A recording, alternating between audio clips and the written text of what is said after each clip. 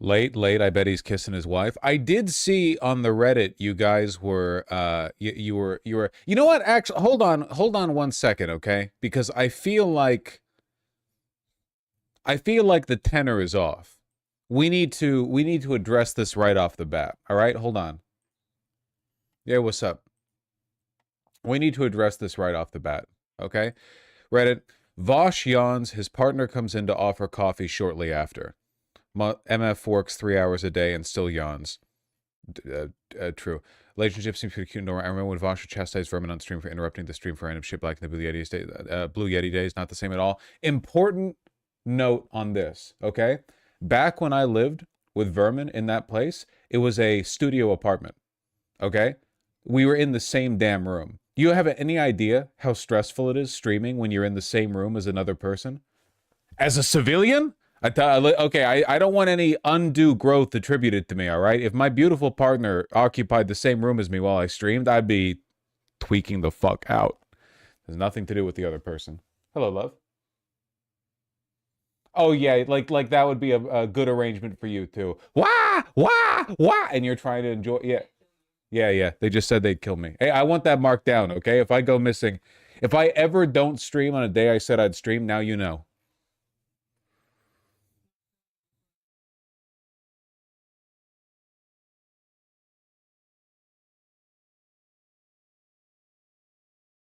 I want it known.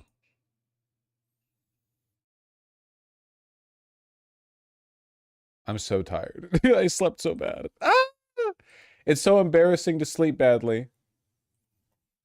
Ah, he is the easiest job in the world. Yeah, but what if I still don't sleep that good?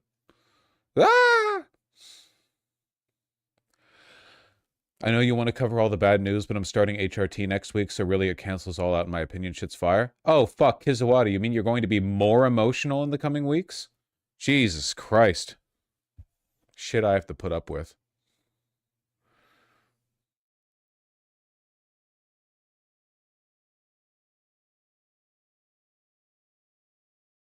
Congratulations.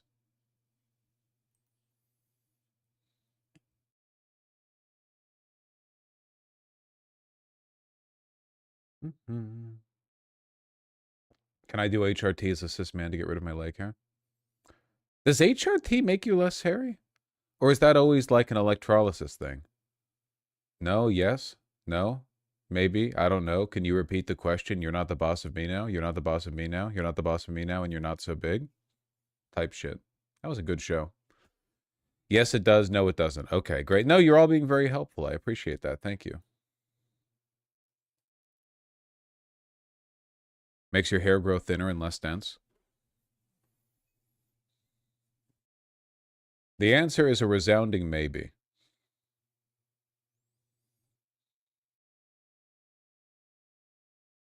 I don't want to pluck it because it hurts a lot. Um, can't you do electrolysis? Or can't your superior Canadian healthcare get you like I don't know, laser?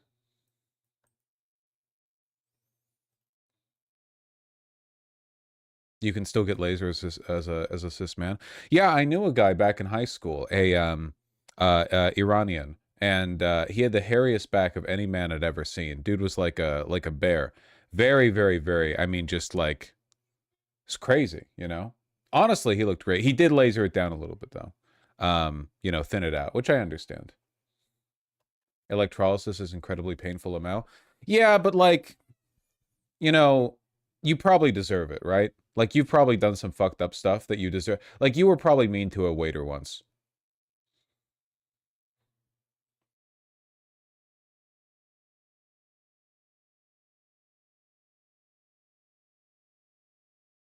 Okay, hold on. If you're delivering me a cat, deliver me a cat. I hear warbling over there. I hear wah.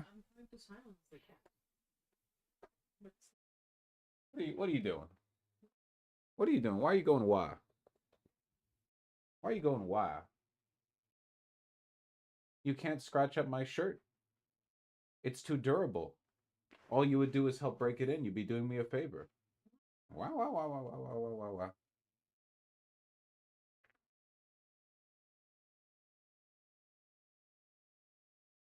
So well behaved.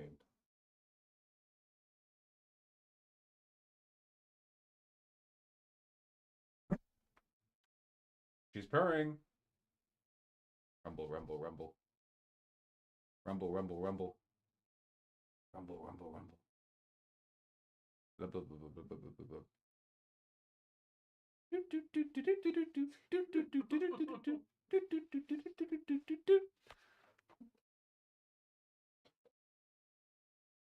So good.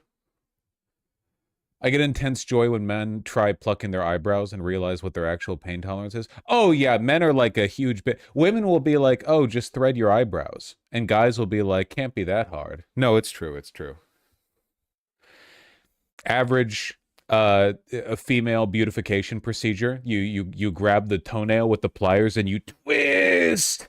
Average male beautification procedure, like 8-in-1 shampoo. Shampoo, conditioner, car oil, you know, exfoliator.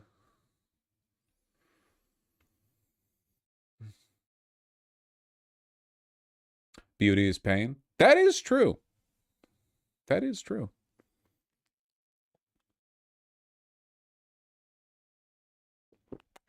Mm. Is it just me or am I kind of like fuzzy?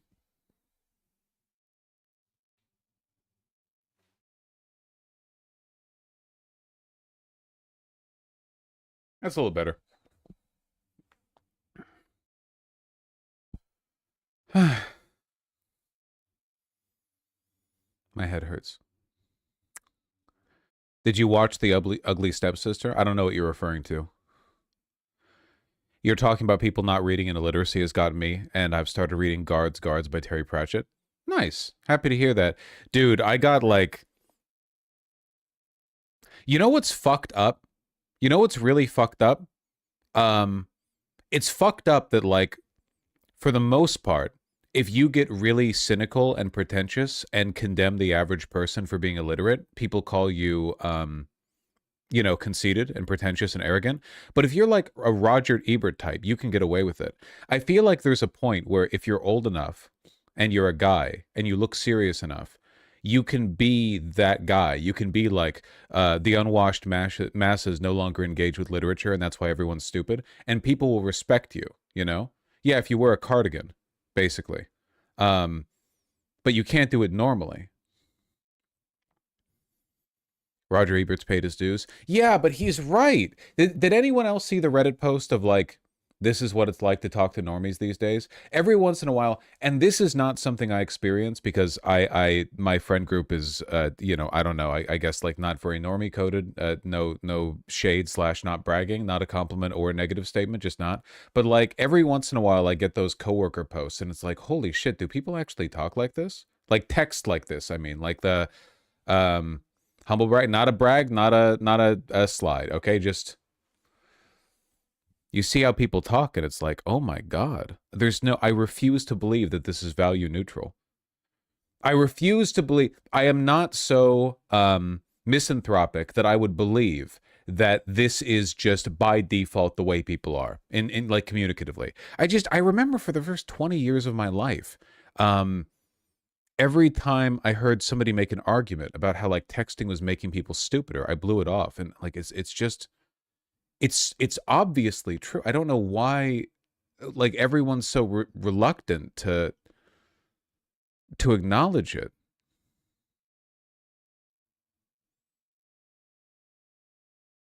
I don't know. Example? Fuck you.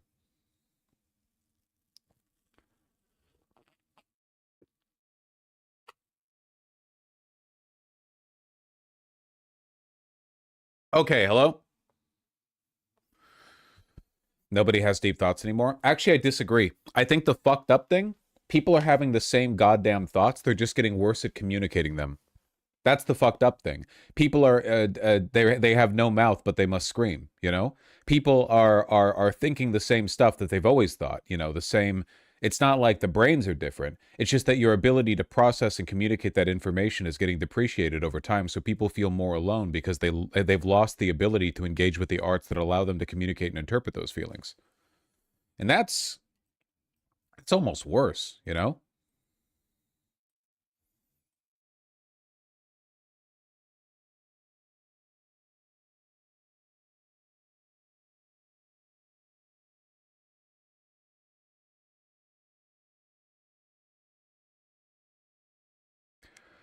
Wait, Vosh, do you mean actually just texting back and forth? I haven't heard this. You're usually writing the stuff. Can you expand? Okay, I'm trying to like okay, this is the most like boiled down version of the argument possible, so much so that it might not even be like useful, okay? But if you compare the information and sentiment that you communicate with somebody that you care about via text to the information and sentiment communicated by like a letter that one might have sent in 1912, like a letter you would send to your family back home or to like your loved one or whatever. Like if you look at the difference in the range and scope of expression, I think that it doesn't just reflect a difference in literacy, because the average person 115 years ago was probably less literate than they are today.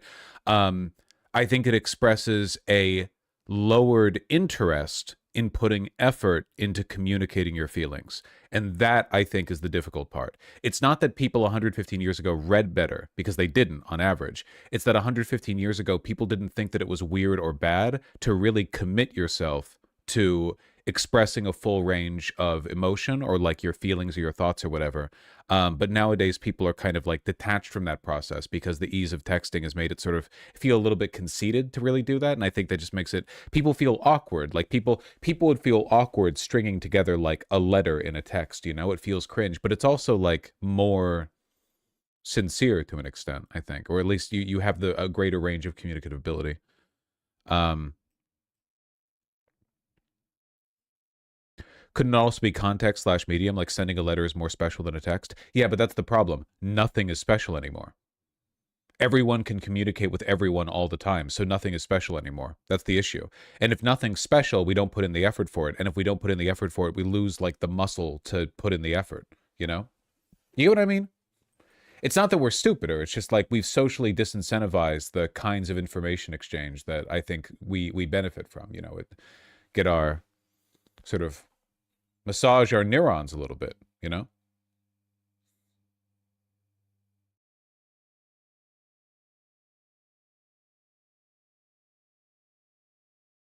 That's why I said 1912 Hyperion.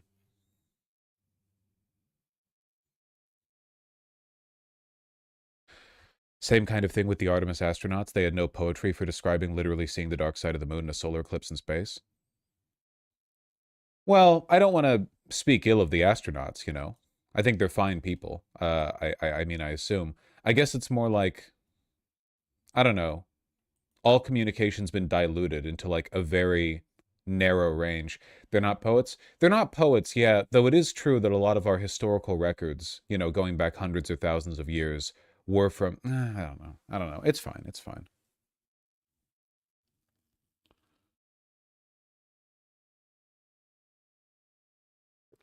Yeah, I saw the Wisconsin Supreme Court race went very well.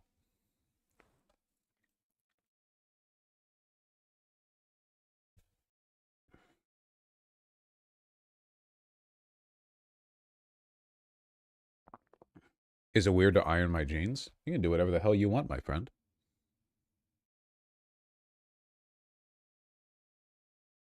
It's the goddamn internet. That's fucking true. Did you hear about Georgia? I've heard rumors about it. I heard the devil went down there.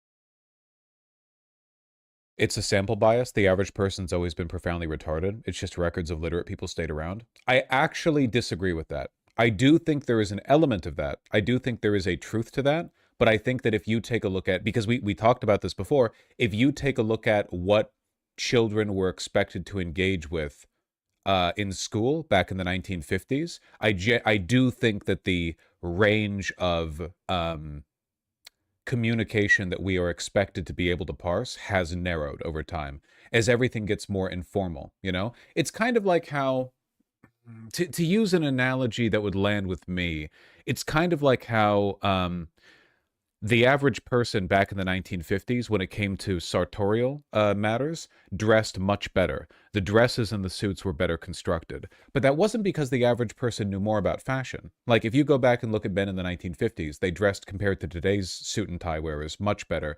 But that wasn't because they knew more. It was because they lived in a society that was full of tailors. They lived in a society full of suit makers and people at I don't know, Macy's or Books Brothers or whatever, who would give them recommendations. They lived in a society that made it easy for them to know how to dress properly. Does that make sense? So it's not that they were smarter in that sense. It was that the world made it easier for them to pick up on, more sophisticated ways of presenting themselves.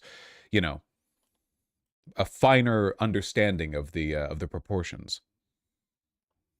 Kind of like that. I don't think the average person's necessarily gotten stupider. It's just we're not really prioritizing those skills anymore, which is bad because, like, it is not good that socially we are not prioritizing communication and intelligence. That's not good. That's not good.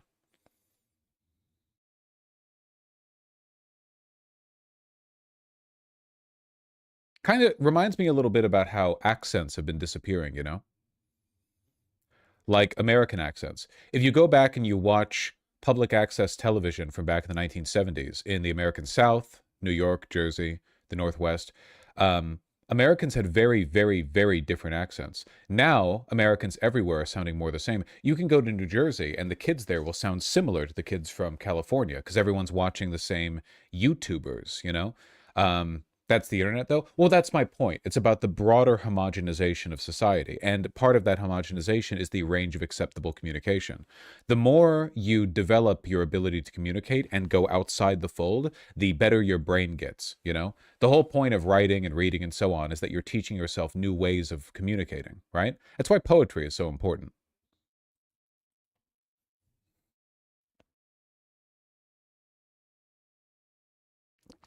I wrote a letter with a typewriter to my crush congratulating them on their degree, and they just found it cringe and laughed at it.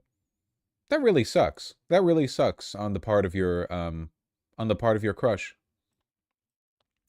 I mean, I don't know. I'm only getting your side of the story. Like maybe you typed out like send Bob's and Vagine in the typewriter, but you know, it sounds to me like the faux pas was on their end.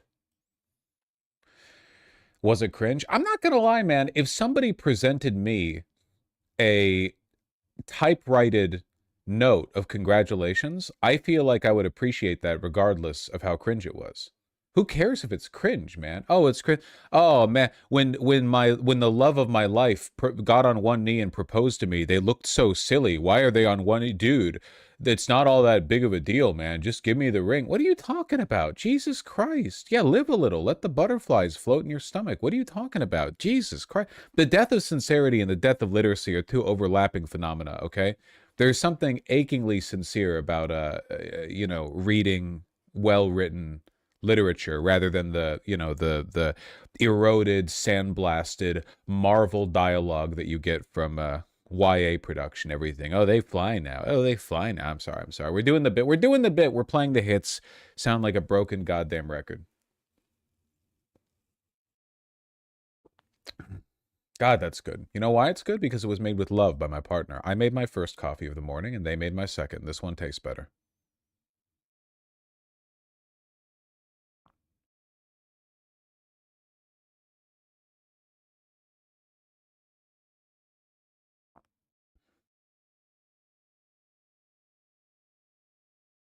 Fun clip to get you started. Ugh.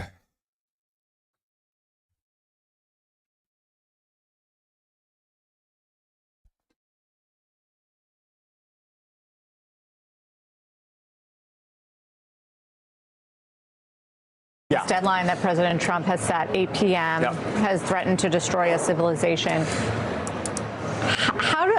How does an investor process that? Is it a bigger upside risk or downside risk? Yeah. Deadline that President Trump has set, 8 p.m., has threatened to destroy a future of the economy. I don't think that's her being psychotic. I think that's her just reconciling with the situation through the framework that she's familiar with. I don't know. Oil futures back down to 70-ish? No, they're not. For some reason, when you Google oil prices right now, Google has shifted from showing the WTI crude prices to showing the Mexican... No, not the Mexican basket prices. What are they showing right now? They're showing something else. No, they're not down that far. WTI crude is currently sitting at a pretty 94. You can see the interesting trend that it's followed. You have the massive plummet when the ceasefire was agreed to, and since then you've had wavering. I guarantee you this is going to spike up soon. What we're seeing is the consequence of an enormous volume of short selling, just an apocalyptic amount of short selling. You know, keep in mind the actual spot price is. Let's check. I Google spot oil price. What does it give me? Crude oil futures from NYMEX.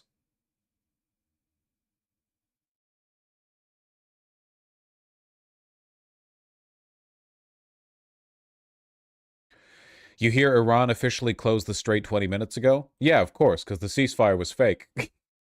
Okay, can I the tiniest bit of accolades for the I told you so? Israel felt left out of the fake ceasefire, and rather than doing the sensible thing, which is allow the situation to degrade naturally, because Trump unwittingly agreed to a bunch of conditions that he would never normally accept, Israel decided to just go and kill like 300 civilians in Beirut. Just wide-scale bombing in an ancient capital city for literally no reason other than to express displeasure. It's purely vindictive killing. It might as well have been the IDF just shooting a bunch of children in the back of the head.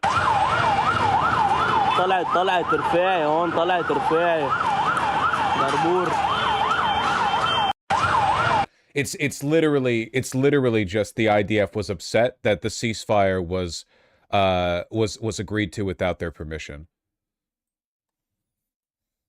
Iran closed the strait less than an hour ago, I believe, because obviously the ceasefire wasn't going to happen anyway.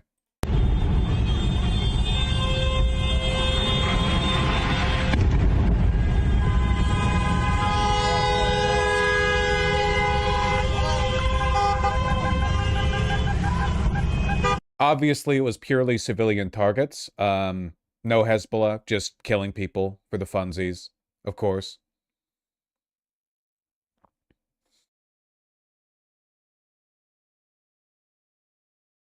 To corroborate your Israelis were just upset point. Yeah, no, it is just vindictiveness. It was a massive bombing run on Beirut. So, of course, the ceasefire was fake and it was off. It was just one more rug pull by Donald Trump and co.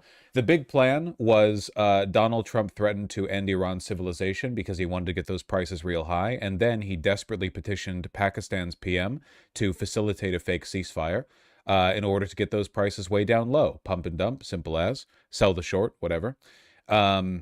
And in the process, Iran took advantage by saying, oh, okay, you want a ceasefire? Well, here's everything you're going to have to agree to. And Trump said yes. Trump had no intention of actually agreeing to any of those things, but in so doing, he ceded ground and left Israelis out of the conversation, which made them really mad. Hebrew Twitter was having a meltdown. You know, I saw it on Twitter. I hit translate from Hebrew, and they were like, oh, we want to kill children! Rape and kill! Which probably doesn't differ that much from the conversations they're having on a normal day-to-day basis, but they seemed more upset than they normally were. You know, we know what happens when Israelis get upset or experience any other emotion. They kill civilians.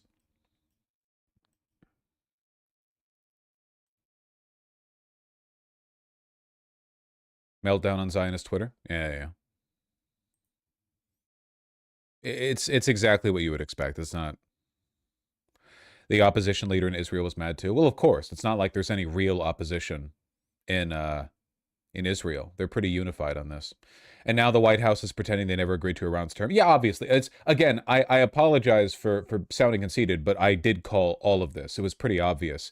The only people who were not aware of this was Western media. Western media was the only place you would go to be confused by all of this is Western media. If you were watching AP News live feed, Reuters, CNN, ABC, CBS, MSNBC, or sorry, MS Now, those are the only places in the world you could go to get a misinformed understanding of the situation. That's it. If you simply listen to Iran, everything would be clear.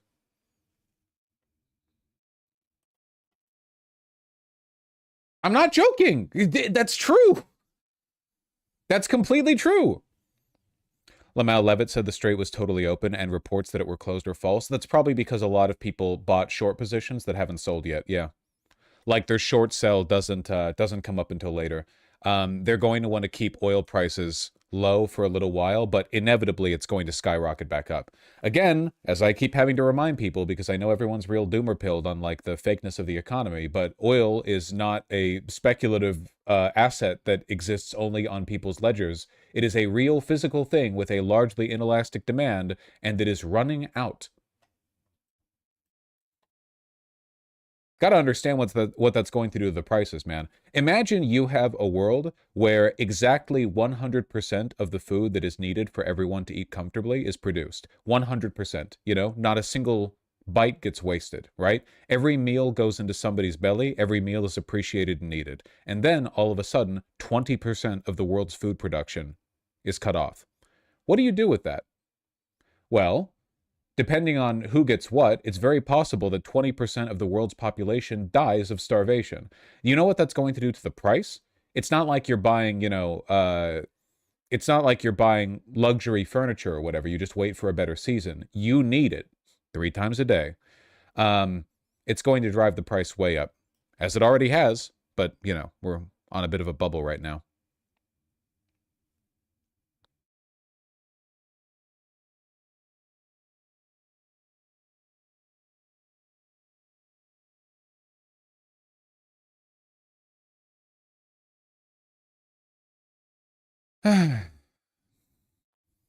I think the ceasefire was to help the Gulf nations prepare their air bases. It was less than 24 hours, man. Less than 24 hours. Anyway, yeah, the ceasefire was fake, but even insofar as it was fake, Israel responded to it with a hysterical and disastrous massacre of a civilian population. They did a little 9/11 of their own, not content with merely doing the first one. That was a joke. That was Osama bin Laden. I do hate Israel, though. You should not take from my little joke the sentiment that I think Israel did 9/11, only that they would have if they could have.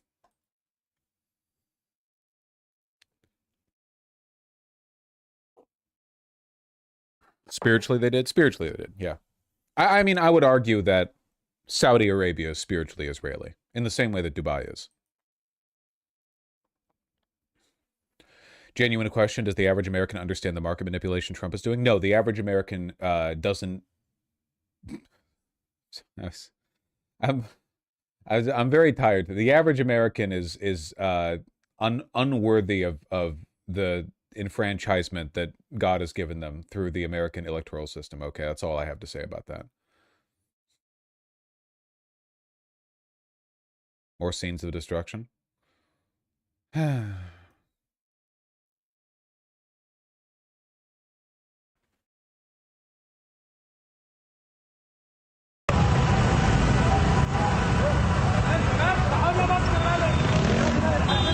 ضربوا هون طلت الخياط ضربوا هون هذا شارع مارلياس هون هي الضربة هون ورا هيدي البناية بالضبط.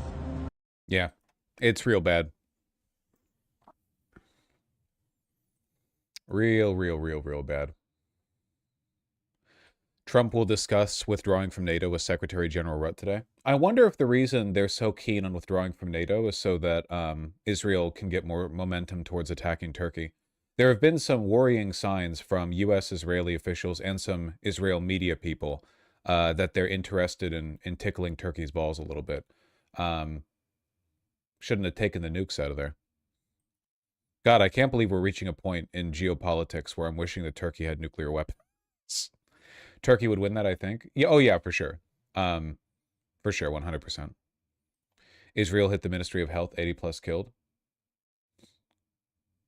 Ah, the Ministry of Health. My apologize for being uninformed on the matter. I didn't realize they'd attacked the fucking hospital. Of course they did. Why wouldn't they? They're Israel.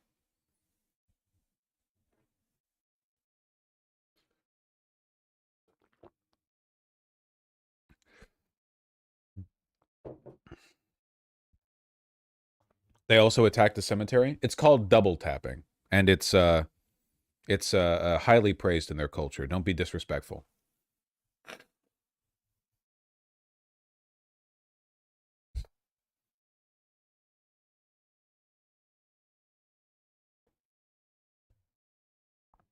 Can't believe Lebanon would put all these sick people in a hospital, a valid military target. Yeah, seriously.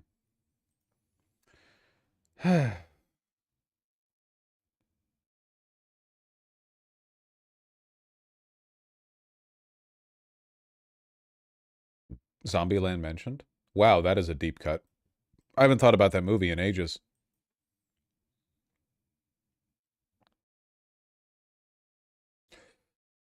Anyway, the long-term consequence of this ceasefire is negligible. It's going to lead to probably a few $1 billion of exchanged hands behind the scenes due to insider trading.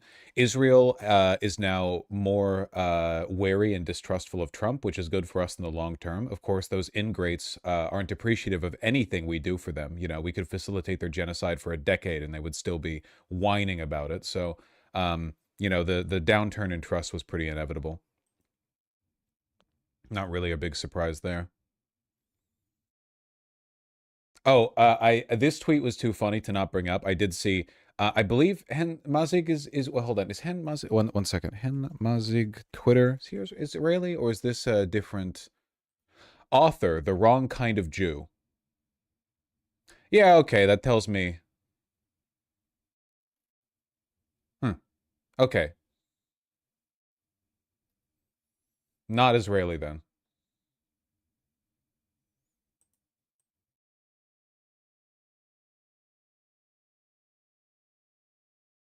Where was that tweet? One second.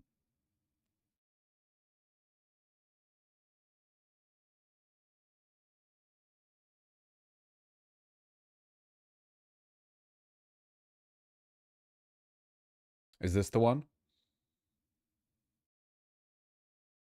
Here we go. Only Israelis make a point in saying double-sided ceasefire, which is different to normal ceasefires where Israel only continues to attack. Breaking, the U.S. has announced a double-sided ceasefire with the Iranian regime following a proposal by Pakistan. I love this so much. I love it so goddamn. It's so revealing to their mindset, man. It's so fucking funny. Jesus Christ. Didn't even have to translate that one from Hebrew.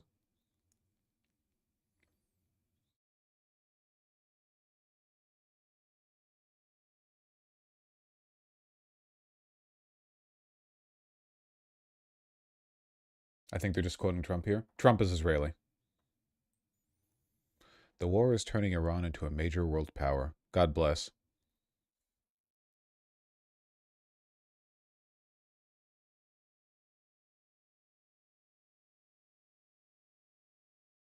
My friend is a lieutenant. He doesn't think we can keep the war up because the whole world hates us now. Not the purity test, but you're friends with an IDF lieutenant?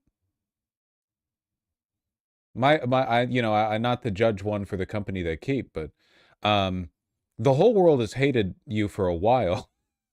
But yeah, it's only going to get oh no, a US lieutenant? Okay, you should be careful and specify because we were talking about Israelis there. You mean America. Everyone hates America. Yes, public opinion towards America is coming down considerably.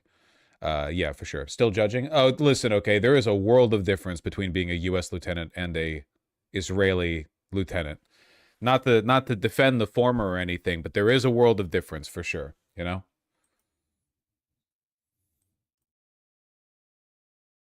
All right, close this, close that. NYT updates on recent events from a few minutes ago. Oh, the New York Times, where I love to go for my accurate information on the ongoing situation. All right, let's see what's been going on. A lot's been going on, judging by the density of the feed. I want to get lost in the rock and roll and drift away. A White House official said the 10-point peace plan Iran publicly released on Wednesday differs from the plan that Trump said was a workable basis on which to negotiate. Right, because Trump just said that shit without, like, yeah. What's Chuck Schumer up to? Chuck Schumer, Democrat of New York, minority leader, said Wednesday the Senate will take up a war powers resolution next week after lawmakers return from a 2-week recess. Oh, I'm sure that'll go well. Yeah. Yep. Bahrain will reopen its airspace. The IRGC threatened a military response if attacks in Lebanon are not immediately halted. Casualty toll in Lebanon continues to climb. At least 112 people were killed on Wednesday in these strikes. Nice typo. At least 112 people were killed on Wednesday, killed in those strikes. I'm surprised Schumer said he wants to end the conflict. Schumer's fine with the conflict. He just doesn't like how much of a reputational hit Israel's taking. He's aware of the fact, and he's right to, because Schumer is smarter than the average servant of Israel. He's aware of the fact that the way things are playing out right now, America's going to be like 10 years from now, the median American voter will think we should nuke Israel. So he's aware of the fact that the way things are going right now, the popularity of Israel is not exactly on the up and up.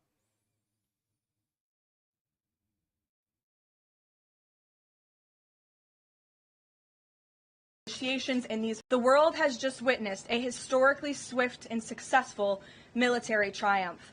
President Trump started Operation Epic Fury with strategic military objectives, and the United States has clearly achieved them. The president's maximum pressure and the leverage created by the success of Operation Epic Fury led to the Iranian regime asking for and ultimately agreeing to a ceasefire proposal with the United States. Iran could no longer tolerate being bombed or taking the gamble of what was to come following President Trump's 8 p.m. deadline last night. Iran has agreed to open the Strait of Hormuz, and as the president said, we have received a proposal from the Iranians that has been determined to be a workable basis on which to negotiate. I've seen a lot of inaccurate coverage today from the media about these negotiations and these plans already. So let me be clear and correct the record. The Iranians originally put forward a 10-point plan that was fundamentally... How can they lie with a straight face? They're fundamentally different kinds of people from us. Unserious, unacceptable, and completely discarded. It was literally thrown in the garbage. And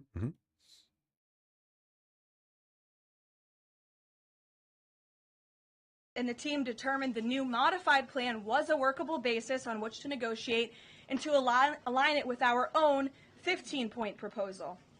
The president's red lines, namely the end of Iranian enrichment in Iran, have not changed. And the idea that President Trump would ever accept an Iranian wish list as a deal is completely absurd. The president will only make a deal that serves in the best interests of the United States of America, and he as a negotiating team will focus on this effort over the next 2 weeks, so long as the Strait of Hormuz remains open with no limitations or delays. Didn't last long, huh? Is saying that Iran has now closed off the Strait of Hormuz today in response to Israeli attacks on Lebanon. What's the White House response to that? The president was made aware of those reports before I came to the podium. That is completely unacceptable. And again, this is a case of what they're saying publicly is different privately. We have seen an uptick of traffic in the Strait today, and I will reiterate the president's expectation and demand that the Strait of Hormuz is reopened immediately, quickly and safely. That is his expectation. It has been relayed. It is our expectation that the strait be opened. Also, the strait is open. Big victory. We won. Also, we agreed to a ceasefire. Also, the ceasefire that we agreed to is not the one that Iran agreed to. Also, Israel isn't a part of the ceasefire. Attacks on Beirut? Haven't heard of her. Him privately that is what's taking place, and these reports publicly are false. It's all such a joke.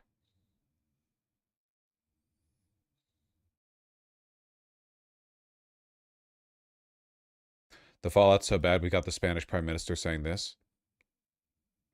Spain is like the only real country in the world.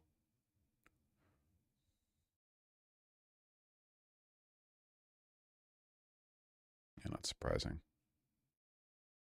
Levitt said Lebanon's not part of the ceasefire agreement. Israel's also said the truce does not extend to Lebanon, but the IRGC threatened a military response against aggressors in the region if there was not an immediate halt to attacks in Lebanon, where Israel's targeted the Iran-backed Hezbollah armed group. I love the New York Times so much. They have not targeted Hezbollah. They actually destroyed a civilian hospital and killed hundreds of civilians. Also, Lebanon was a part of the ceasefire agreement. Trump might have lied when he said he agreed to it, but that is what he agreed to. NYT is fucking evil. Yep. Can we check who Tyler Page is? Sure.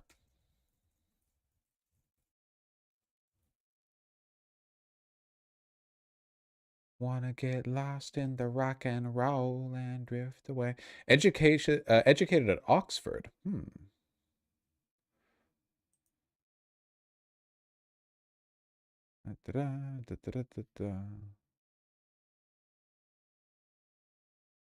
Trying to find a wiki page.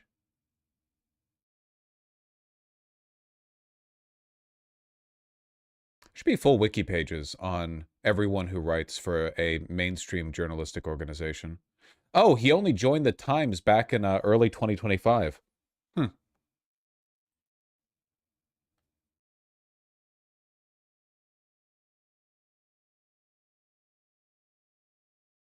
Let's see.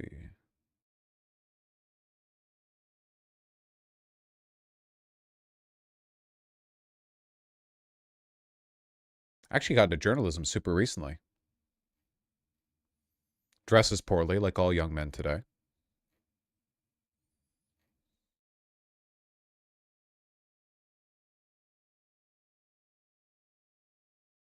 Yeah, I can't find a wiki on him. Anyway, we're getting distracted from the main point, which is that New York Times is evil and lies to you.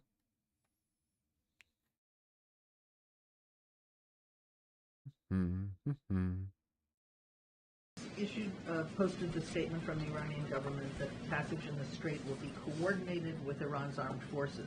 As of today, who controls the Strait of Hormuz? Again, these statements were put out 12 hours ago. We expect that the strait will be opened immediately. As I said earlier, we have seen an uptick in traffic in the strait, and it's something that we are monitoring minute by minute, hour by hour as the days go on. Who controls the strait right now? Neat.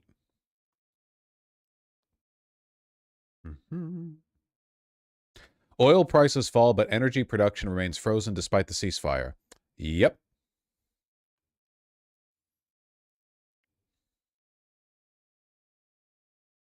Netanyahu said the ceasefire agreement with Iran does not include Lebanon, where Israel's mounted a forceful assault against Hezbollah. Lying.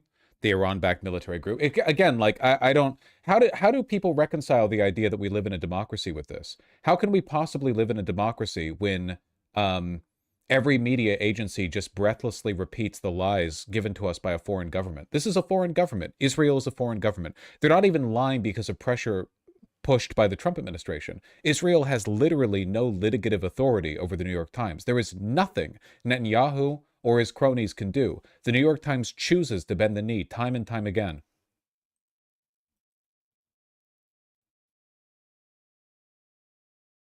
Even Canada's public broadcaster reported this as Israel killing civilians. Amera Israel.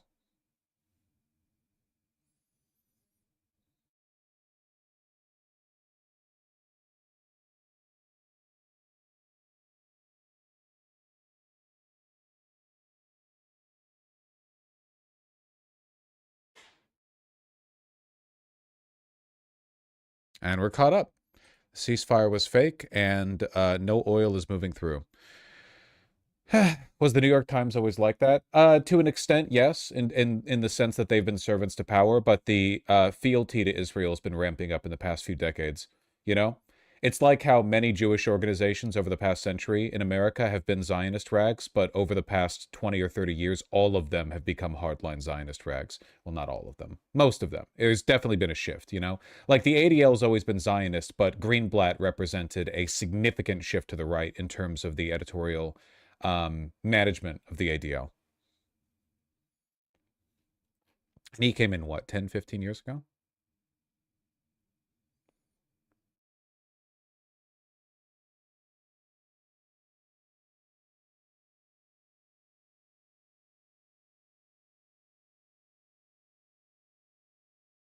The editors are neocons? They're worse than neocons. Well, anyway.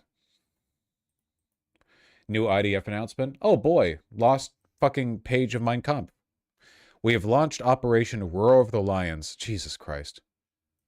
To seriously strike the Iranian terrorist regime. Okay. I think this is poorly translated. I'm pretty sure this is referring to the previous military operation, not to a new one. They're talking in the past tense about their attacks in Iran, not in the present tense. I don't believe that Israel has begun engaging in attacks in Iran again. Yet. Though they definitely will. This is Operation Roaring Lion.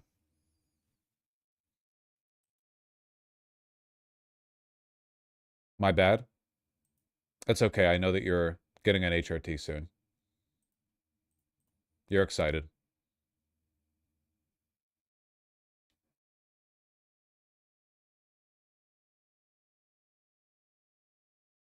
The Trump administration inches closer to excommunication by the Pope. God willing. I hope one day Christendom reclaims its rightful territory and the Pope launches a crusade on the United States so that From coast to coast, we may once again be reunited in Christ rather than being ruled by these devil-worshipping, child-fucking evangelicals.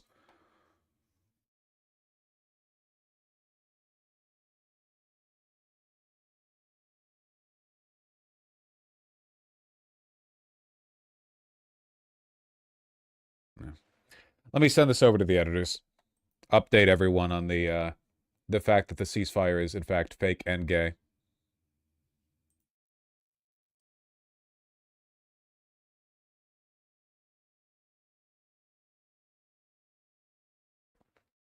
Since the Iran war, I haven't heard much about Palestine. That is because Israel still kills journalists who go there.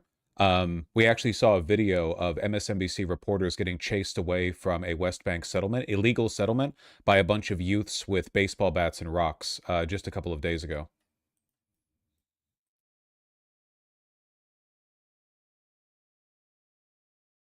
Another Al Jazeera journalist got killed by Israelis over there. What, just today? Yep, just today. Al Jazeera correspondent Mohammed Wisha was killed in an Israeli strike that targeted his vehicle in Gaza City. His death brings the number of Palestinian journalists killed since October 2023 to 262. Yeah, they bombed the car specifically. They always do this. Did it CNN 10 days ago? Yep. Yes, sir. Mm-hmm.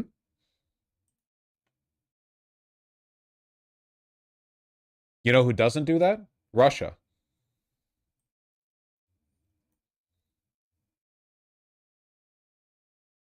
There's not a country on earth more dedicated to killing journalists and bombing hospitals than Israel. And Russia tries, don't get me wrong. It's just worth keeping in mind that Israel is, in fact, the most evil country in the world. Mm-hmm.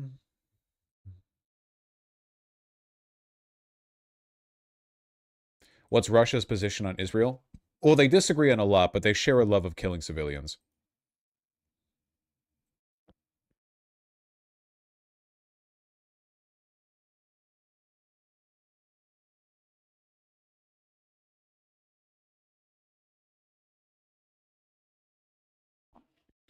Live updates, Iran closes the Strait of Hormuz in response to Israeli attacks. Neat! That didn't take long. No way is Israel more evil than America. Israel and America are the same country.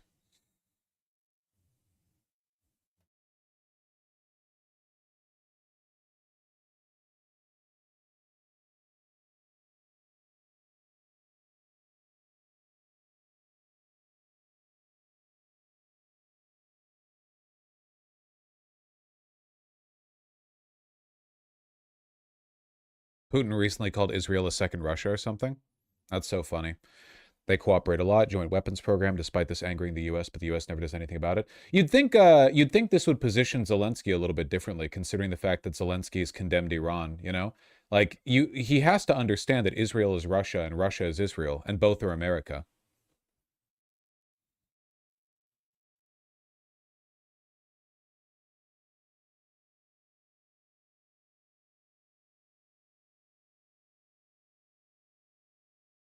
Did you see Mehdi's tweet that caused a lib meltdown? Where Mehdi Hassan said that Zelensky should be considerate of the fact that America is doing Russia shit and that Iran's doing Ukraine shit right now? Can somebody find me that tweet? I wanna get lost in the rock and roll and drift away. You find it so quickly. Yeah, people got real mad over this one. Zelensky said, unfortunate the UN Security Council has once again failed to demonstrate effectiveness and act decisively in the face of such a global threat as the Iranian regime's blockade of the Strait of Hormuz. No one should be allowed to block such globally significant sea lanes or undermine the security of dozens of nations. And Mehdi Hassan said, it's astonishing that you, a world leader who many respected for standing up to an illegal attack in your country, now support an illegal attack in another country. It completely kills your credibility. This is just factually true. Like, again, my problem with liberals is that they're not liberal. If you believe in a liberal rules-based world order, you have to acknowledge that objectively Israel and America are acting in violation of international law. That's not like there's no room for argument here. It's not like a lefty thing or whatever. The rules you set up forbid this, and yet here it is happening, you know? Like you can't argue that you're fighting for liberalism when you support Russia-style mob aggression tactics on militarily inferior nations. You know, you cry about it afterwards. He's not wrong, but isn't the motive obvious? Yeah, but like keep in mind, okay? Israel in a sort of geopolitical sense began this war as a pariah state. They will end this war as a double, triple, super duper pariah state, okay? Children will be raised the world around on the evils of Israel, okay? 6-year-olds in every city from China to Russia to the southernmost tip of Chile are going to be taught in 6th grade about all of this, okay? The world will hate Israel for the rest of our lifetimes. There's no getting away from this, all right? America was their last real foreign bulwark that mattered anyway. I'm not talking about like India or whatever. And even we're shifting rapidly against them. Ukraine should understand which way the wind is blowing, and Zelensky should not support like Russia-style mob tactics. It's not like Israel cares about Ukraine, by the way. Why does every country have to swear fealty to Israel? They're the most ungrateful, selfish pieces of shit in the world. They never, ever, ever support anyone other than... Israel has never done anything for anybody. When do they... We give them weapons and accolades, the UN defense, we support them in the Security Council, we block them, and they do nothing. They do nothing for anyone. Israel went out of their way recently to say that if we invaded Iran with boots on the ground, they wouldn't help us. Wow, thanks. You got us into this fucking war. You literally, Netanyahu went to the fucking war room and lied to Trump to pitch him into this war. And then you're like, oh, we're not going to die. Only the unchosen people get to die in this one, huh? Fuck these people.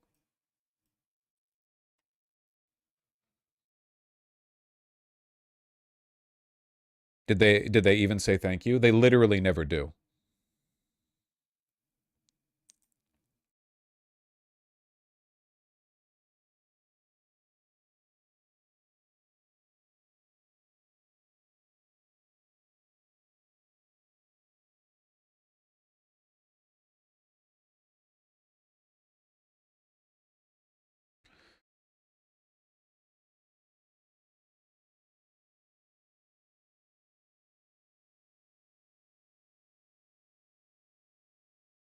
Anyway, yeah, people are mad. Damn, 2 fucking context notes?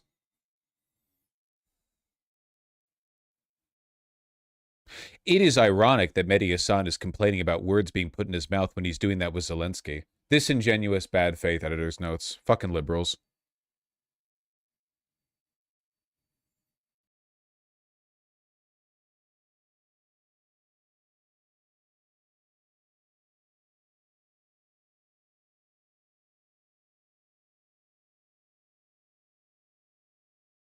Meanwhile, Schumer keeps being the best Israeli senator.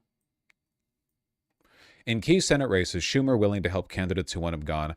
Oh, yeah, Chuck Schumer, in a massive cuck move on his part, had to bitterly support his second favorite candidate, McMorrow, in the Michigan Senate race, but he's doing it quietly because Schumer is so unpopular that his public support would only hurt McMorrow.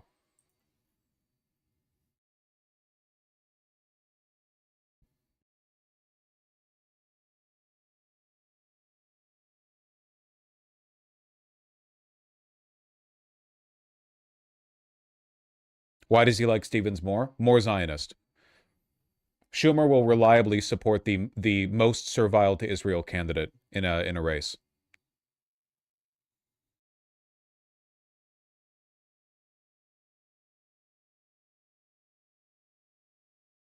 Why doesn't Chuck just go live in Israel? Because you need forward agents in America. I'm sorry, man. If you don't want, like, I understand this is kind of a fraught topic, but Schumer outright saying as Senate Minority Leader that his job is to keep Democrats pro-Israeli. Can you find me where in the job description for Senate Minority Leader that is? You are an American senator. What the fuck are you talking about? Again, we really need more like McCarthyism, but direct in the other direction. It is insane how many so-called American politicians will openly say their priority is defending Israel. Fucking Randy Fine, Lindsey Graham. There are a bunch of them. Schumer says fight for aid to Israel is key role as Trump admin approves $7 billion arms sale. Yeah. From 2 months ago, but yeah, still.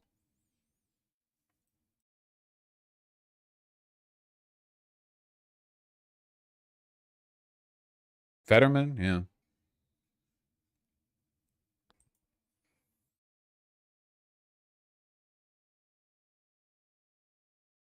There's no a lot of fucking disingenuous people are going to be like, you're doing dual loyalty tropes, as if A, most of the people who are openly servile to Israel aren't evangelical Christians. B, I've never invoked that trope for Jewish people, only for American politicians who openly say their priority is helping Israel. I don't know, like, I feel it's not really a trope if they're just openly saying, yes, I have dual loyalties to the state of Israel and America as an American politician. That's not like, I don't know what you're meant to say there.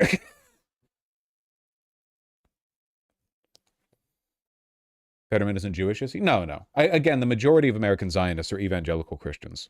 Well, I mean, Fetterman's not an evangelical Christian. He's just fucking crazy. But people like, Lindsey Graham.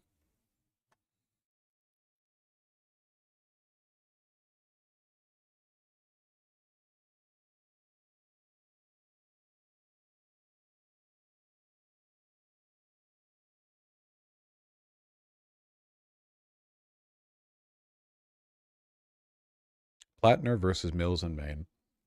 Man, oh man. What is Israel's endgame? End of the world. 1 second. My nose is getting tickled by a mustache hair. This is a real problem for people with facial hair, okay? So just give me, I'm just going to do a little trim, okay? Going to take 2 seconds.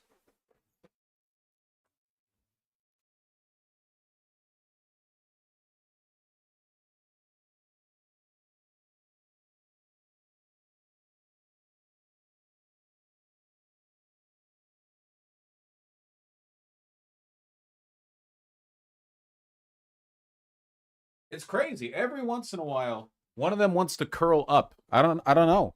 Every once in a while, you've got a mustache hair, and it's like, do it.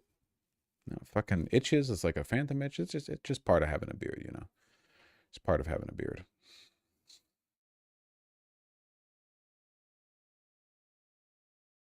Life is suffering. Yeah. Oh yeah. Speaking of Schumer trying to get McMorrow elected. The Hassan/Abdul al-Sayed, what was it, a town hall? Apparently went very well the other day.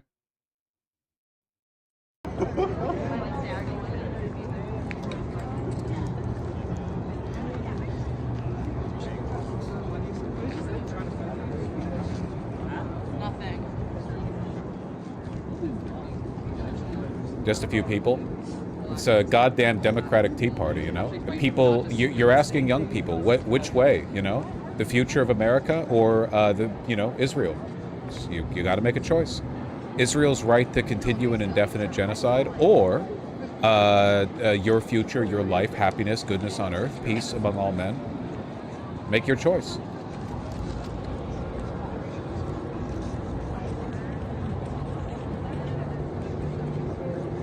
We should just stop giving the anti-Semitism on the left people even a response. It is worth noting, by the way, that I do think this is largely a psyop. I have seen almost no legitimate anti-Semitism on the left. When I see it crop up, it's usually in the anti-Israel, like, Arab journalists Twitter space, where they're not on the left. They're just anti-Israel, but they get retweeted by leftists because they're critical of Israel, but they don't, like, self-identify as leftists. But by and large, like, no. The vast majority of the anti-Semitism that I see is from people on the right, either from the anti-Israel Nazi camp or the kind of anti-Semitism that Zionists engage in, where they call everyone who disagrees with them a bad Jew. And that nutjob professor guy, he's not on the left.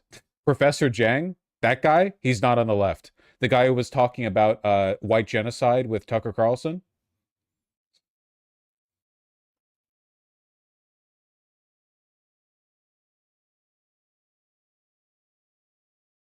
What, 93 million people? People were more offended that he dropped an F-bomb on Easter than they are about the fact that he talked about genocide of 93 million people, right? I don't care what you think about Iran. I don't care what you think about Iranians. They're human beings.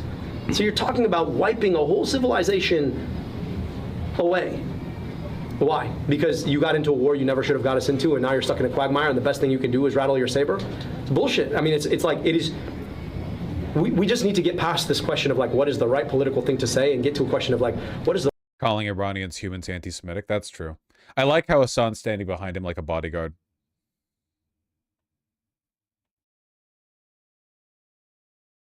So to follow up on the answer you just gave there, how is that not an equivocation? Because the logic if you extend the logic there, that would be like if after October 7th, someone went to a mosque and was upset, you know, did something awful there. How is that logic? How does that not translate? Well, after October 7th, there was a whole genocide against Palestinians. They blew up a lot of mosques in Gaza. I don't know if Free Press reported on that. Sorry. So, no, I just, look, at the end of the day. Oh, yeah, this is a Free Press reporter, by the way. Israeli outfit, servile, Barry Weiss controlled.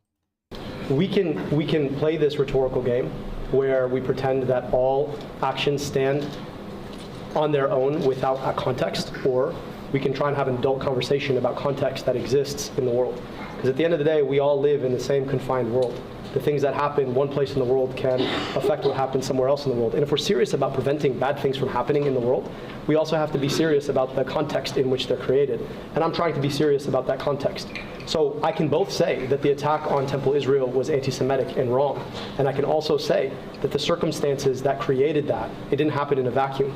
And that those circumstances that created that are important to stand up against as well. So, you know, the notion that somehow I cannot condemn a war that killed a little boy and a little girl in Lebanon because of an attack on Temple Israel seems to me inconsistent with the way the world actually works.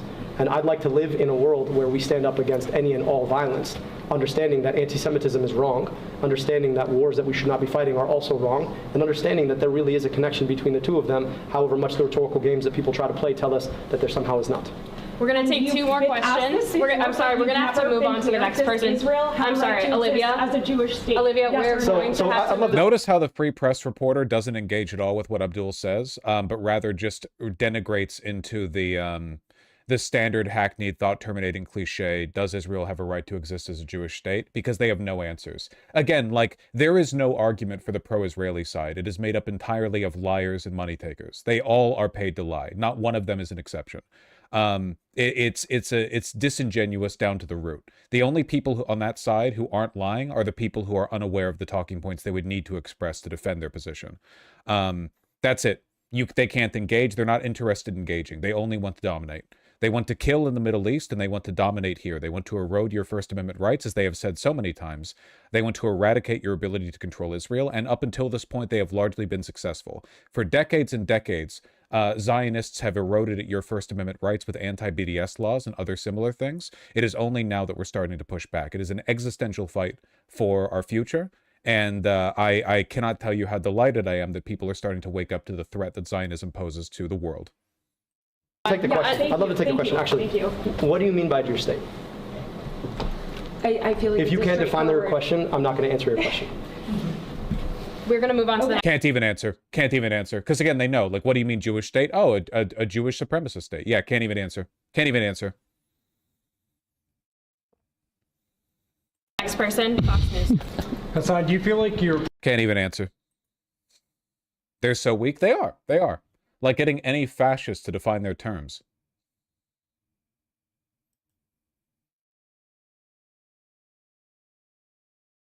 Hassan at the same event. Brewing again. Ah. There's a battle brewing.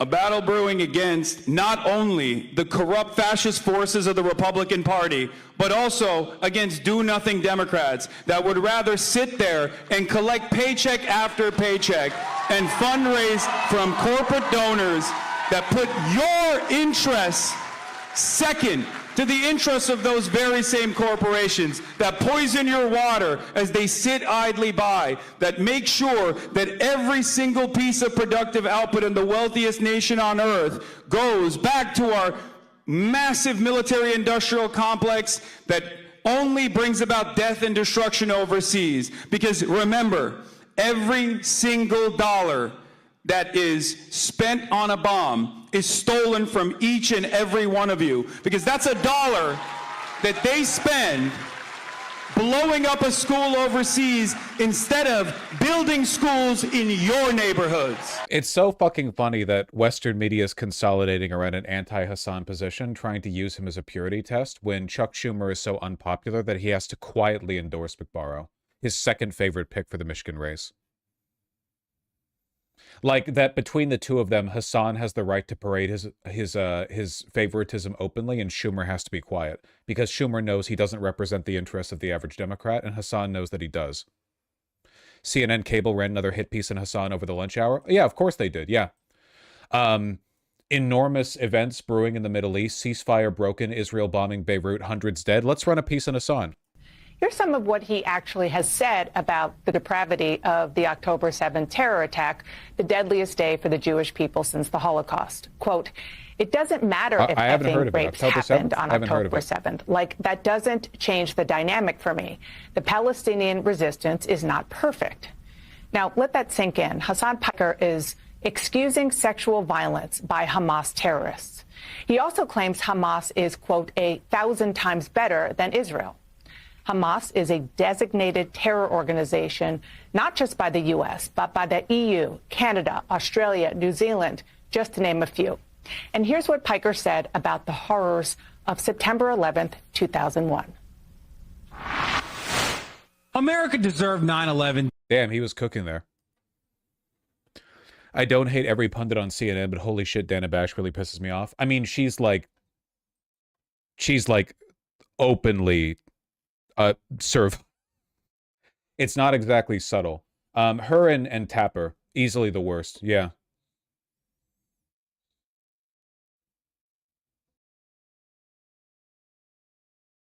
They love this line. He was cooking there. Dana Fash, yeah.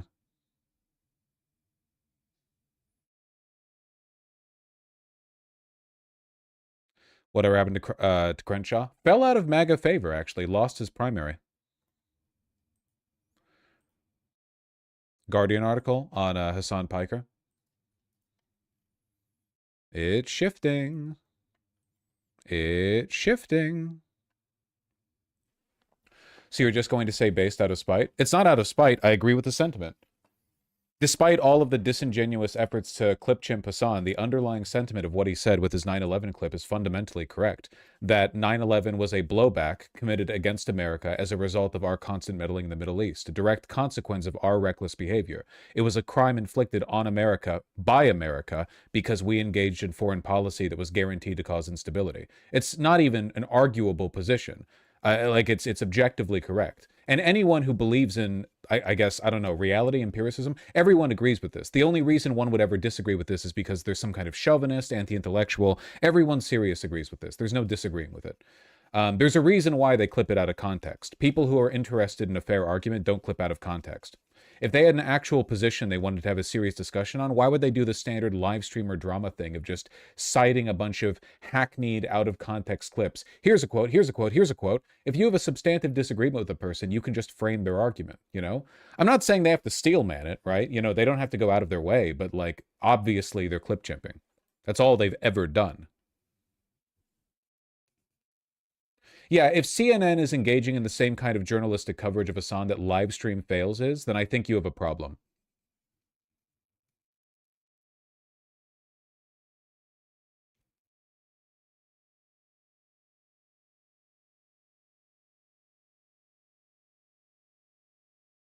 They never address the actual arguments? Well, no, I mean, they just expect you to agree with them and nod your head like a little slave.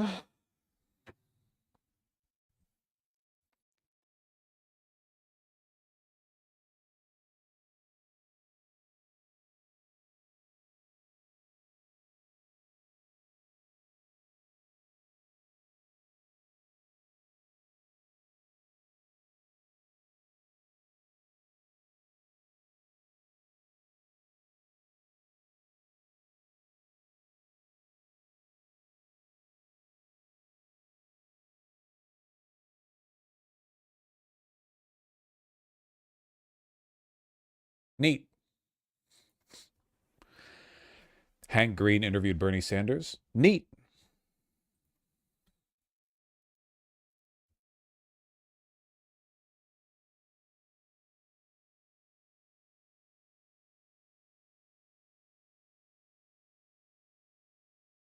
Chuck Schumer and the Democratic establishment are terrified of Hassan.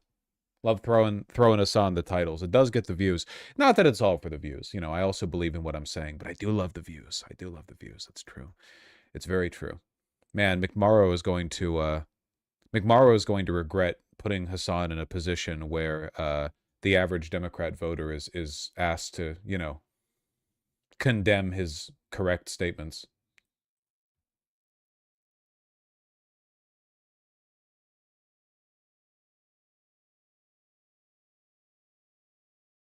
News Iran Assadist margins. Man's popular. Man, look at that.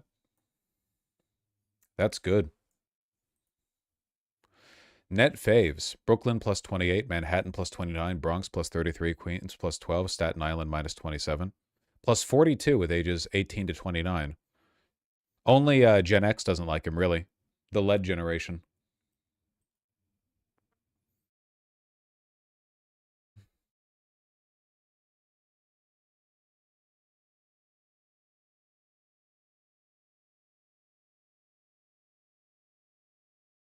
Phenomenal job approval for such a polarized candidate from the start.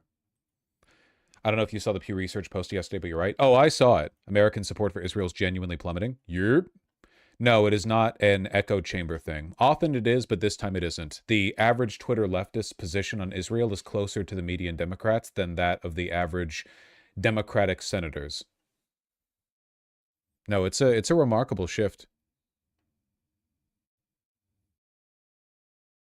Especially among young Democrats and young people in general.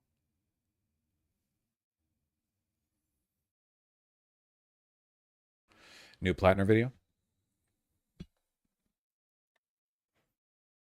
Hey everybody, Grant Plattner here. So it's April 8th, and the glossy mailers have already begun. This was the first one I've received.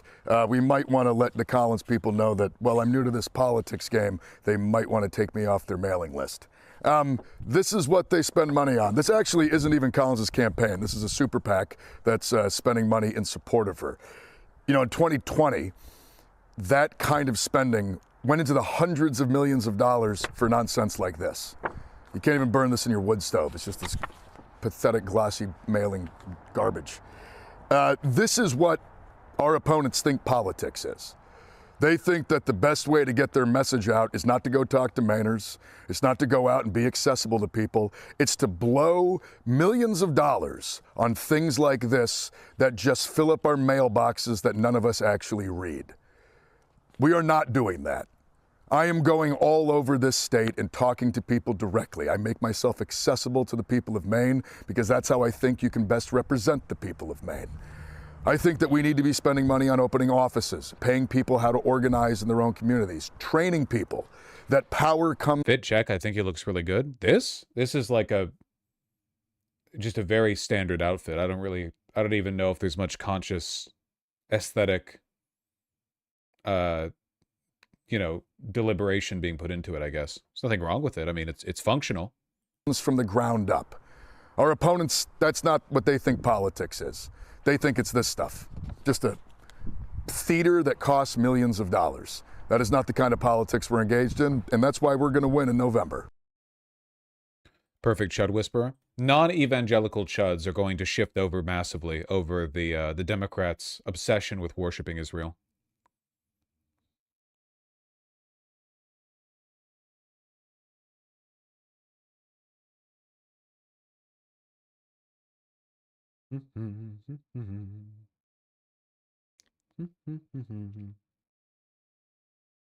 Doobly doobly doop boop boop boop boop boop.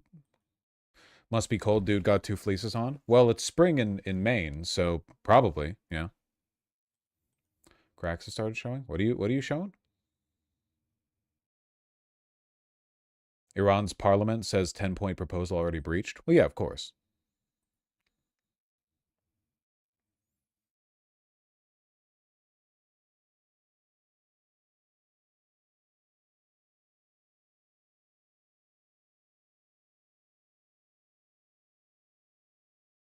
UAE to seek clarification on U.S.-Iran ceasefire. It's so funny that they pulled this horseshit without, like, even talking with anyone, you know?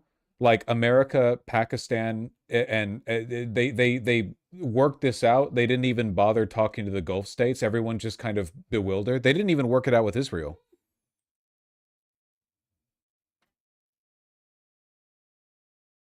It snowed yesterday here in Maine. What a rarity. All good? Love? Well, what? What's up? Nothing? Okay. Probably stubbed a toe.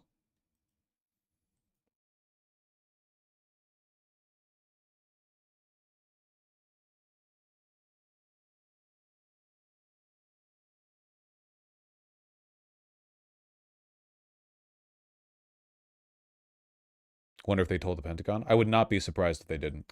Okay, hold on. Catching up with the links, the tabs. Toledo, holy smokes, holy cow. What are we talking about here? I mean, look at these shifts. Okay, and I want to put this into historical perspective for you. Dems, liberal, exceeding the previous presidential vote. So in 2025, 2026 cycle, we're talking about exceeding Kamala Harris. Look at this. We're talking about exceeding Kamala Harris, the liberal candidate did, by 21 points. 21 points, and this is part of a pattern, right? In Virginia governor, we saw the Democrat there exceeding Kamala Harris by 10, New Jersey governor by 8, and this is even better than what Democrats had back in the 2017-2018 cycles, where they were exceeding Hillary Clinton's baseline, but by 12, 4, and less than a point. So this time around, oh my goodness gracious, holy cow, holy smokes, holy Toledo. And of course, remember, Democrats took the House in 2018, and I will note that Wisconsin Supreme Court performance last night by Chris Taylor was the best for a liberal candidate in an open seat in at least 30 years. So this was the race that we saw last night in Wisconsin, a Wisconsin Supreme Court seat, a 9-point swing there. What about Georgia in perspective? That was a special election for Marjorie Taylor Greene's House seat. Put that in perspective. Yeah, you think a 21-point overperformance versus the Kamala Harris baseline is impressive. That ain't got nothing on what happened in Georgia. Look at this. Okay, again, putting this in perspective, 2025, 2026 U.S. House special elections. How much did the Democrats outrun Kamala Harris's baseline from 2024? Look at this. In Georgia, 25 percentage points. My goodness gracious, that beat all the other Dem overperformances, and they've overperformed in all of them. So we're even getting higher than the highest of heights. We're talking 13 in Tennessee, 7, 17 in Arizona, 7, 17 in Virginia, 11, 16 in Florida, 6, 23 in Florida, 1, and all of a sudden we're talking 25 points. The biggest Dem overperformance in a special congressional election since 2017 when Doug Jones. Jesus Christ. Won that Alabama special Senate election. Yeah, and I got to say, some of the county data in Georgia and Wisconsin that we saw overnight, even better for Democrats in some key places they're looking for here. Harry, we've talked about this before.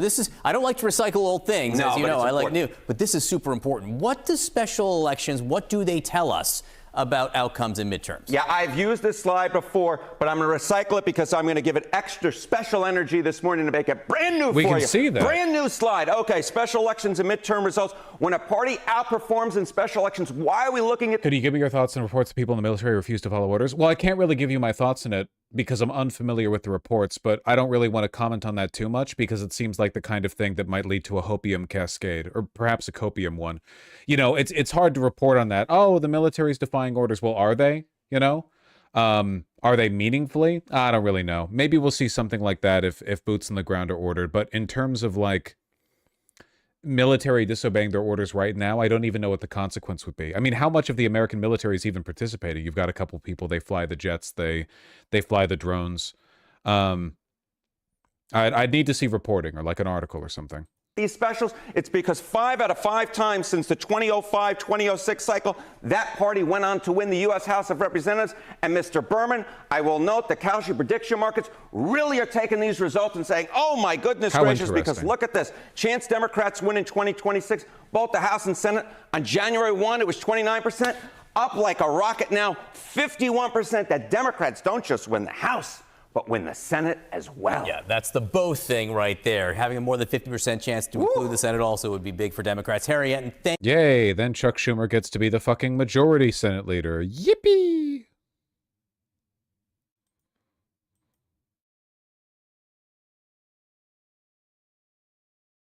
'28, 2028 coverage going to be awful. Media will be ruined with prediction market bullshit. life will be all of life will be terrible. I mean, Jesus Christ, even right now, every day we have to suffer like breathless updates 24/7 on bullshit that doesn't matter because it's just a presidential rug pull. All this nonsense with a ceasefire that anyone paying any amount of attention would automatically know was fake. Ay, ay.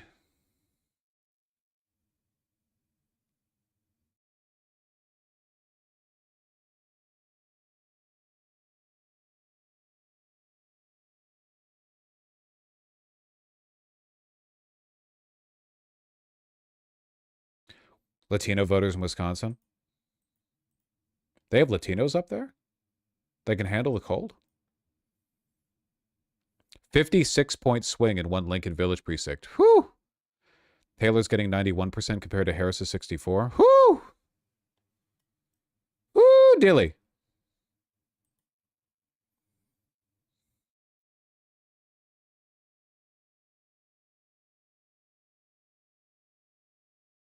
Those are Assad numbers.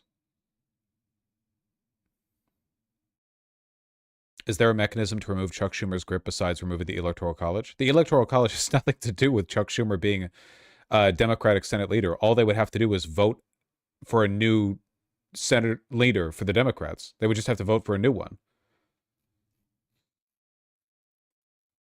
But they don't want to. Democrats don't want to because they secretly agree with him. He's just their front man.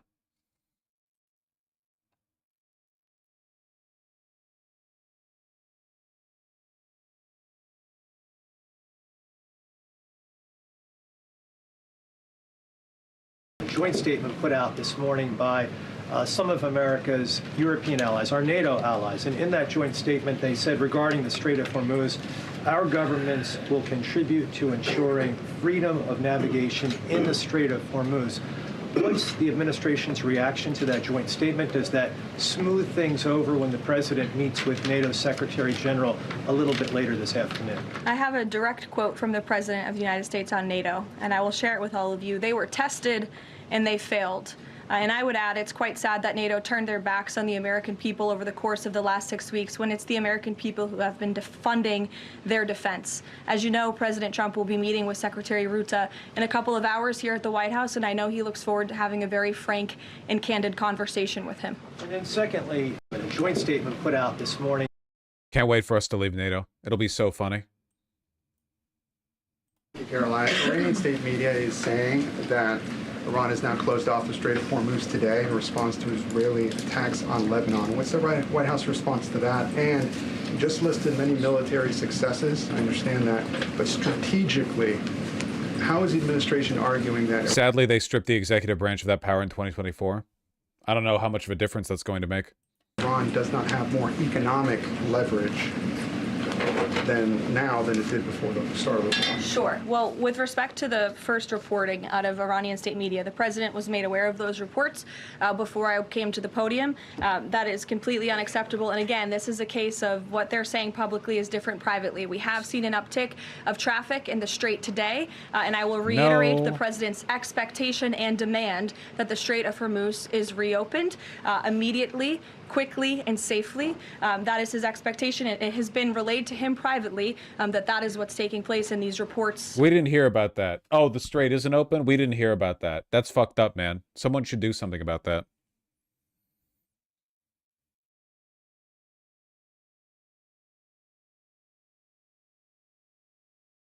Yeah, the Strait of Hormuz pretty much closed immediately.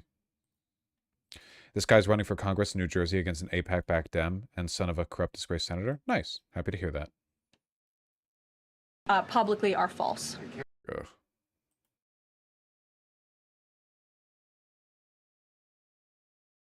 Yes. Thank you, Secretary. Sorry. Thank you. Excuse me. Why are you so rude? Just wait. I'm calling on people. Thank you, Secretary. Yesterday in the President's Truth Social, he threatened to wipe out a civilization. So nasty.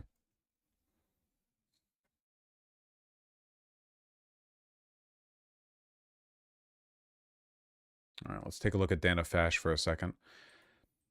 After she was done hysterically whining about Hassan, no doubt. It's been just hours since President Trump announced a 2-week ceasefire with Iran, but this morning, that temporary truce is looking fragile at best. Carolyn Levitt seems to have symptoms of somebody with fetal alcohol syndrome, given her lack of bridge in her upper lip. I think it's fair to assume that every single Republican politician is the product of incest, fetal alcohol syndrome, or is otherwise desold. They're all, at the very least, pre-cum babies. Moments ago, an Iranian news agency reported Tehran halted oil tankers' traffic through the Strait of Hormuz. Reopening the strait to commerce, of course, was a key part of the deal the president and his administration says Iran signed on to. Listen to Secretary Hegseth this morning. What has been agreed to, what's been stated, is the strait is open. Our military is watching. I'm sure their military is watching, but commerce will flow. One of Iran's demands in exchange was that Israel end its bombardment of Hezbollah targets in Lebanon. The Israelis say they never agreed to that, and the strikes continue today, as you can see here in Beirut. In terms of this latest news, I mean, obviously, the ceasefire has only been live for less than 24 hours, and the fact that Iran can still close the Strait of Hormuz in just a whim is going to strengthen the U.S.'s resolve to ensure that it does not control or retain sort of sole control of the strait going forward. And obviously, when it comes to if the ceasefire is still ongoing, when it comes to ensuring a permanent deal, both sides are going to be very far apart on that particular issue. What are your opinions on Iran's toll on the world ship that want to pass through Hormuz? I mean, they should increase it. Yeah, that's exactly right. The White House spent last night and this morning on a victory lap, declaring that President Donald Trump had pulled off a masterstroke by reopening the Strait of Hormuz. That was somewhat of an absurd claim because the Strait of Hormuz, of course, was open before he launched this war that was opposed by much of the world. But this new apparent closure will undercut the not only the White House claim that Trump has pulled off a massive victory here and that the Strait of Hormuz issue is not even going to be something that's going to be contentious going forward. I think it shows why a lot of people are arguing that despite all the propaganda coming out of Washington, the United States has absorbed a strategic defeat here, because it shows that going forward, at any moment, even a few hours into a ceasefire, Iran has the capacity to close that strait and create, again, that chokehold on the global economy. So I think it's going to be very irksome to the White House. The question is, how will they respond? Will they try to pretend this isn't happening, that it's just a teething problem? Or at some point, will President Trump's credibility and prestige and red lines again come into play in such a way as he has to take some military action, and then we're back where we were before? Now we're seeing the closure of the Strait of Hormuz. Just talk about how the escalation after the ceasefire last night has only increased. Yeah, there are multiple. It was never open. God, these retards are so transparent. It's a multi-billion-dollar industry designed from the ground up to make Americans feel like they live in a democracy. There is no variability of opinion in the mainstream media. To my knowledge, not a single mainstream media outlet in the United States is talking about this as it actually was, which was a fake rug pull plan designed by the United States and Pakistan in a desperate effort to forestall the consequences of Trump overpromising on his campaign against Iran. None of them will talk about this. They're just bewildered by every development, you know?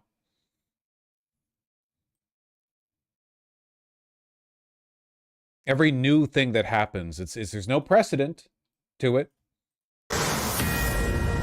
Fox News alert, the ships had better get moving in Strait of Hormuz. The U.S.-Iran 2-week ceasefire hinges on that narrow waterway where oil ships must make it through.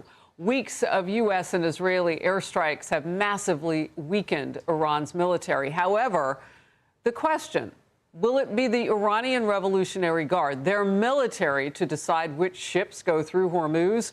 We are watching very closely. I'm Harris Faulkner. You are in the Faulkner Focus. Secretary of War Pete Hegseth and the chairman of the Joint Chiefs of Staff gave an update a short time ago. Let's watch. This morning, a big day for world peace. We have a chance at real peace and a real deal. The War Department, for now, has done its part. We stand ready in the background to ensure Iran upholds every reasonable term. And as everyone knows, nobody makes a better deal than President Trump. We welcome the ongoing ceasefire, and as the Secretary said, we hope that Iran chooses a lasting peace. But General Dan, quote, Raisin Cane. Oh my God, they got the nickname in there. Secretary Hegseth said, let us be clear, a ceasefire is a pause, and the joint force remains ready, if ordered or called upon, to resume combat operations with the same speed and precision as we've demonstrated over the last 38 days, and we hope that that is not the case. You heard the words there. We must remember that a ceasefire is just a pause. Everything's still on the table, potentially. The deal comes after a threat by the president that had some people up in arms. Congressman Dan Crenshaw summed it up this way in a post. A lot of pearl clutching from the usual suspects online and cable news about ending civilization. Take a breath. Do some critical thinking and pretend like we actually know how President Trump communicates.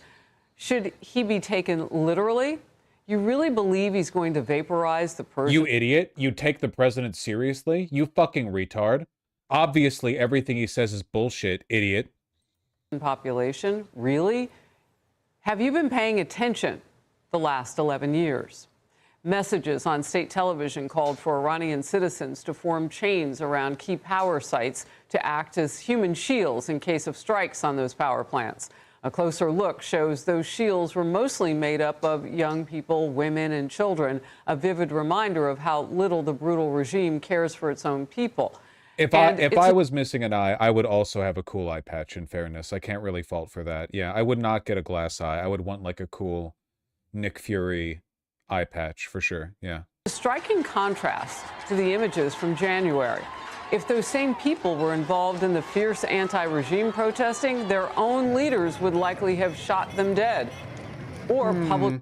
They opposed being killed by their government, but they also opposed being bombed by Israel. Curious. If they really didn't want to get bombed by Israel, then maybe they should have been killed by the Iranian government harder. Executed them. Iran has carried out a string of recent executions on alleged protesters. Even in the days and hours leading up to the ceasefire, we were covering it coming out of this weekend. Some estimates say the regime has killed more than 40,000 in connection with the unrest. Some estimates, yeah. 50,000, Former 60. Central Command Naval Forces Commander Vice Admiral John Fozzie Miller is coming up in focus. We are so glad to have him. We begin with Chief Foreign Correspondent Trey Yingst on the ground in Tel Aviv. Trey.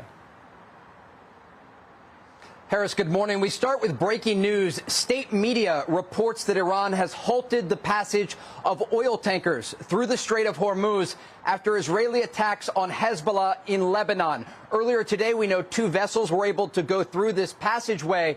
But again, state media is reporting that the Iranians are choking off the strait. I just got off the phone with a senior Israeli official who was sounding the Love it when a bad bitch chokes off my strait. Alarm about this action by the Iranians, saying only just a few hours into this ceasefire, the Iranians are already showing that they are trying to leverage their control over the strait and put pressure on global energy trade. And it also comes after reports overnight indicate that an Iranian attack hit Saudi Arabia's east-to-west oil pipeline, and there was significant damage that was currently being assessed. This is important because this pipeline is the only outlet for Saudi crude exports. And as the Iranians are putting pressure on the strait, they once again are trying to leverage this ability to put pressure on global energy exports. It comes after we got a new statement from President Trump this morning about Iran's nuclear program. The president on Truth Social said the United States will work closely with Iran, which we have determined has gone through what they will be a very productive regime change. there will be no enrichment of uranium, and the United States will, working with Iran, dig up and remove all of the deeply buried nuclear dust. The president referring to Iran's enriched uranium there. And again, a lot of moving parts with this agreement that is very new. We saw overnight new strikes against Iranian oil infrastructure on LEBANON Island. This is just off the coast of Iran. A refinery there was reportedly hit in early morning attacks. So much for the ceasefire. Jesus. This doesn't seem like a ceasefire on Iran's part, says Faulkner, in the same segment where they discuss U.S. attacks on Iranian infrastructure. Know which country is responsible for the strikes, but we do know it comes after the Iranians broke the ceasefire hours after President Trump announced it, launching missiles and drones at regional countries and U.S. ally Israel. Here's what it looked like in the... No, they did that. They did that not hours after the ceasefire was announced, but shortly after it was announced. The timeline's all off. Skies of Tel Aviv just 2 hours after the ceasefire went into effect.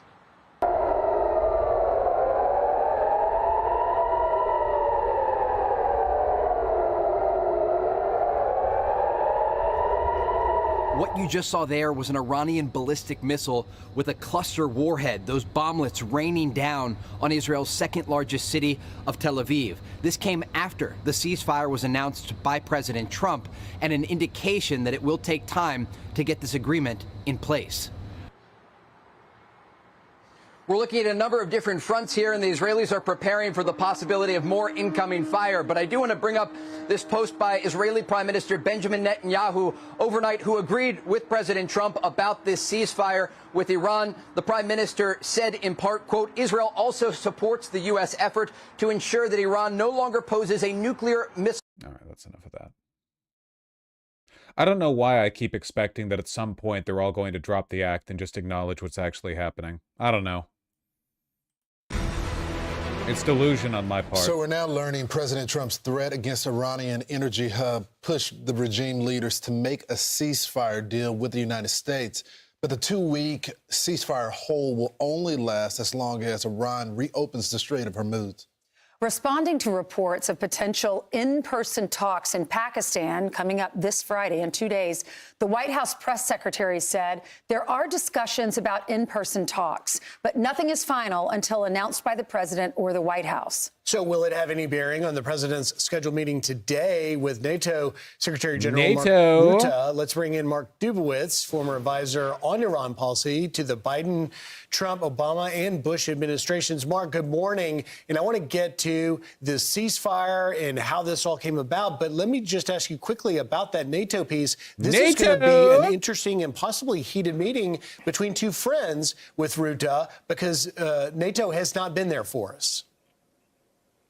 Yeah, a meeting between two very good friends, but I think the president is right to be very disappointed with NATO and its lack of contribution to this effort. I mean, we discovered in this war, we do have very strong allies, Israel, the UAE, Saudi Arabia, and Ukraine, but unfortunately most European leaders were not there for us, and we're critical, and certainly we're not contributing much. Yeah, Mark, you advised so many presidents, President Biden, obviously President Trump, Obama, and President Bush. So what was happening behind the scenes? And when you look at that 10-point plan, where do we go? We can't agree to all of that. So what happens over the next 2 weeks? How do we come to a compromise? Why'd Trump agree to it then? Well, the fundamental difference with all those presidents is that after 15 months of having President Trump in office, Iran has never been weaker in its 47-year history. I mean, the amount of damage done to the regime under President Trump is remarkable. So he's coming in with maximum leverage and 15 very clear demands from the Iranians. I think it's very unlikely President Trump would ever agree to the ridiculous demands that the Iranians have put forward. So we're going to be looking for a deal that strips Iran of its war-making capabilities, its nuclear capabilities, and puts it in a position where it can't threaten its neighbors or the United States. Mark, I'm curious, you know, the president has earned a lot of goodwill from the American public and how he handles conflicts. But looking at the point plan, there's such a separation between what the United States wants and what Iran's stated goal is. They want us gone. They want Israel gone. And he dresses terribly. Is there any case where the people that are currently running Iran agrees to some sort of proposal of long-lasting peace? Well, there's certainly a planetary difference between the U.S. demands and the Iranian demands. but I think the regime is now facing the prospect of complete elimination. I mean, when you look at the obituary list of this regime, Jesus the number of Christ, senior man. commanders and leaders, including this former Supreme Leader Ali Khamenei, that have been eliminated by the combined forces of the United States and Israel. This regime has got to know they have a choice: a deal with President Trump, or they are going to end up on the ash heap of history. And Mark, so is it different this time, aside from the non-starter list of demands by Iran? We're getting these reports in Axios and elsewhere. The list that Trump agreed to as a framework for negotiations. There was communication. There was a desire on this new regime. Mojtaba Khamenei, even in hiding, was communicating. Vice President Vance was playing a role, even from Hungary, in talks. Is there a sign that it's different this time, that this new regime does actually want to do something that Iran has never wanted to do, which is to negotiate in actual good faith? I doubt that they'll negotiate in good faith. I think they are committed to resistance at all costs. But if the new people that have Jesus Christ, people watch this. They watch this like it's news. I mean, genuinely, the rest of the media is not much better than this on this issue. Like, we're watching Fox right now, but I mean, CNN's coverage isn't that meaningfully different. In the place of the men that have been eliminated over and over again, want to stay alive, they've got to understand that there has to be some kind of deal. And the real question is, what are they willing to concede on? They've got to concede on their nuclear program, on their ballistic missile program, on their support for terrorism. Are you sure the MS Now coverage from yesterday was a lot better? No, I am sure, because the only real difference is how many accolades we're giving Trump. But the critical difference in the framing between Republicans and Democrats is that Republicans are saying that what's happening is good and competent. Democrats are saying what's happening is incompetent. And they criticize Trump's openly genocidal language. But the Democrats still can't challenge the underlying meaningful truth, or I guess like presumed truth, the doctrine of this war, the original lie, which is the idea that Iran is in any way the wrong party here, that they're not defending themselves lawfully and justly against American and Israeli aggression, Democrats, they say that, at least some of them say, this war is illegal, but they only say so because, what, Congress didn't approve of it? They don't refer to it as legal in like an international context. Real liberals would defend Iran's ability to defend themselves. Trump did not come into office and will not leave office with this regime in charge of the Strait of Hormuz, and this regime with deadly capabilities that can threaten the United States and our allies. All right, and we'll see what happens with this meeting with NATO today. Will we pull out of NATO? Thank you so much, Mark. Thanks, Mark. Just casually, will we pull out of NATO? I don't know. We're just following Trump along, whatever. Who cares? Will we nuke ourselves? I don't know. Let's see what Trump says.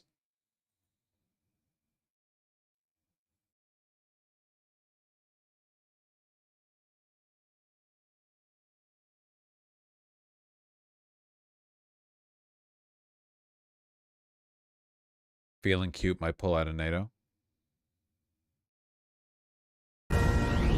Right now, we are watching the Middle East, where a 2-week ceasefire is now in effect between Iran, the United States, and Israel, after Tehran agreed to President Trump's demands.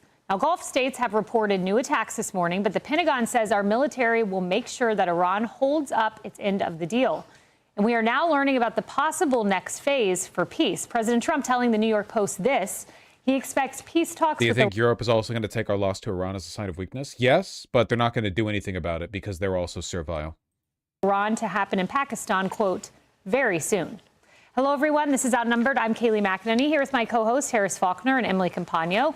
Also joining us, Sandra Smith, co-anchor of America Reports, and Griff Jenkins, co-host of Fox and Friends Weekend. Well, Secretary of War Pete Hegseth and Chairman of the Joint Chiefs, General Dan Raisin Kane, explained how close Iran came to total catastrophe. You see, had Iran refused our terms, the next targets would have been their power plants, their bridges, and oil. They did refuse your terms. Oil and energy infrastructure targets. The United States has devastated the regime's ability to harm Americans and our interests for years to come. Iran would be wise to find a way to get the carrier pigeon to their troops out in remote locations to know not to shoot any longer one-way attacks or missiles, because it takes time sometimes for ceasefires to take hold. We're watching it. We're prepared if necessary, but we we hope and believe that it'll hold. Iran said last night that it would allow traffic to safely sail through the Strait of Hormuz, a maritime... Conditional to America continuing to uphold the 10-point ceasefire deal that Trump agreed to. Shipping tracker, though, reporting 2 ships have passed today. The Pentagon says our military... Does he think they live in mud huts or something? Yes, of course he does. The Republican position is that Iran is essentially Afghanistan. You know, the average American has no idea what's going on outside of its borders or inside of its borders. The average American is unworthy of the democracy that they squandered. Military is watching and, quote, commerce will flow in the strait. President Trump says this on the next steps, quote, the United States will work closely with Iran, which we have determined has gone through what will be a very productive regime change. There will be no enrichment of uranium, and the United States will, working with Iran, dig up and remove all of the deeply buried B-2 bombers' nuclear dust. Oh, my God. We are and will be talking tariff and sanctions relief with Iran. Many of the 15 points have been agreed to. Secretary Hegseth weighed in on the new regime that agreed to this deal. It's a new group of people who've seen the full capability of the United States military and has a new calculus about what it means to negotiate with us, hence why they... Again, insane we're openly talking about regime change as if that's normal. Yeah, I mean, not just that. Israel shifted the Overton window so far in what's acceptable to talk about. Like, America and Israel just openly brag about killing civilians. We talk, like, Hegseth will brag about killing the families of terror. Trump did that. Even during his first term, he talked about killing terrorists and their family. It's all just accepted now, you know? You can just say anything. There's no more... I'm not really a big civility-pilled guy. I'm not really a big decorum guy, but I do think there's some value in world leaders not openly gloating over killing civilians. I think it's probably good. Even if you are killing civilians, it's good to be ashamed about it because, I mean, the only other thing you can be about it is shameless, and that's worse. Came to the table wanting a ceasefire and the shooting to stop. U.S. CENTCOM will continue to monitor that situation.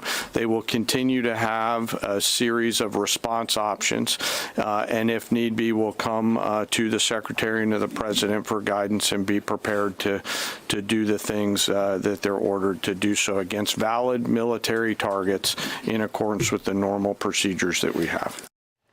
Well, there are a lot of moving parts to this hour by hour. Harris, the Saudi pipeline that was hit. Yeah. Not only that, you have PBS NewsHour, who President Trump spoke to, saying because of Hezbollah, they were not included in this deal. That'll be taken care of. That's a separate situation going on. But Iran saying we want to close the strait if that's still happening. Even Hitler didn't really do this. It depends on the stage of the war. In terms of open shamelessness, though, I do like what I said the other day, which is that when the Red Cross visited the death camps the Nazis were building, the Nazis made an effort to lie about the nature of the death camps. The Red Cross reported inaccurately on what they contained, in part because some of the people in the Red Cross were sympathetic to Germany, and in part because the Nazis lied and gave them a guided tour. But the equivalent with Israel would be like if the Red Cross visited in Israel, just like shot them.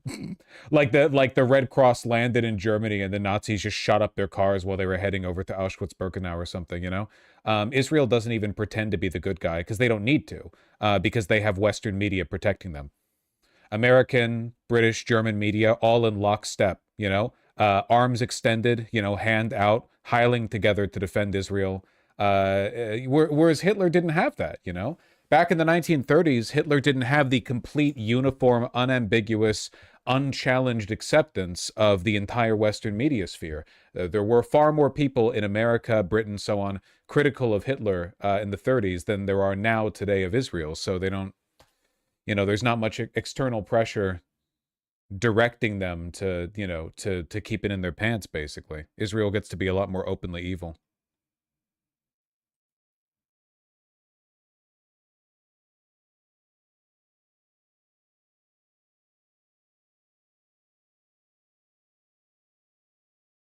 Israel literally bombed Red Crescent medics and World Central Kitchen workers. Oh yeah, openly, like very deliberately, very openly. Didn't even bother really covering it up or lying about it. You know, all just a big joke. For the people living in the U.S., what justification does your chud friend/family give for attacking Iran in the first place? Either complete worship of Donald Trump, or complete worship of Israel, or just a general appreciation of death. It's one of those three. In other words, a lot happening.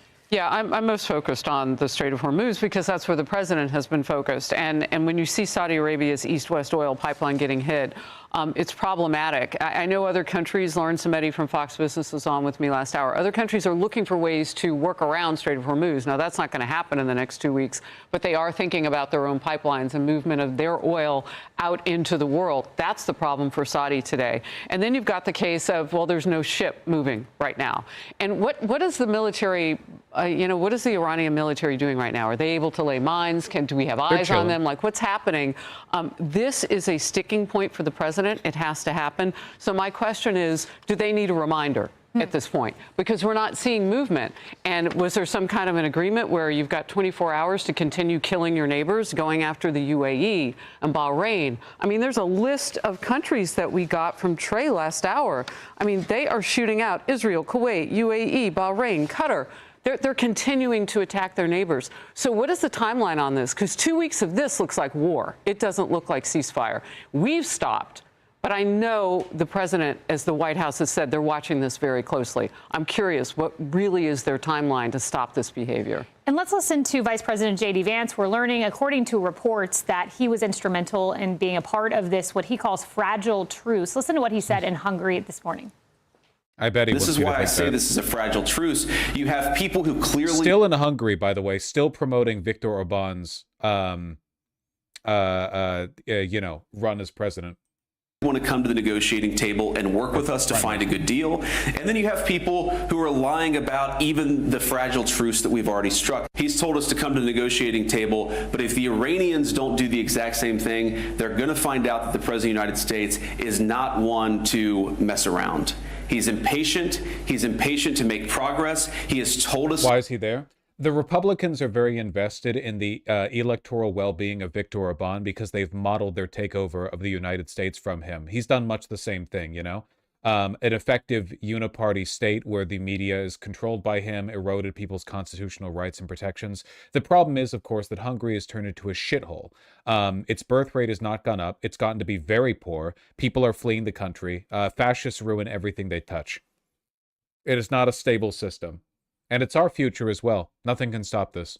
To negotiate in good faith, and I think if they negotiate in good faith, we will be able to find a deal. But that's a big if, and ultimately it's up to the Iranians how they negotiate. I hope they make the right decision.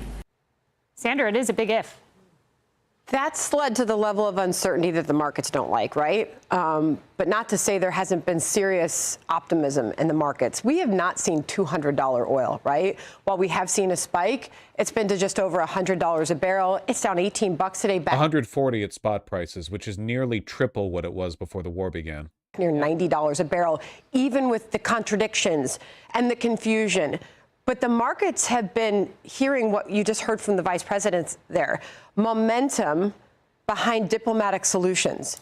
And they have been sinking their teeth into that. And that optimism we've seen played out in the energy markets, in the equity markets. When it comes in reference to this optimism, please keep in mind that even with the big drop in the price of the speculative WTI oil futures that we've seen, the price is still double what it was before the war. This was the price before the war. This is the price right now at 96. Its high point just a day ago, really, was right up here, about 15 higher. Just keep that in mind.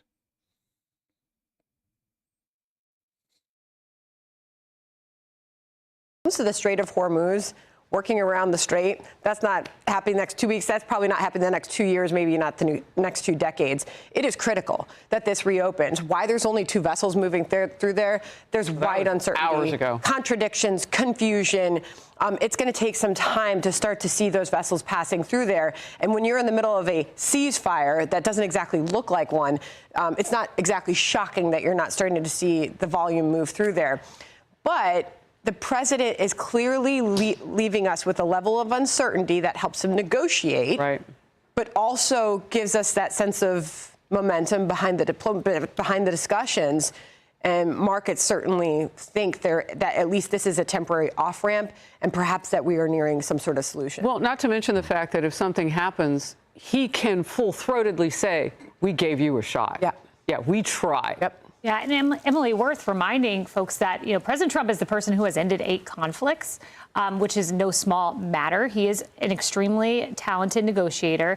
And the team that will be going there, which he told the New York Post this morning, he said Pakistan, who's wanting to arrange some of these talks, he said they'll happen very soon. He said Steve Witkoff will be there. He also said Jared Kushner, someone who I know personally is a tough negotiator, and then possibly private citizen, servant of Israel, worth billions of dollars. Yeah.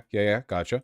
Vice President J.D. Vance, but there may be some security concerns. So going into this most recent conflict, we talked about the strength of our relationships in that region. And we talked about how this sort of looked different from prior larger scale conflicts where Europe had our back, let's just be frank. And here it seemed like they sort of didn't, but our allies were strong in the form of that region. There was shared business interests, but there was also shared peace interests. And we've seen now throughout the last almost 50 years that a lot of those neighbors to Iran have been like, look, you are the petulant child. We don't bless your use of proxies. We don't bless your underhanded violence, and we're not here for it. So it seemed like we were sort of ushering in this new era.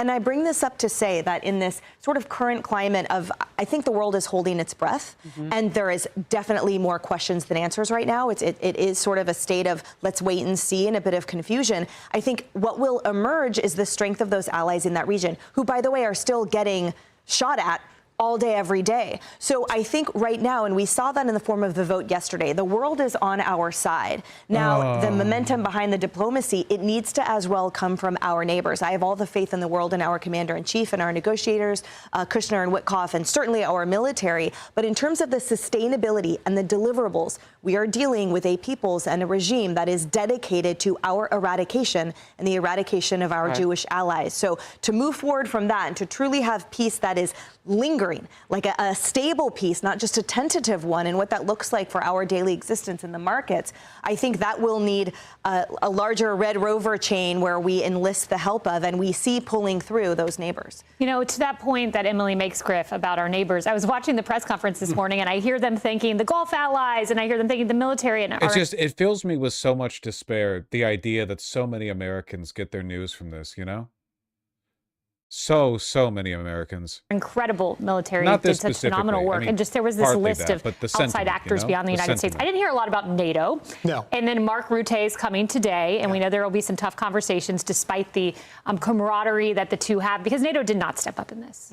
No, and specifically Spain looking at you. I mean, they literally wouldn't let us overfly the bases that we pay for. And it's going to be a tough conversation with Rutte, because President Trump's now making it clear an option of ours is to pull out, if indeed we're going to do that. After Trump, by the way, strengthened NATO more than any other previous president by getting them to pay their fair share. But, I want to come back to one thing you said, because out of that press conference, the message was pretty clear that the world's leading sponsor of terror, Iran, has been militarily effectively defeated. 80% of their air defenses are down. 90% of their weapons factories have been hit, according to Chairman Kaine.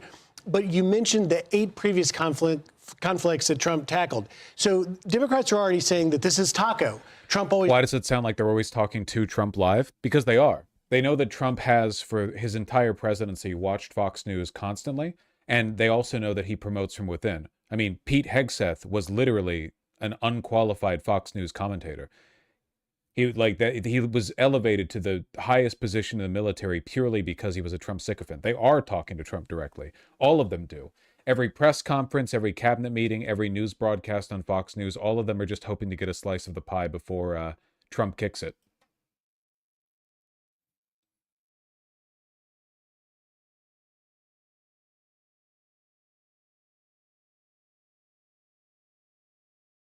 Why the fuck would RFK Jr. of all people start a podcast?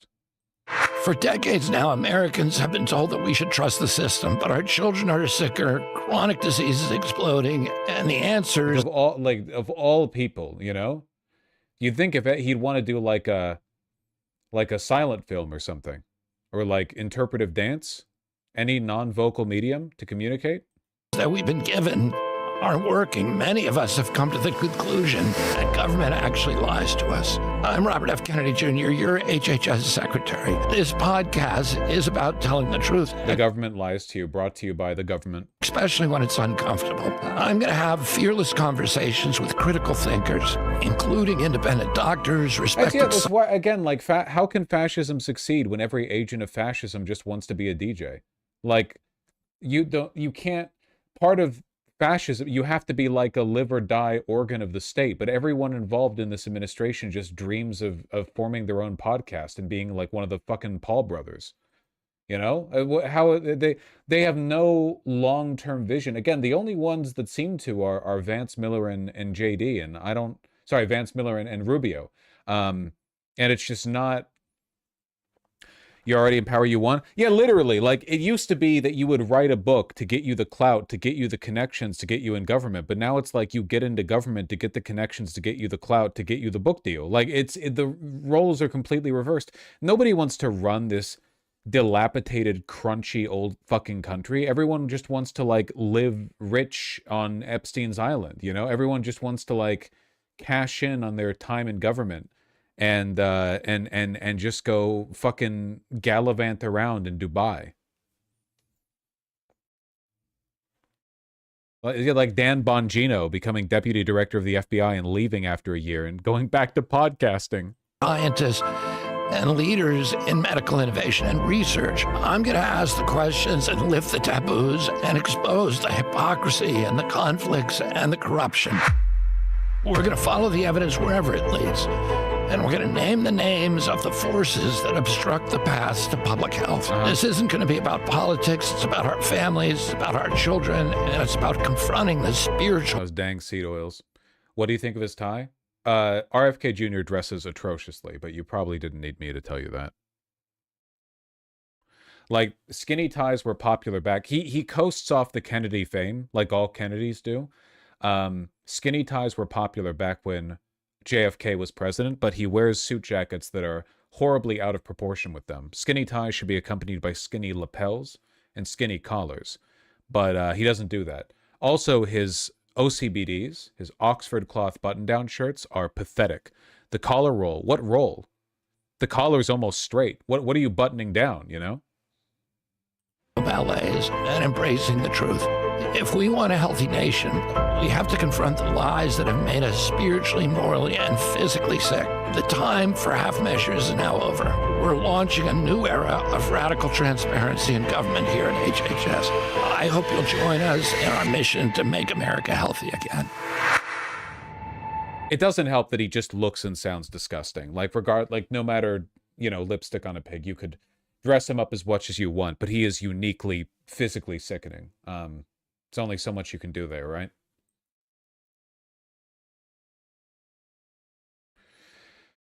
We need morality police back who will throw people in prison for pushing anti-science content. Yeah, for sure, 100%. It all comes back to the fact that, like, there's no way forward for this country unless we make it illegal to lie on some level. You just can't, like, I have yet to, it's about defending liberalism, you know? Much in the same way that I would argue it is liberal, it is in alignment with liberal values to prosecute people for libel and slander. You need to preserve, you have to think of the free marketplace of ideas as like a fish tank or a garden that has to be cultivated so the right plants can grow, you know? Like, you can't say, oh, I want like a natural garden, so I'm just going to leave it be. And then you come back and all the garden has been infiltrated by like ivy or weeds or, you know, invasive species. And it's all dandelions or whatever. No, of course not. You want a garden to be beautiful and prosperous and diverse, right? So you have to do a little bit of cultivation. Liars are the weeds of public discourse. You know, they have to be removed so that the real speech can prosper. What kind of free speech is it? If the, like, you know, you get all your news from people backed by overwhelming capital. I mean, they're literally paid to lie. What's the value in this, you know?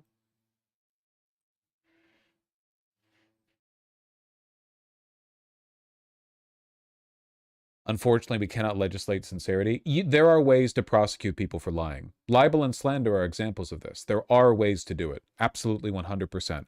Doctors, engineers, other field experts can get in trouble for lying or misrepresenting or even for failing in specific ways. The idea that it's impossible to hold newsmen and politicians to account for lying is just simply not true. Yeah, perjury as well, you know? All of those involve knowing intentionality clause. Yeah, but we know they're lying. We know for a fact that they're lying. Also, that's not true. Doctors, engineers, and so on can get in trouble even if they're not knowingly lying. I don't care about proving intentionality. In my opinion, if you're lying and you're in government, I don't really care if you're intending to. You should just be right. You should, like, you should, oh, you weren't aware of the fact that you were wrong? That's crazy. You should have done a better job then. You're a public servant, you know? Well, where is, like, ignorance of the rules allows you to get away with breaking them? Like a soldier who doesn't know about the rules of engagement just gets to shoot civilians and afterwards they're like, well, I didn't know? Ridiculous. And I'm not saying that people should be prosecuted for every, like, little fib or whatever. I think that, as is the case with libel and slander, this should be borne out in, like, you know, particular legislation, right? It should be litigated effectively and carefully. I'm just saying that, like, civilization literally cannot survive every politician and every media man being able to lie with complete impunity for their entire career. We can't survive that, you know?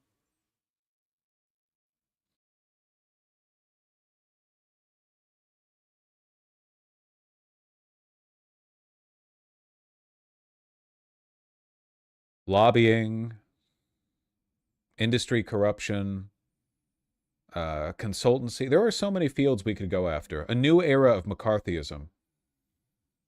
A green scare. Green being like money, you know, like the dollar. Oh, we'll do something about it. Oh, yes, sir. Yes, sir. I work in fire safety as an engineer and I must perform my due diligence or I'm negligent. Yeah, but the director of the you know, for Health and Human Services, they don't have to worry about negligence. There's nothing RFK Jr. can do that would get him in trouble for negligence. It's incredible. It's incredible that it works this way.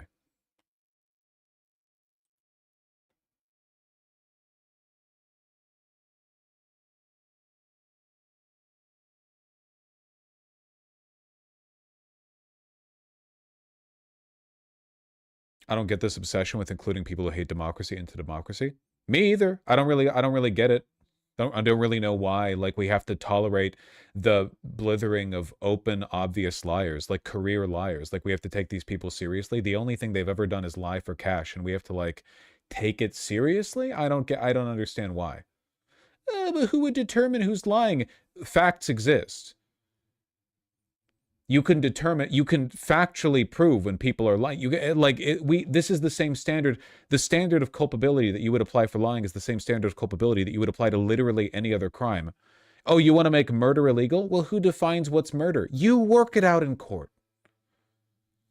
What if the murderers take charge and then they define murder to not include murder? We did that with the definition of terrorism. Now the United States and Israel get to do it nonstop, while prosecuting other people for, you know, the IDF gets to throw Palestinians in jail over military tribunals because they threw a rock at a tank that was leveling their West Bank village that was being illegally occupied.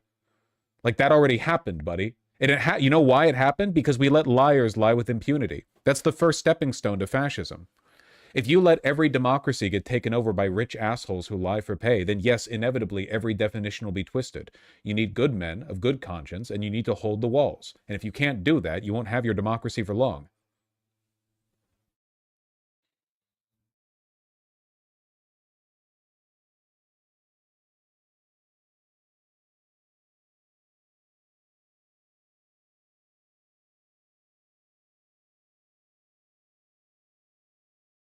Well, anyway. RFK Jr. podcast.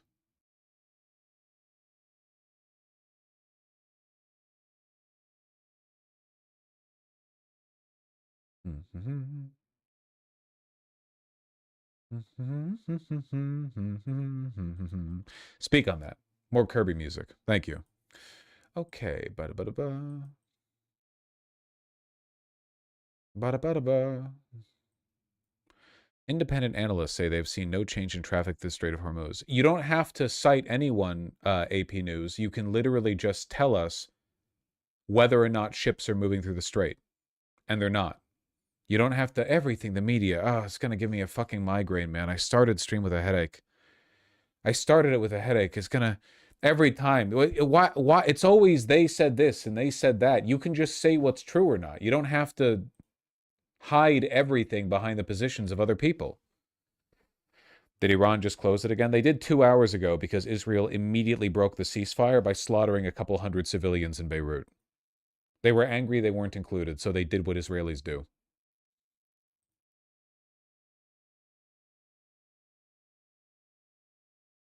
You're the news? I can't be the news. If I was the news, I'd be lying to you.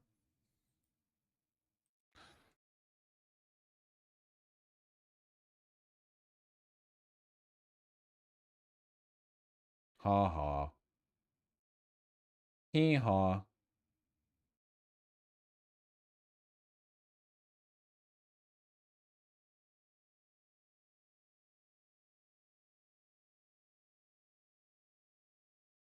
The sourcing is dubious, but it looks like the admin literally threatened the Catholic Church.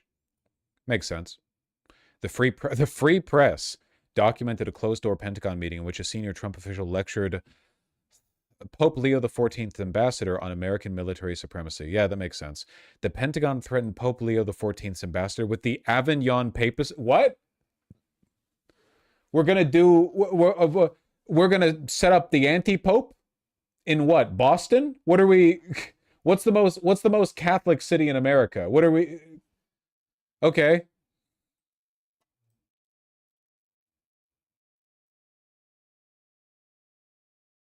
God, that'd be so funny.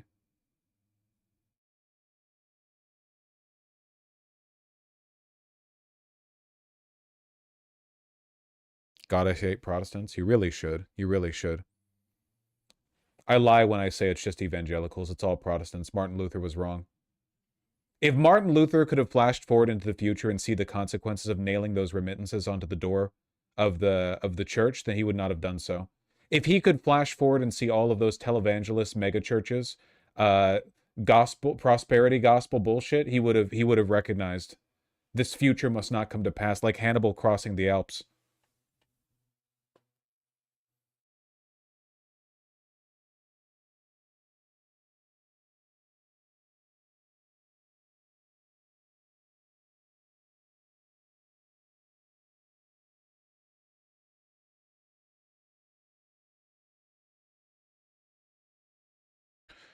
This moment may be the most remarkable moment in the long and knotted history of the American Republic's relationship with the Catholic Church. There is no public record of any Vatican official ever taking a meeting in the Pentagon, certainly none of a senior U.S. official threatening the Vicar of Christ on earth with the prospect of an American Babylonian captivity. This is a Catholic source, I assume? Letters from Leo? Yeah. You can tell it's Catholic because it's more literate than anything a Protestant would write. I'm sorry! I'm sorry, it's true. You read anything coming out of an evangelical source in America and it reads for like fourth graders. You read like an edict from the Catholic Church and you have to actually, yeah, no, it's true. There's a reason that the qualification for becoming a bishop involves getting a master's in divinity, and the qualification for becoming an evangelical preacher is having to have fucked at least one sister. All right? Just a higher level of educational attainment. Oh, I'm on an arc with the event. Thank God there are no evangelicals who watch me, or at least very few.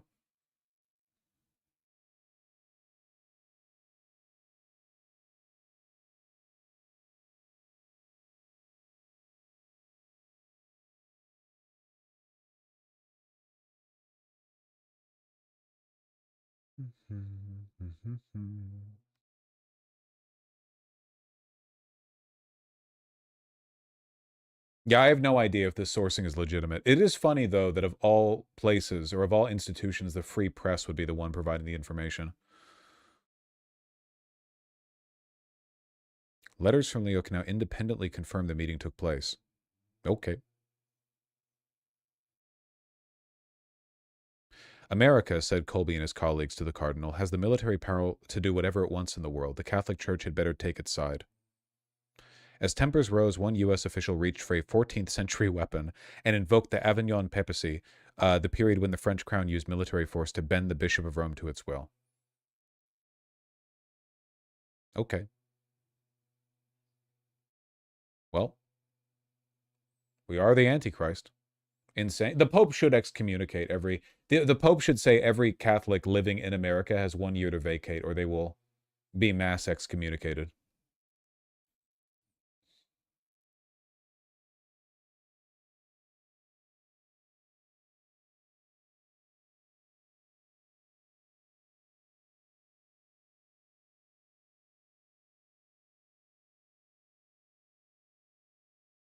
Where'd they go? I don't know. Mexico?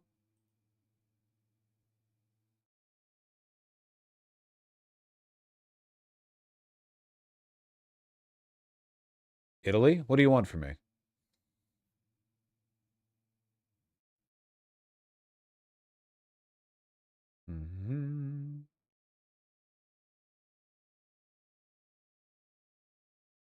Looking at this guy, the guy who threatened the Pope. Colby identifies as a realist, don't we all?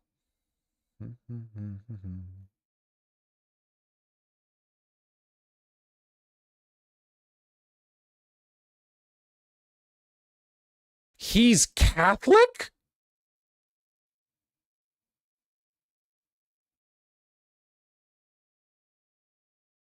That's crazy.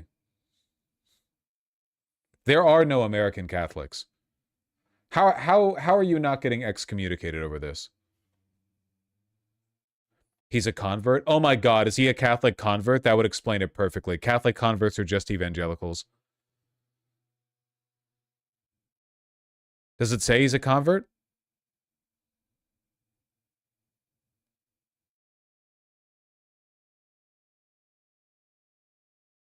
Yeah, I don't see anything about that in his personal life.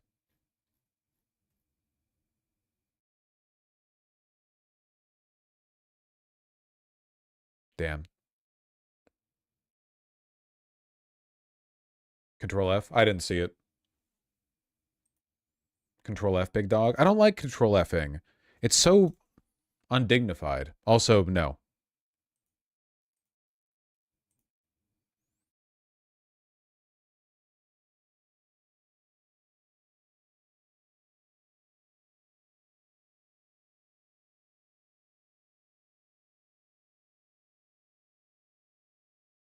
All right, sorry. Got distracted there. It's very easy to distract me right now with literally anything negative about anti-Catholic sentiment in the United States.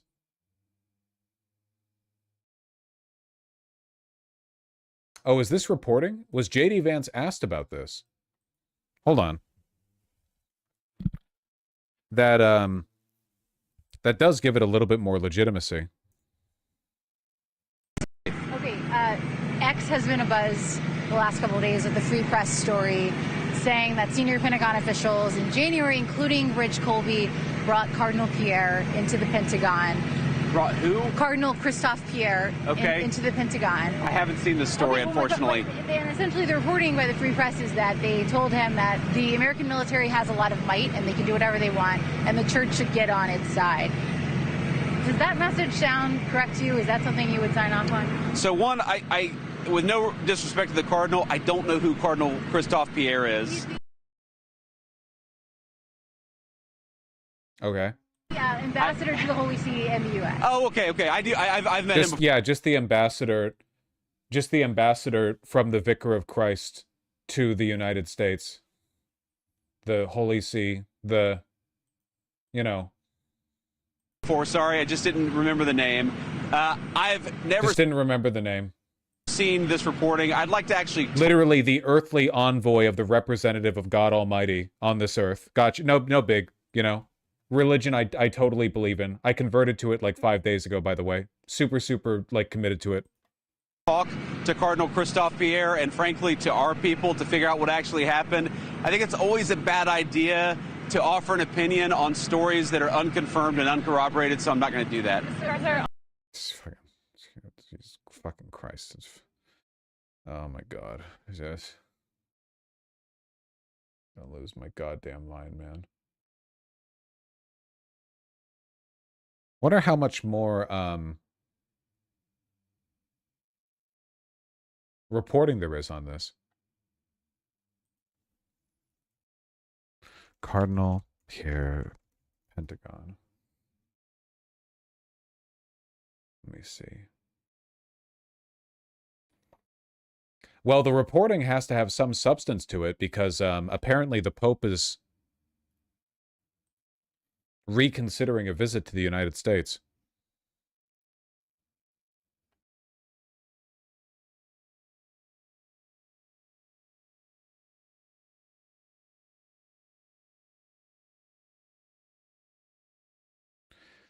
Tensions have grown so severe that Pope Leo, first ever U.S.-born pontiff, refused to accept Trump's invitation to celebrate the nation's 250th anniversary, the report added.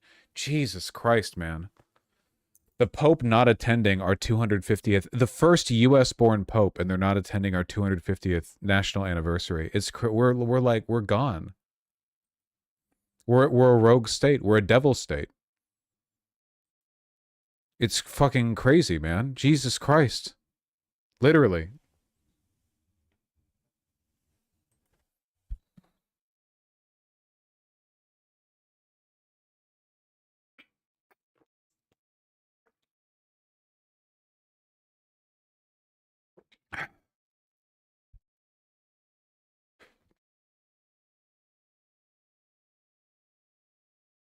Please read the next paragraph.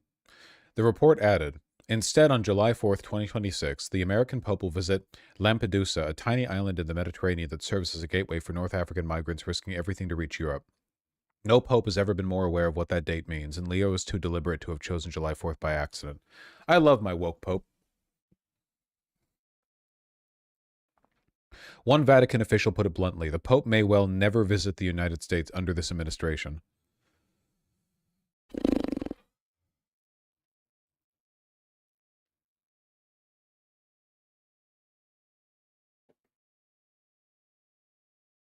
Breaking. I don't know. I don't know, man. Pentagon official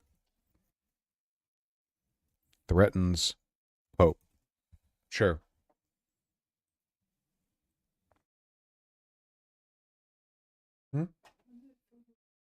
No, I've got plenty. Yeah, it's good. Yeah. Can't spell wope without a big dub. Yep.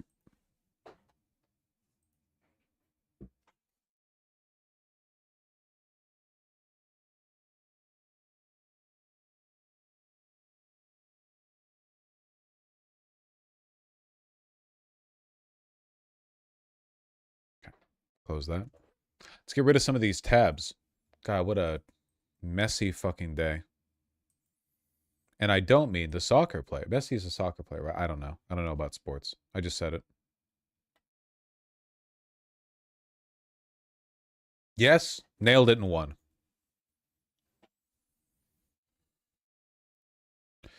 U.S. move to draw down diplomatic staff in Nigeria. Jesus Christ, we're at war with the whole world.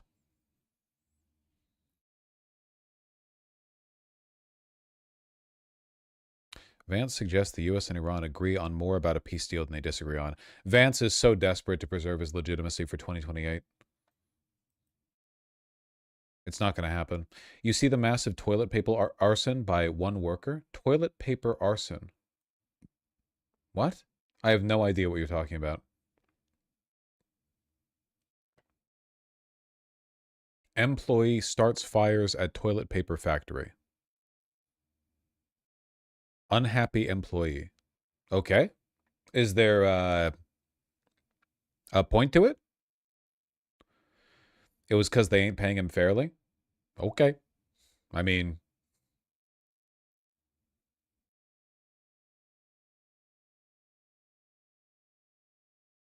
Sure.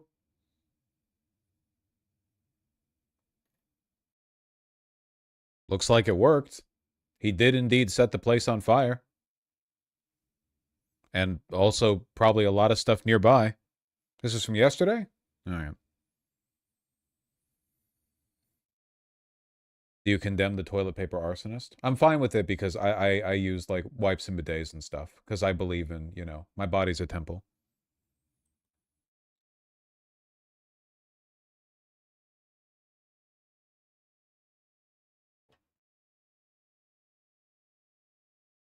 That's an insane fire. Yeah, no kidding. Jesus. Worker Samson option. This is the labor organizing that that the bourgeoisie truly fear, you know? This is what the American people have forgotten.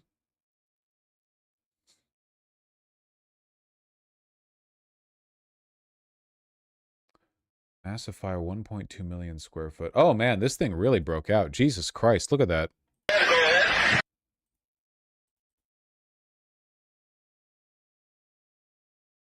It's a big old warehouse.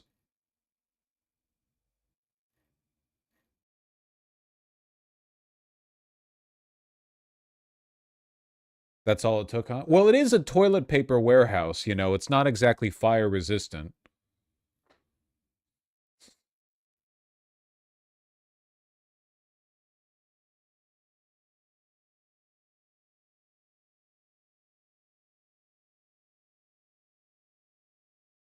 Yeesh.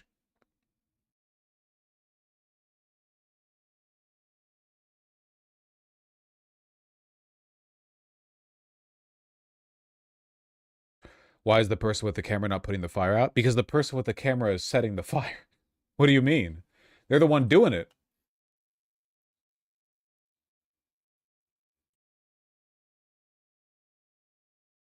In lieu of local violence. Oh yeah, I saw this one. A future we're headed towards. Nobody say based. Somebody tried to kill a city councilor who voted for a data center. Shots fired at Indianapolis councilman's home, and they left a note saying no data center. Everyone say cringe right now.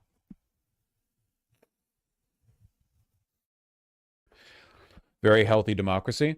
Look, I've said many times that this is the future that we're headed towards when the citizenry doesn't believe their perspectives and wishes are represented in local government, you know? City councilmen, just like representatives at the state and national level, are pathetically beholden to corporate interests, you know? I mean, especially at the local level, oftentimes all it takes is the weakest pitch from a company to sway these people, you know? When people stop believing in democracy and stop believing that voting is capable of like meaningfully affecting the outcomes of, you know, they want, they're going to get radicalized.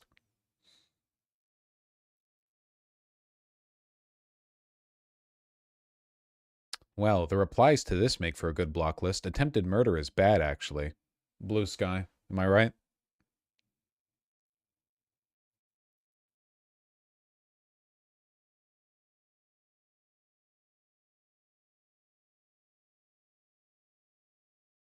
My hometown approved a data center under NDA, and now we're being asked to ration our own water usage.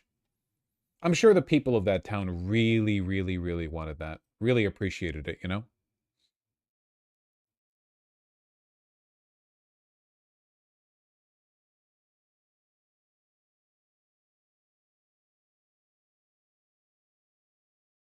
I agree with that, but it's only for the goobers with guns. Yeah, but in America, everyone has guns, so pretty much applies to, you know, across the board.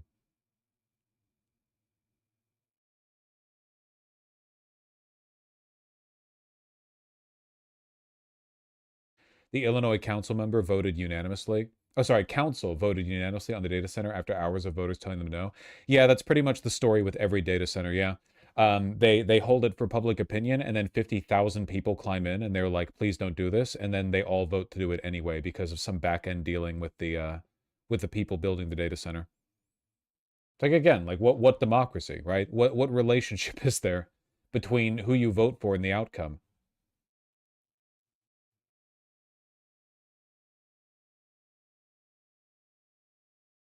At least if the local government was openly autocratic, people would have the ability to correctly identify the nature of the relationship between them and the people in power. But with the veneer of a democracy, you don't even have that. A veneer changes the appearance of a cabinet, but not its structure, you know? It's not even a millimeter deep.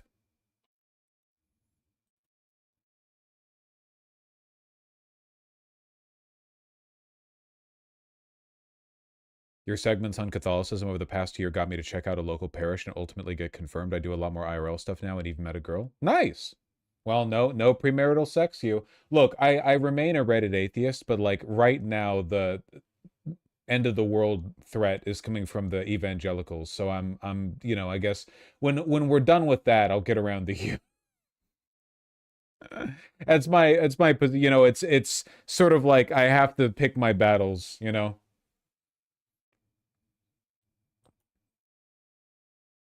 Yeah, no hanky panky, okay? And none of that only anal stuff, okay? You people, you need if you're taking it seriously, you're not fooling nobody. Come on.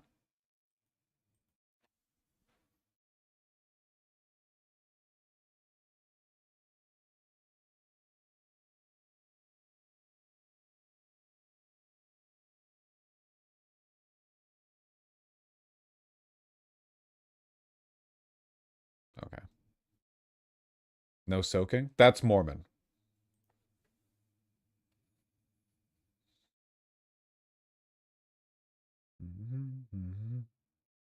Breaking Points did a video about how half of all AI data centers are delayed or won't open at all because of lack of imports. Yeah, kind of like how a lot of the AI companies have been making deals that are going to fall through because it's no longer possible to source the materials that they've like preemptively made bets on, you know, or bids on. It's all fake. It's all fake. I am interested in that video though. How recent is that? Breaking Points. I want to see that.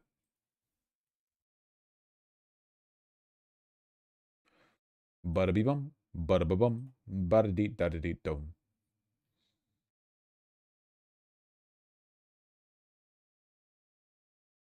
Breaking Points posts quite a bit. Very popular. Not surprising, Breaking Points is like the easiest off-ramp for conservatives to get off the Trump train, you know?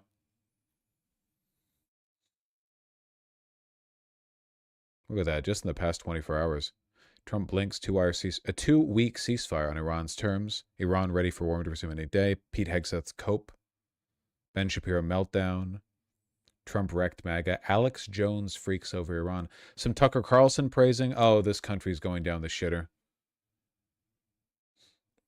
How can they take Sagar seriously? I'm really sorry, but like, I despise Sagar, but he's still more honest about everything going on with Iran and Israel than like every Democrat, basically. It's so bad, dude.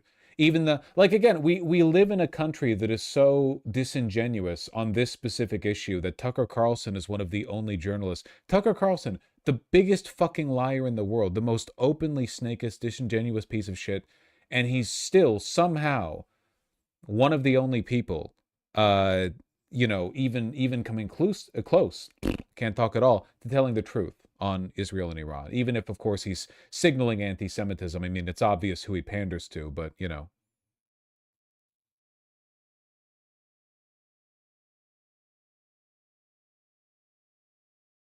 Is Ryan Grimm guest host Breaking Points? It would make sense.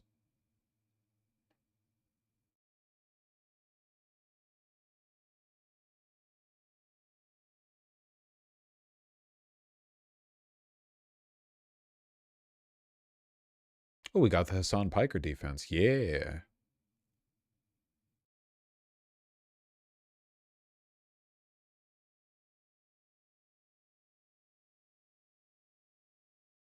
Says Trump is Antichrist. Is Tucker smart or retarded? He's very smart.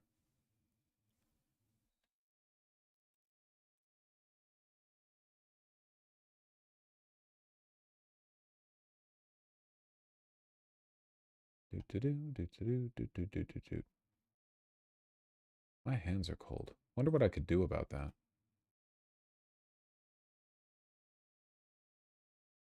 He's occasionally based. He's an opportunist, like a lot of them, like all of them.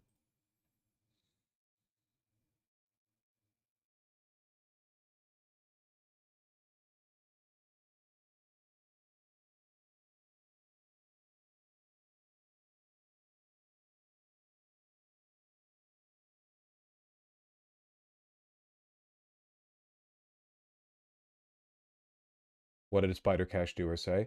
Say, I love the taste of iron for like the 500th time apropos of nothing, which, you know, we get it, okay? We've seen fucking Sendai Colony, all right? Yeah, he's Kuroshi posting. The black chatter of the modern age. Not in a racial way. It's a reference. Watch anime, which has never been racist.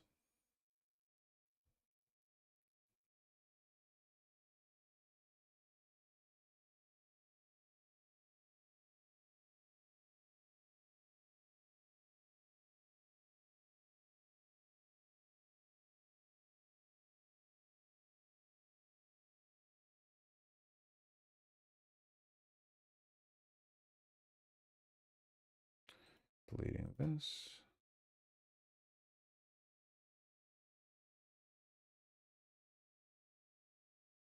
Are you racist? No, I watch anime. What does the taste of iron mean, chat? Just watch the anime. Just watch season 3 of JJK. Come on. In good news, Chicago mayor turned all student IDs into library cards. That's nice. A little bit of good news in a dying world. Yippee. But all racists watch anime? Not for long, bucko. You see, Witch Hat Atelier has finally started airing? That's a woke-ass anime right there. Or manga. I haven't read it. I know it's woke, though. JJK or Demon Slayer Invincible? Demon Slayer's kind of poop from a butt. And unfortunately, I can't take Invincible seriously because they don't take the field of animation seriously. They don't believe in animation. Like, the only reason, like, the people making decisions on how to prioritize their budgeting and planning for Invincible don't believe that animation is a serious artistic medium. They're just using it as a convenient way of adapting a comic where you can maintain the art style. They really do not believe in that shit. Everything that makes Invincible good is just a, like, adaptation directly from the manga. They're not trying to elevate it at all. Well, some of the writing decisions were good, like in season 1, the decision to draw out, you know, Omni-Man's, you get it. Sorry, not manga, comic, you know what I mean. Manga just means comic, fuck you. But yeah, no, they don't believe in the artistic medium. No respect for it. Help me, my fucking animation budget is dying, spending $6.8 billion on celebrity voice actors and $5 on the animation.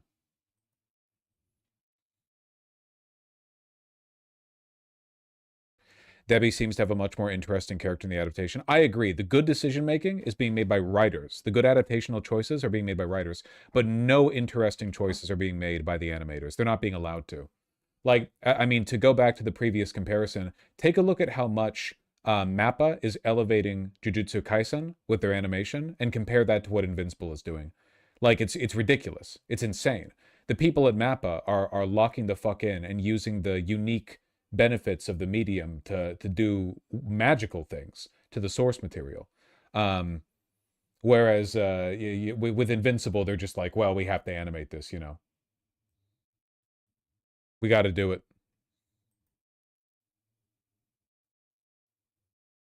What's the work-life balance like at Mappa? Not good, but that doesn't excuse the folks adapting Invincible for their terrible fucking animation work.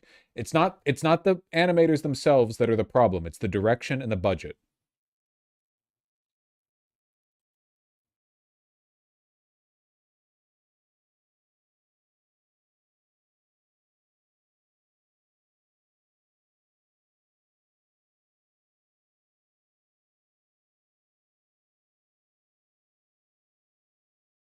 Demon Slayer was asked, but JJK is good.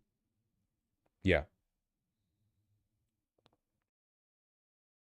So did you stop watching it? Invincible? Yes.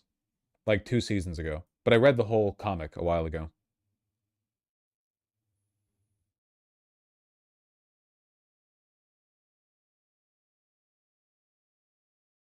I can't watch JJK. I dropped it season 1 because it was 1-to-1 Naruto, but again. What the fuck are you talking about? How the fuck is it not... Because you have a peppy main character and the side male character friend is like a Sasuke type? What are you talking about? It's fine. We don't need to, it's fine. It's fine. It's fine. It's fine. It doesn't...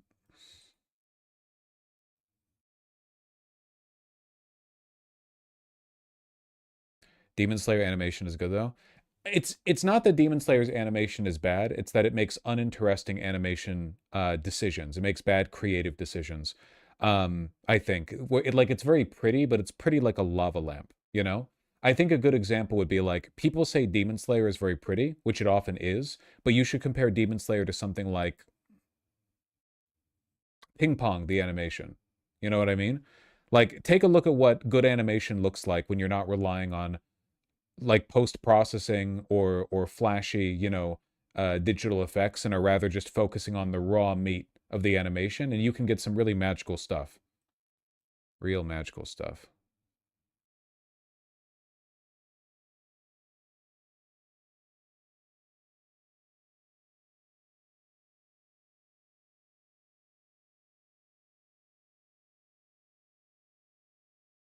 Is JJK not just like the latest generic shonen that got popular because anime fans have no taste? I don't know what to do with you people, okay? I don't think the manga is that good, but the animators at MAPPA are doing like phenomenal work, okay? Animation is an artistic medium. Even if the only framing device narratively for the conflict is shonen whatevers, the decisions you make to frame that can be, you know, artistically genius, you know? I'm not, it's like, if you think that the only purpose of an anime, or the only thing that legitimizes an anime, is it having some fancy pants, highfalutin story, then you don't really believe in animation, right? You just want a book with moving pictures. Animation itself can be the desirable medium, much in the same way that a game can be phenomenal, even if it has no story. It depends on what you focus on, how well you're committing to what you want to do. What are your intentions, you know?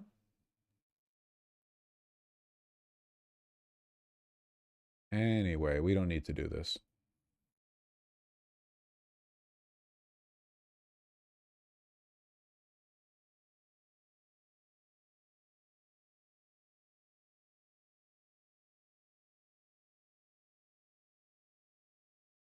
The writing is the important part to me, but TBH, in the same way I can play an ugly game if the systems are compelling. Okay, do you think you could enjoy a video game that has no story, but instead is like excellent gameplay? Like there's no focus really put on the narrative, but rather it's just the experience of playing the game as a constant escalating challenge that keeps you at your you know, at your limit, is very fun and satisfying? 100% yes? Well, then there you go. A non-narrative, not really? Okay, then you have different priorities. That's fine. Whatever you want.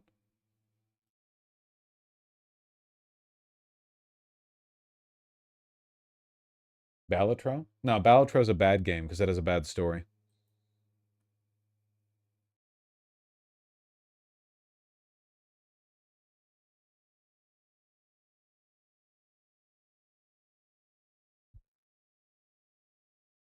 That's not comparable to good animation with no story, IMO? Yes, it is. I don't... Okay. You guys know that, like, many of the Ghibli films that you've watched and enjoyed as youth have basically no story, right? Like, you can go and watch My Neighbor Totoro or Kiki's Delivery Service. Many times the narrative is borderline non-existent. It's meant like the artistic package that's being provided to you is not primarily a narrative one, but a sensory one. And there's nothing wrong with that.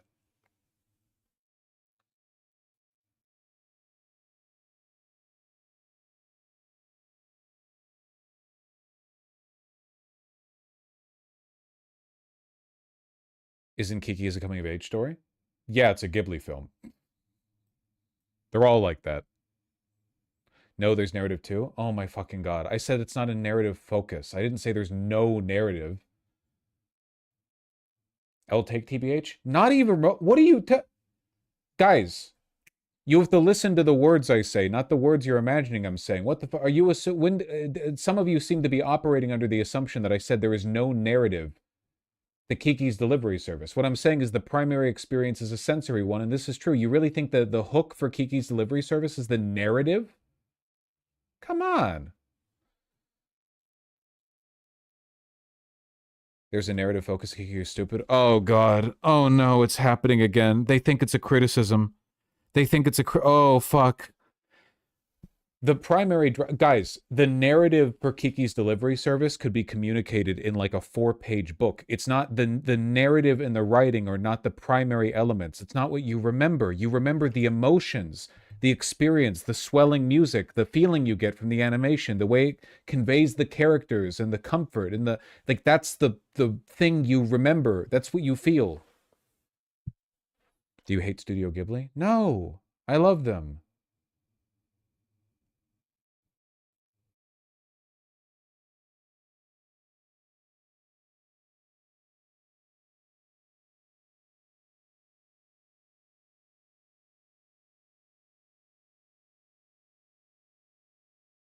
I'm going to lose my mind.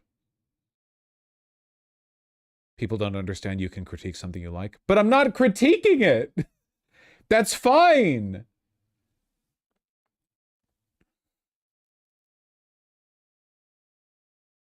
Hey, Dark Souls doesn't have much of a story. You still enjoy playing that. It's mostly about the immersion and the gameplay experience. Oh, it's got a bad story. Well, it's not really focusing on that.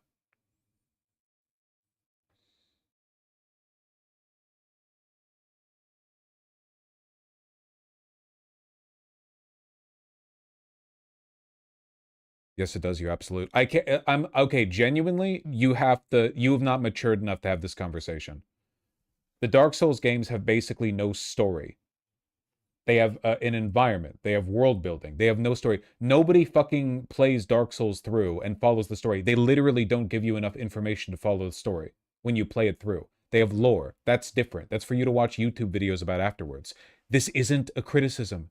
There's nothing wrong with that. I don't want there to be a story in Dark Souls. Dark Souls would not have been improved if every 30 minutes you got stopped by a 4-minute cutscene where people explain the world and what you're doing. It's not supposed to have a dominant story. The story is you're the chosen undead and you wreak havoc across the ruined remains of Lordran. That's the story. It's not much of one. It's not that interesting. If it was read to you in a book, you wouldn't really care for it. The chosen undead woke up. A bird carried them to the Firelink Shrine. The chosen undead walked in one direction and then different, killing lots of people. The people the chosen undead killed often were important, but not anymore. Then they killed Gwyn. Wow, phenomenal stuff, really.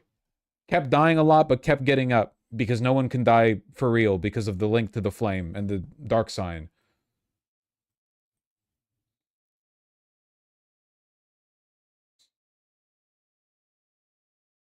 This is what made Sekiro different. Yeah, Sekiro actually has a story. It's one of the things that distinguishes it from Dark Souls, Elden Ring, Demon Souls. It's not a criticism. I just rewatched Kiki's for the first time in over a decade. You're 100% right. I was shocked at how thin the actual narrative was. Doesn't detract from the quality of the movie? No, of course not, because that's not the point. So likewise, when I say that Studio Mappa has made a masterpiece out of Season 3 of Jujutsu Kaisen, it's not because the story is super duper in deep or whatever. It's that they took a narrative framework and they used the medium of animation to make something really incredible from it. That's art.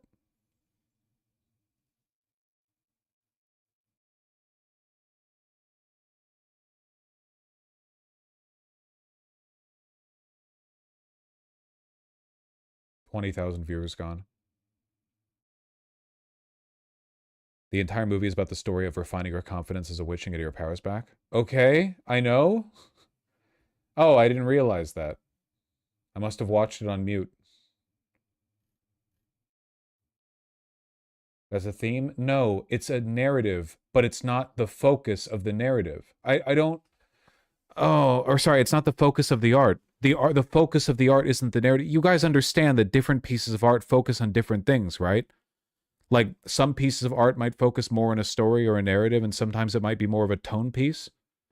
Like, you know how Cyberpunk 2077 was less narratively focused than it was a tone piece? Like, the point of watching Cyberpunk 2077 is not the literal textual outcomes, but rather the feeling that you get as you engage with it. That was common. That's common. Like, movies are an audio-visual art. It doesn't have to all be narrative. The point of watching everything that you watch isn't the narrative. You know that, right? It doesn't have to be. It can be, but it doesn't have to be. Sorry, Blade Runner, not Cyberpunk 2077. I was sorry, wait, not Cyberpunk 2077, Blade Runner 2076. Sorry, I fucking the other thing. The other one. 2049, 2046, whatever. The number, the other number, 2067.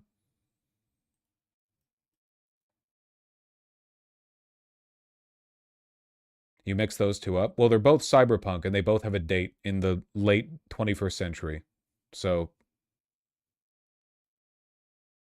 you don't like the same things the same way I do, Ree. I literally have been criticizing. Like people are like actually treating it as a criticism. Like, hey, did you know that My Neighbor Totoro isn't narratively focused? Oh, you must hate it. What are you talking about?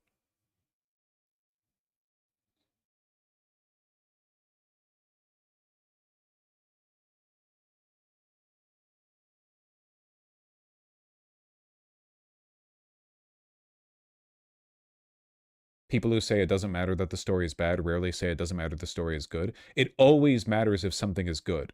But it doesn't necessarily matter if something's bad. Because, well, I'm sorry, I should say something not being present isn't the same as something being bad. Dark Souls doesn't have a bad story. A bad story has to be present to be bad. A non-focus on a story doesn't mean that it's bad. A bad story would be like, I don't know, you're playing like Xenoblade Chronicles or whatever, or like a game where it's like 100 fucking hours of plot and all of it sucks ass. Like, that's in your face, you know? But Dark Souls doesn't have a bad story because it's not trying to have a story. That's not the focus. That's not a bad story, you know?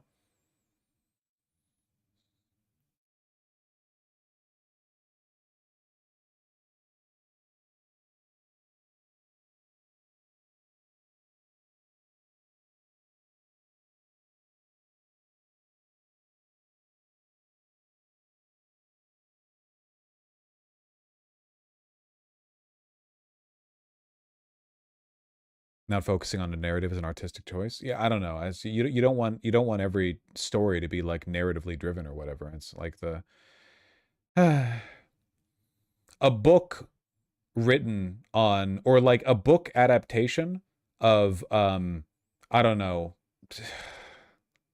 I would say Spirited Away would be inferior to the movie and could never be superior to it, because Spirited Away is defined in large part by the majesty of the medium in which it's presented. But you could make a literary adaptation of something like 12 Angry Men, I think, and easily match or possibly even exceed the quality of 12 Angry Men, the movie. I haven't seen the stage play, so I can't speak on that. But the movie. Not because the movie isn't good. The movie is excellent. But rather because the focus of 12 Angry Men, which is narrative and, dialogue heavy, it translates easily to book form, you know? It's not so much something that the audiovisual medium of a movie needs to capitalize on. 12 Angry Men so good? Yes, it is. What about The Hunger Games? Like many YA novels, The Hunger Games are somewhat artistically formless, and I feel exist equally well as movies, books, or anything else. Because they don't heavily focus on... They're meant to be normalized, because younger people kind of need a standardization, more normal way of engaging with art, you know?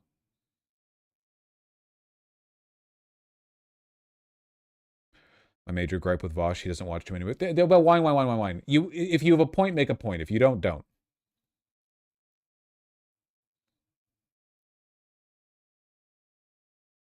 What are you expecting from the Elden Ring movie? Nothing.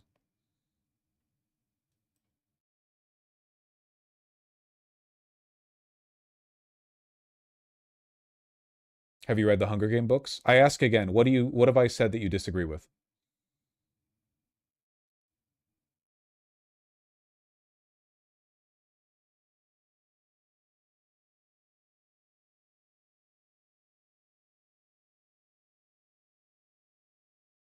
That's right. Or consider this, they disagreed with your bad take and think that it's not about the narrative. I don't know what you're referring to.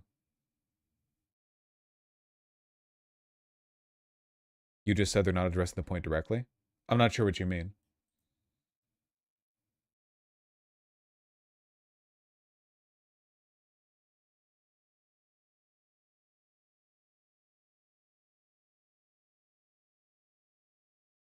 I think they just wondered if you had read them because they were a fan. Oh no, I haven't read them. I don't know if The Hunger Games is bad or not.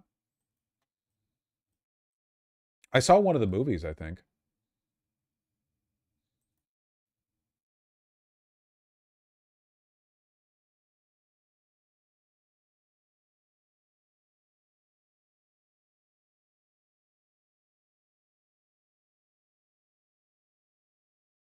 All right, we're a lot of people being negative about them. I don't know. Movies are pretty bad? Maybe. All right. I'm sorry for besmirching the Hunger Games. That was unfair of me. I apologize.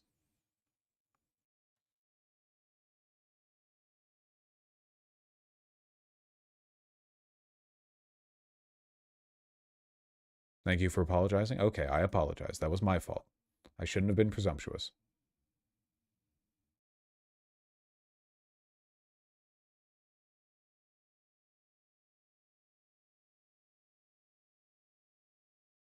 Those stories like Pantheon better because they're not an adaptation? What? I don't know what you're referring to by Pantheon. Because they're not an adaptation, but their own unique piece. I do think that as a general rule, this isn't always the case, but as a general rule, anime are often better when they're anime original and not manga adaptations.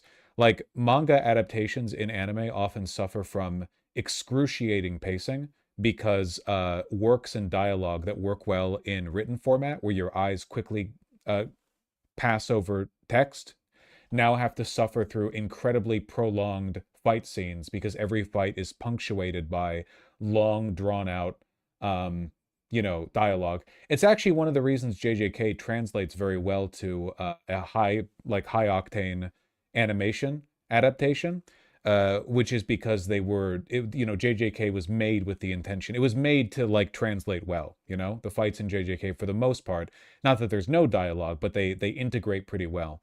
And also good decision making from Mappa to properly incorporate them, keep the pacing up.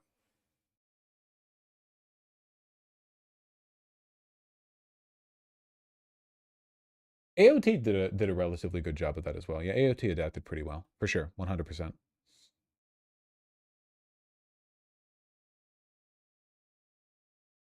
What do you think of Frieren season 2? I thought it was like a nothing season. You mean the most recent one, right? In the Northern Plateau?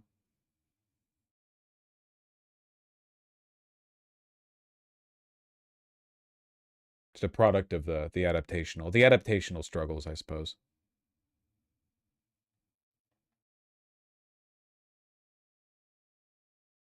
How do we get on this, man? It's my fault. I don't know why I say that when I know it's my fault.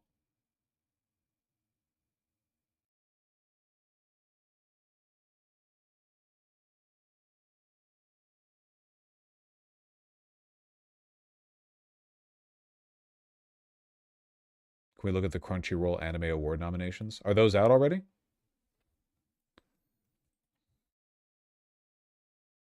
Six days ago. I don't watch enough anime to have opinions on this.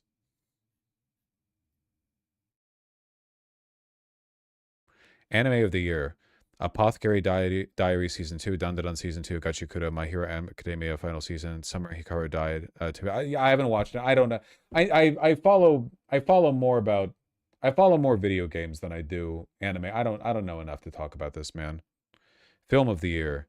Infinity Castle, Rezark, Mononoke the movie, Chapter 2, Ashes of Rage, Foes of Versailles Scarlet. Yeah, I've seen maybe one or two in each of these categories. I can't really speak to it.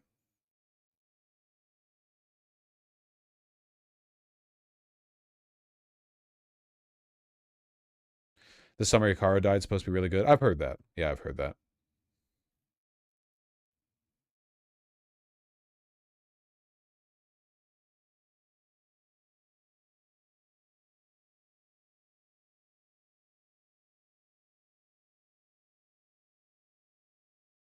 Best anime main character.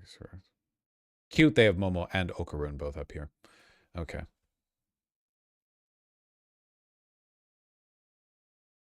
We need to get back on track. Do I even have any tabs open?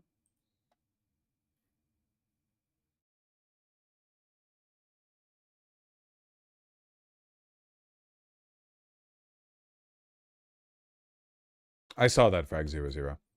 JD Vance desperately trying to play Peacemaker. Good fucking luck with that.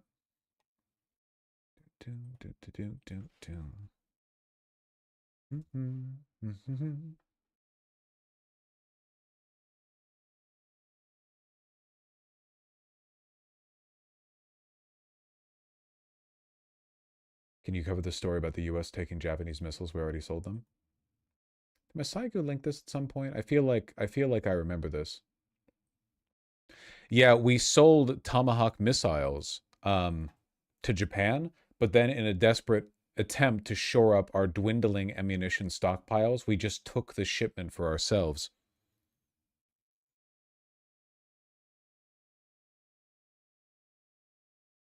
The U.S. has informed Tokyo that deliveries for its orders would be disrupted, with the priority now being to ensure supplies for the war in Iran.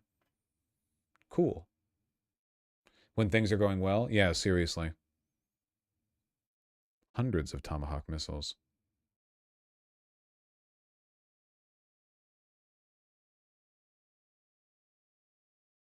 Do they get a refund? I mean, it just means that their order is delayed, but like, Jesus Christ, what a way to make everyone else angry, you know?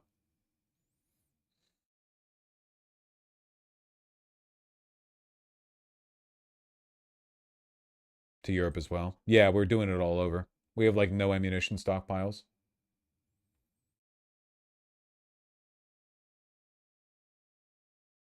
A Trump insider opened a $51 million oil short position hours before Trump announced a ceasefire with Iran. The guy's now 16 for 16, 170 million in profit, a perfect streak. Yippee. Easy money, baby.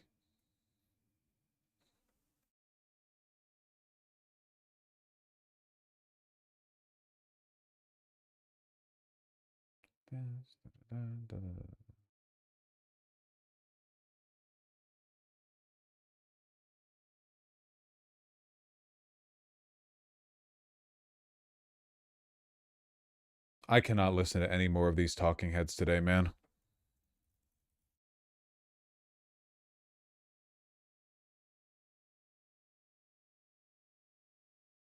Starting to think the war was a bad idea. Maybe.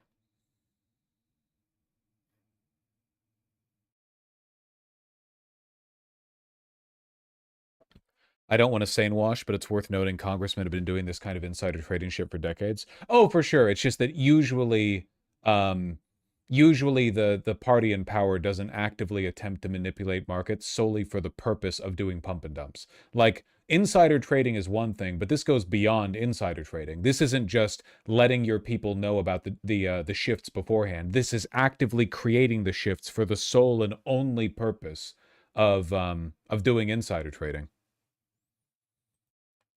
We're on a whole new level now. Yeah. Yeah, 100%.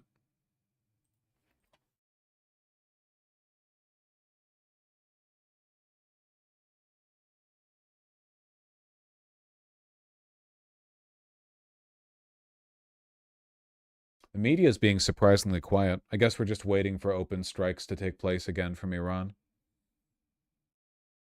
Haberman reveals how Netanyahu pushed Trump to hit Iran. Oh, is it not an anti-Semitic conspiracy theory? CNN? That Israel dragged us into this war? I was under the impression it was an anti-Semitic conspiracy theory that Israel dragged us into this war. You and your co-author Jonathan Swan have an excerpt from your new book, Regime Change Inside the Imperial Presidency of Donald Trump, in the New York Times today. It's fascinating. You describe in it a Situation Room meeting where Israeli Prime Minister Netanyahu gave a detailed pitch for going to war with Iran. Do you think the public fully grasps just how influential Netanyahu was in President Trump's decision to attack Iran? What have you learned? So our reporting, Anderson, for the book, and this is our first excerpt from it, the book comes out in June, but relates to how this particular lead-up period, and I think it's important to underscore, and again, we write about this today, Jonathan and I do, that the president and Bibi Netanyahu have actually been much more aligned in certain ways over a very long period of time than certainly a lot of the president's base of supporters want to see, and then some of his own advisors either recognize or want to admit. And if you look back at his first term, President Trump's term, the strike on General Soleimani was something that a lot of people opposed around him. He really didn't have any hesitation about doing it and just did it. There were some people who were thrilled that he did it, it had repercussions, right? I mean, Iran has been looking to go after him in one way or another ever since, and it has escalated tensions there. But it shouldn't really be a surprise if you look at the decade-long relationship. When Bibi Netanyahu came to this Situation Room meeting with the president, and them calling him Bibi so fucking stupid. Like Dana says, it's an attempt to humanize him. Trump does the same thing, you know? The president's senior advisor. Just a cutesy nickname for Adolf Hitler, you know? On February 11th, it's pretty extraordinary, Anderson, because it is clearly unusual for a foreign leader to be in this kind of an in-person meeting in the Situation Room. It certainly speaks to the magnitude of it. But Netanyahu was laying out a number of different ways in which they believed this could go, that a war could go, and it would involve taking out ballistic missile capacity. It would involve Iran not attacking its neighbors so aggressively. It would involve Iran not choking off, minimal likelihood of choking off the Strait of Hormuz. And then there was the possibility of regime change, that it could happen. He played a video of possible options for who could take over if there was, some change or disruption to the clerical leadership in Iran, although most of the Americans didn't really favor the people that he was talking about, or some of the people he was talking about. So he didn't suggest this all as, if this, then this is the absolute outcome.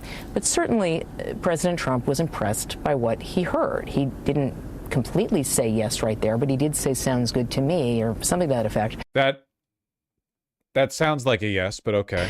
To the prime minister, and it was clear that that was a likely green light. It was clear to the president's advisors that he was impressed with what they saw.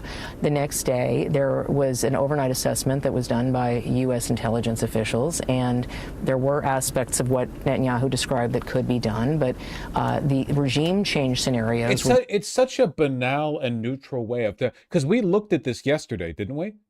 We looked at the contents of this book. To be clear... Netanyahu, and this is incredibly rare, entered the Situation Room not to describe or to engage with an ongoing conflict, but to pitch a new one. And uniquely for Trump, Trump did not sit at the head of the Situation Room table like he always does. Instead, he sat opposite Netanyahu as equals in the White House Situation Room.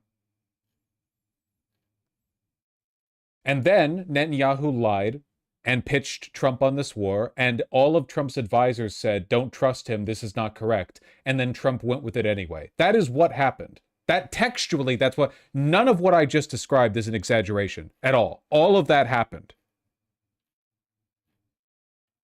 Described by the CIA director as farcical, and by the Secretary of State, Marco Rubio, as bullshit. And so that is where it becomes a conflation of... CIA, head of state, vice president, everyone told Trump, this is not a good idea, do not start a war with Iran, Netanyahu's pitch is not accurate, and then Trump did it anyway.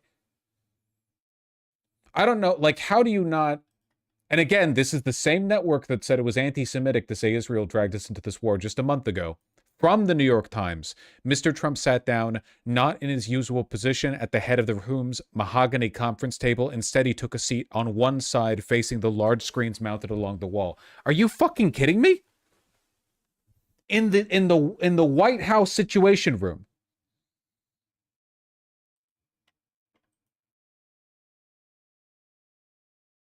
A lot of different points. Most notably was that J.D. Vance was the most adamant voice against doing this in the president's circle, and repeatedly said this in front of his colleagues to the president. Because he wants to be able to run in 2028. Fascinating. Maggie Hebron, thanks very much. I want to start with... But note how neutrally she presented all of that here on CNN. You know what I mean? Like, the news coming out here, the reports contained within this book are shocking.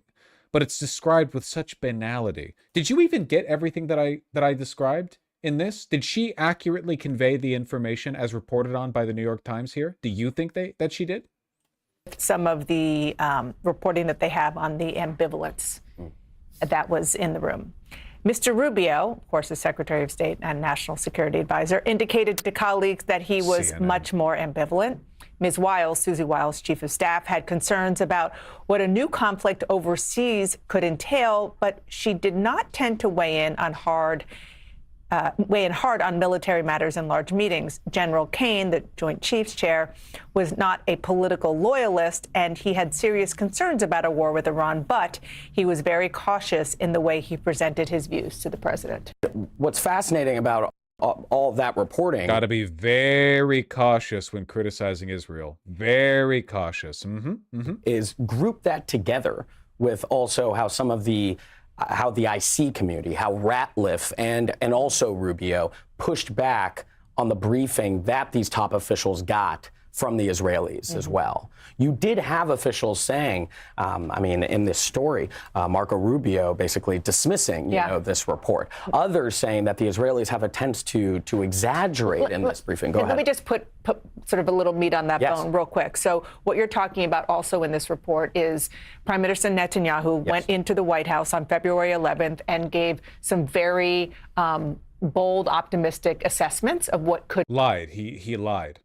Happen if the U.S. and Israel went to war there. Into the Situation Room. Into the Situation Room. Thank you. Yes, right. yeah. So you have the Israeli Prime Minister in the Situation Room with this small group of people, including the fact that it could bring an end to the Islamic regime. And what you were saying, this according to the reporting, when Mr. Trump joined the meeting of the U.S. intelligence officials after that Netanyahu briefing, Mr. Ratcliffe briefed him on the assessment. The CIA director used one word to describe the Israeli prime minister's regime change scenarios: farcical. At that point, Mr. Rubio cut in other words, it's bullshit. I think that is really important to highlight, right? Especially if we're going to talk about the ambivalence that people had to express a dissenting view, you know, to the president, because you did have doubts there. But those doubts weren't forcefully argued to the president, right? And we've talked often, you know, going back to last year, about how loyalty is such a measure of success in this administration. And I've often had a reporting target of how does that translate in bullshit analysis? Yeah, because CNN is nominally anti-Trump but can never truly be anti-Israel. They're going to frame this as like an inter-Republican dynamic. Which to an extent it is, but they're not going to focus on another element, which is that a so-called ally of the United States lied to us to pitch us into a war that's having devastating global consequences. They'll treat this as like, oh, look at how like deferential Republicans are to Trump, and not how deferential we all are to Israel. These meetings where you would expect a back and forth and a counter argument to be presented and then another argument to be presented? Or is it that some of the most powerful, influential people in government are really just focused on, at times, telling the president what he does rather than what he does not want to hear, right? And this reporting was so important because on something as pivotal as whether or not to go to war, it really seemed like the only person who presented that counter argument was the vice president, was J.D. Vance. And Shelby, let me read you part of that reporting. In front of his colleagues, Mr. Vance warned Mr. Trump that a war against Iran could cause regional chaos and untold numbers of casualties. It could also break apart Mr. Trump's political coalition and would be seen as a betrayal by many voters who had bought into the promise of new wars. Yeah, the vice president seems to have been the most forceful one in the room and sort of laying out more clearly what everybody else was trying to quietly express to the president. And so, you know, I do think that there was clearly some effort to say, hey, hold on, what about this? What about this? But I think that at the end of the day, there's a few aspects. A, the people around Trump this time around are very careful. So even when they express their opinions, I think sometimes it's curbed. And they aren't as forceful as, say, the vice president. But I also think that the president had already made up his mind. And I think that there was an acknowledgement. Not even like engaging with Israel's role in this. Like, Israel might as well have not even been there.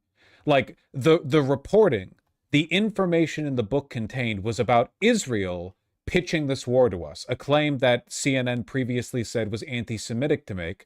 And they're not talking about Israel at all. It's like they weren't even involved.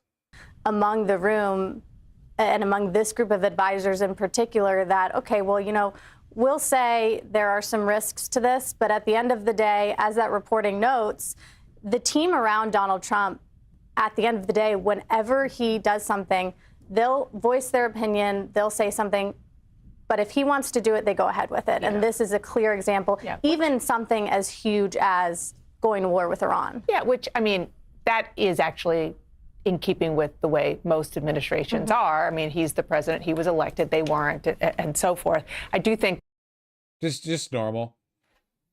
Yeah, it's just normal. No congressional vote, the president being told by every single one of his advisors this is a bad idea, the only people saying it's a good idea being representatives from Israel, and then him doing it anyway. Yeah, just normal. Thank you, Dana Fash. Appreciate that. the fact that it's insane. They want you. You're living in a fucking asylum, man. You're in a straitjacket. They feed you pills so you don't realize it. It's fucking crazy, dude. U.S. intelligence agencies push back about on the notion of any idea of regime change from this. Maybe speaks to why the U.S. goal at the beginning and still now wasn't. They were saying regime change would be nice, but it's not part of our goal. But I also, so there's the intel side of the briefing that Israel presented, and as you're saying, that many in the U.S. were skeptical of from the U.S. intel community.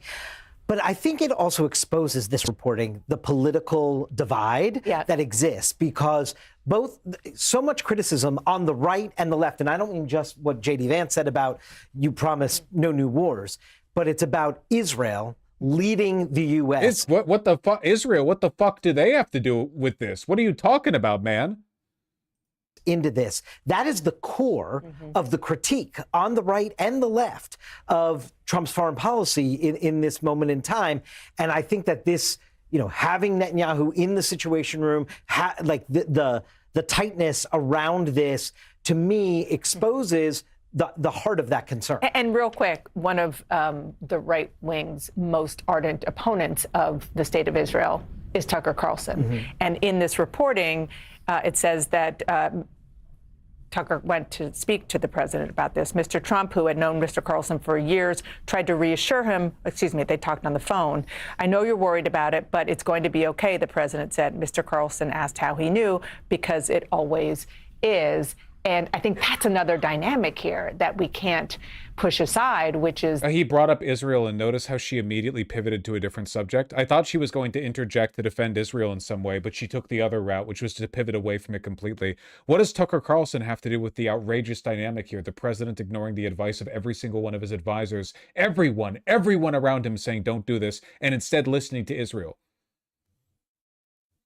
That the president feels so emboldened, or at least felt so emboldened by, in this first... No, she pivoted to someone who they've established as an anti-Semite. That's true. That's true. By pivoting to Tucker Carlson, who is an anti-Semite, of course, they're like, well, you know who else thought it was a bad idea to bomb Iran? Term getting out Soleimani by the operation in Venezuela, both of which were so different from what he embarked on with Iran. But that was a part of his thinking as he went into this operation.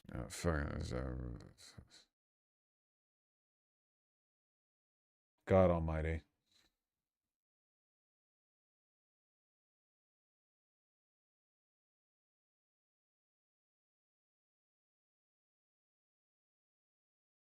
Do you think Democrats' calls to impeach will go anywhere? No.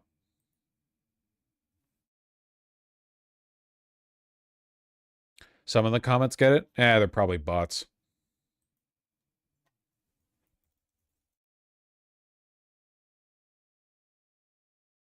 Dems are pussies and powerless? Well, I mean, she's hardly a Democrat.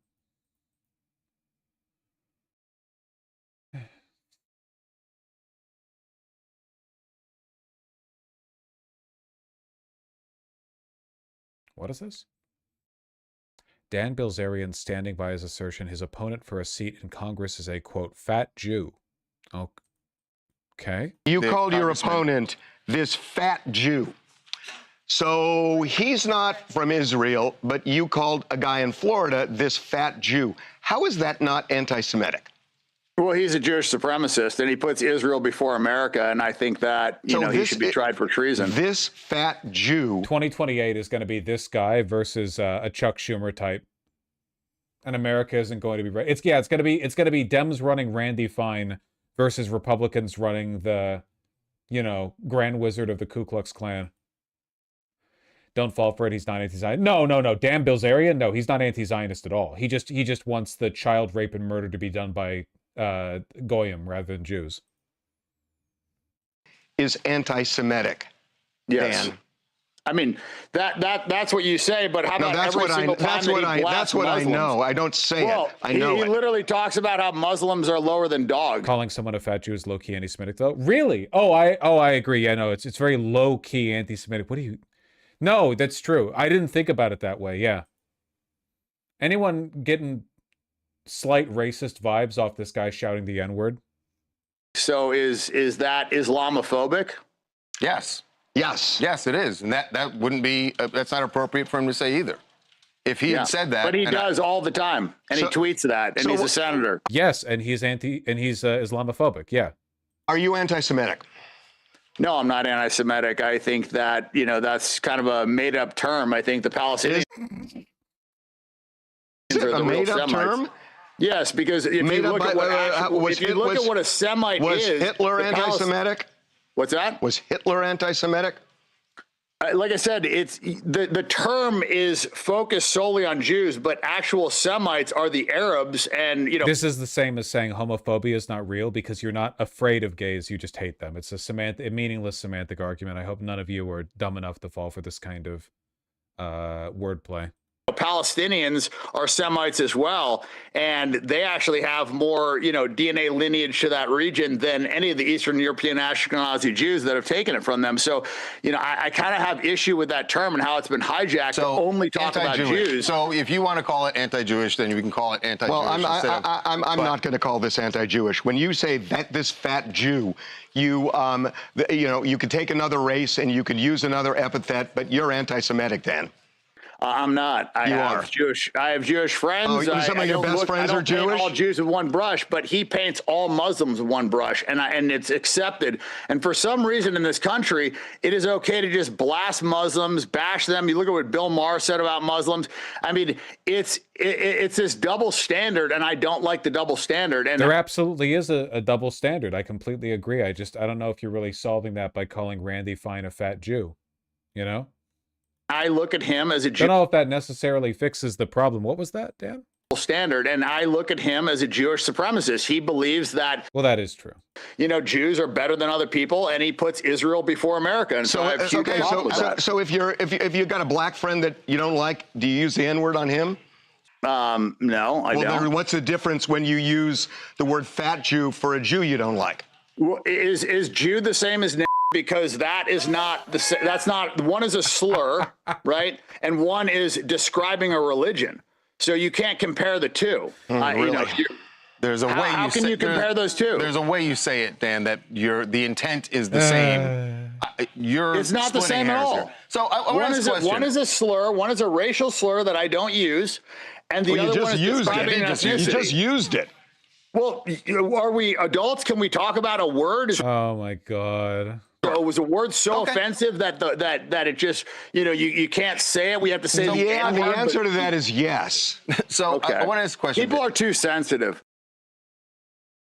That's funny.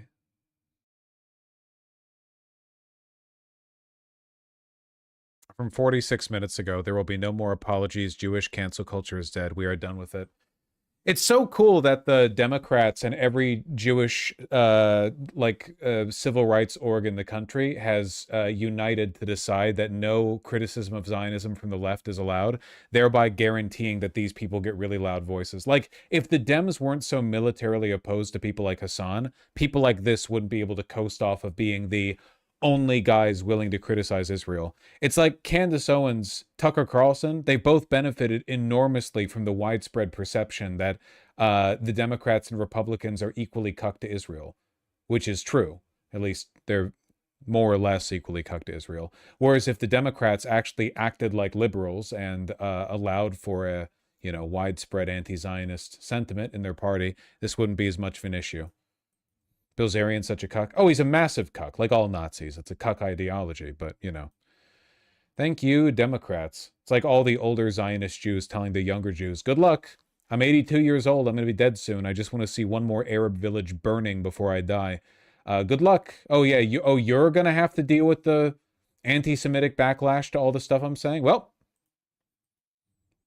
sucks to be you. Good night, y'all.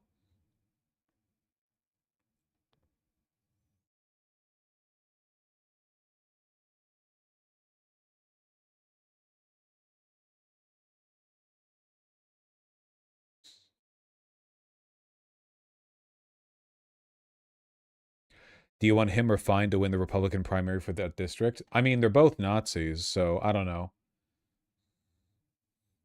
I guess it's like, do I want a Jewish Nazi or a non-Jewish Nazi to win? I don't know. Flip the coin.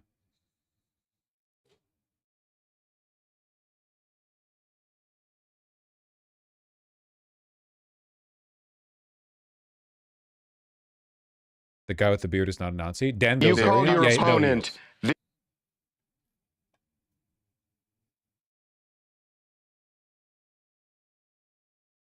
Unless I'm mixing people up. I'm pretty sure he is.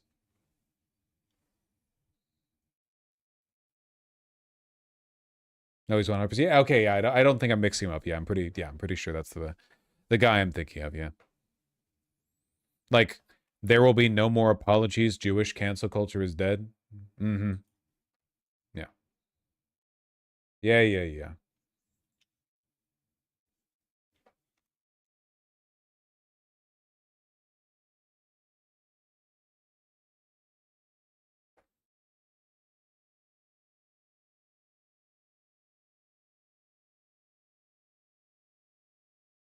That. What ethnic root does the name Bilzerian come from? Probably not an Aryan one. Just taking a guess at that.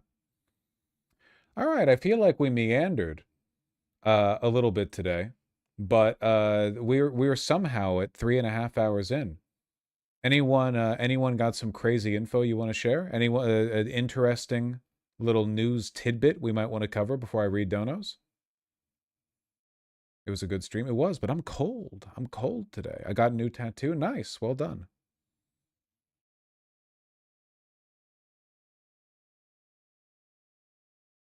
More NATO stuff if you want. I'm not a robot. No, I'm not doing that right now. No, thank you. Had to send out a fax today at work. Just like the good old days. Fiquez, is it Fiquez? 10 points above Orban. That's good. I don't know how much of a meaningful difference his reign will make, though.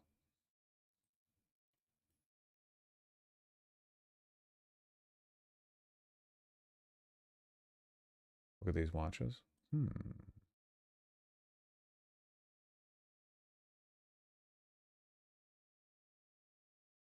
More students can't engage in basic classroom activities because of their dependence on AI.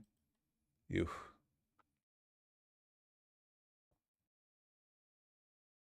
Grim. College students losing ability to participate in class discussions because they offloaded their thinking to AI. Everyone now kind of sounds the same.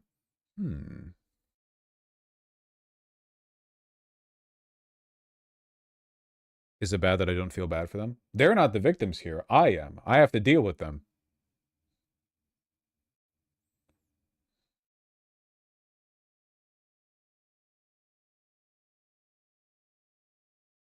One student at Yale, identified as Amanda, told CNN the monotonous prose of ChatGPT is even seeping into Ivy League seminars. As the student and her classmates have observed, in-class conversations among peers are becoming increasingly flat and predictable. We were talking about this earlier. A symptom of students leaning on AI to think through discussions for them. During one memorable awkward silence in class, Amanda told CNN she saw, quote, someone typing ferociously on their laptop, asking AI the question my professor just asked about the reading. Everyone now just kind of sounds the same, the Yale student said. I feel like this seems like it's just one anecdote from one person, but it does agree with my priors, so I'm willing to take it seriously.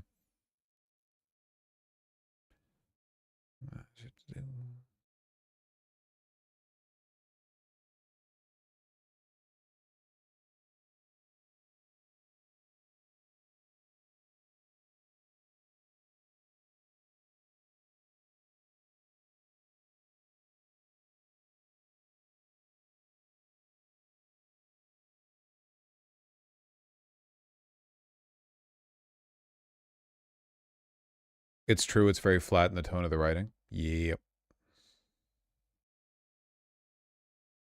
A particularly grim finding, minority and low-income students have become the most likely to turn to AI solutions. Per the Pew study, 20% of kids in a household making less than $30,000 a year reported doing all or most of their homework with AI's help. Compare that to the 7% of kids whose households bring in over $75,000, and the contrast is stark. Black and Hispanic teens are also 12% more likely than their white counterparts to do all or most of their schoolwork with AI chatbots. Yeah, this is how it was always intended to be, man. You know, they push AI to the proles, and most people are intellectually depreciated to the point where they'd be lucky to live out the rest of their lives in an Amazon warehouse, and the the privileged get to keep their brains. Yeah, you get a permanent underclass sold to people as being for their benefit.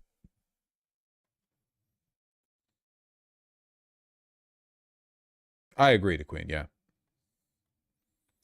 The JJK mangaka is friends with a pedo. I saw about this, but I don't know, I don't know how much it means. Akutami Gigi was out on a drinks party which included Kenya Suzuki, a mangaka convicted for possession of child pornography. The tweet from mangaka Manabu Yashiro, where he showed that he got a signed artboard from Gigi, Kenya Suzuki, and others from that drinks party is now deleted. Does that mean, I don't know if that necessarily means Gigi was aware of, all it means is they went to a party together, did he know? It was just I genuinely don't know. I don't actually know. People have said, they've been accusatory, but if the only thing was oh, well, they attended a party together, I don't know,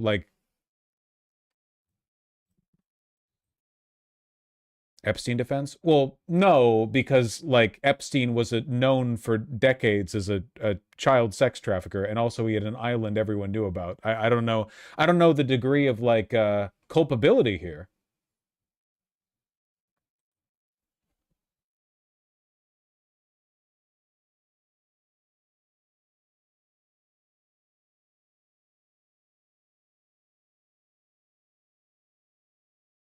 So was there a degree of culpability?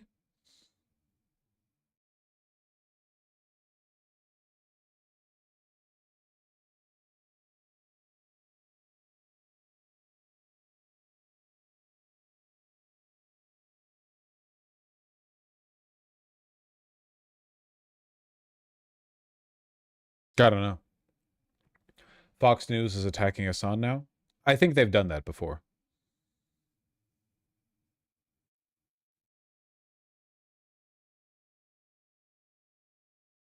Oh, good news, Lane the Goose. This is a common problem in the industry. Well, yeah, my understanding is 1/3 of Japanese mangaka are pedophiles, so it's probably it's a little bit uncharitable, but they've got problems over there for sure. A lot of mangaka from Shonen Jump are still somewhat supportive of Watsuki, the Rurouni Kenshin guy. Yeah, I know. Yeah. Didn't the mangaka for Frieren recently pull her work from a distribution studio because they were still hosting content from a person who made a pseudonymous profile to get around the fact that they were known to be a pedophile or something like that? If I remember correctly.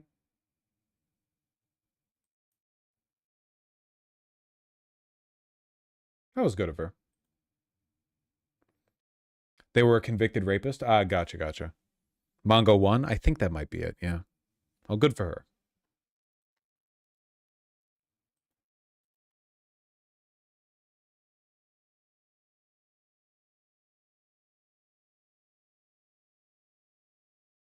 Mm-hmm. Yeah, I saw that Captain Redbeard. Fox attacking Abdul Al-Sayed over Hassan.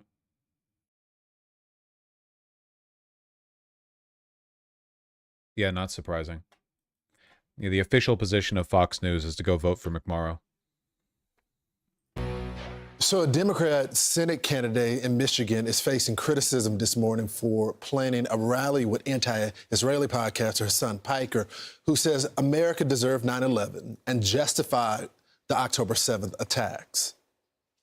It doesn't even matter. None of this justifies that Palestinians have a right to dignity, a right to emancipation, a right to live free lives, free from this occupation. Doesn't matter. Doesn't matter if rapes happen on October 7th. Like, that doesn't change the dynamic for me even this much. What's the point of clip chimping Hassan if you're going to include the context that makes it clear that what he's saying here is that whether or not rapes happened on October 7th doesn't justify genocide and apartheid? Like, it's like they're clip chimping, but they're not aware of the fact that they're including the exonerating information. Democratic Michigan Senate candidate Abdul El Sayed joins us now. Abdul, thanks so much for getting up this morning. Thank you so much for having me. So, Abdul, you've run a campaign where you've got a lot of young people supporting you. You've talked about gas prices, eliminating medical debt. But there has been some moments where a lot of people that are moderate Americans have disagreed with you. And I want to play this clip of when the supreme leader, the Ayatollah, was eliminated, and this is what you had to say. Watch. I also want to remind you guys that there are a lot of people in Dearborn who are sad today. So, like, I just don't want to comment on Khamenei at all. Like, I don't think it's worth even touching that. So, Abdul, I guess my question would be, who are those people? And why do you still want their support? Probably people who think it's sad that we can just unilaterally, without even congressional approval, execute a bunch of leaders from a sovereign nation, you know?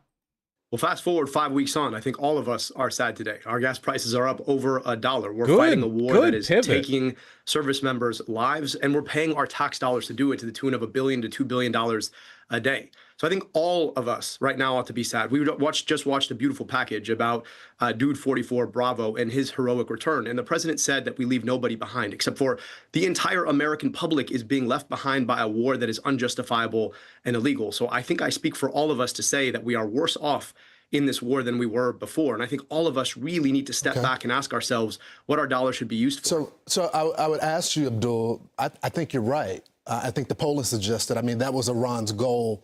Stated goal was to put pressure on the gas prices.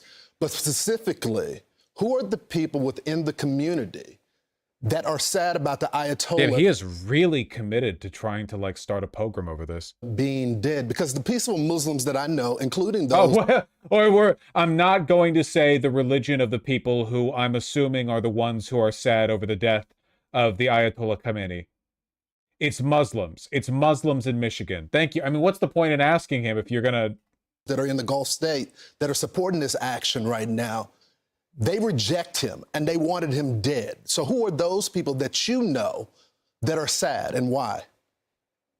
Well, look, I'm no apologist for any regime, including our own. And at the end of the day, the question is whether or not a leader focuses on his or her people. Clearly, the Ayatollah did not. And clearly, Donald Trump and this administration is not either. So again, I'm going to tell you, they are white, they are black, they are Arab, they are non-Arab, they are Muslim, they're not Muslim. They're all the people who had to pump gas this morning to get to work. Insanely good. Man, was he this quick on his feet like 2 or 3 months ago? I swear the first time I heard him, he was not stunting on them hoes like he be right now. No, he's growing in power. And realized that they were going to have to end up paying tremendously more money because of an illegal, unjustifiable war.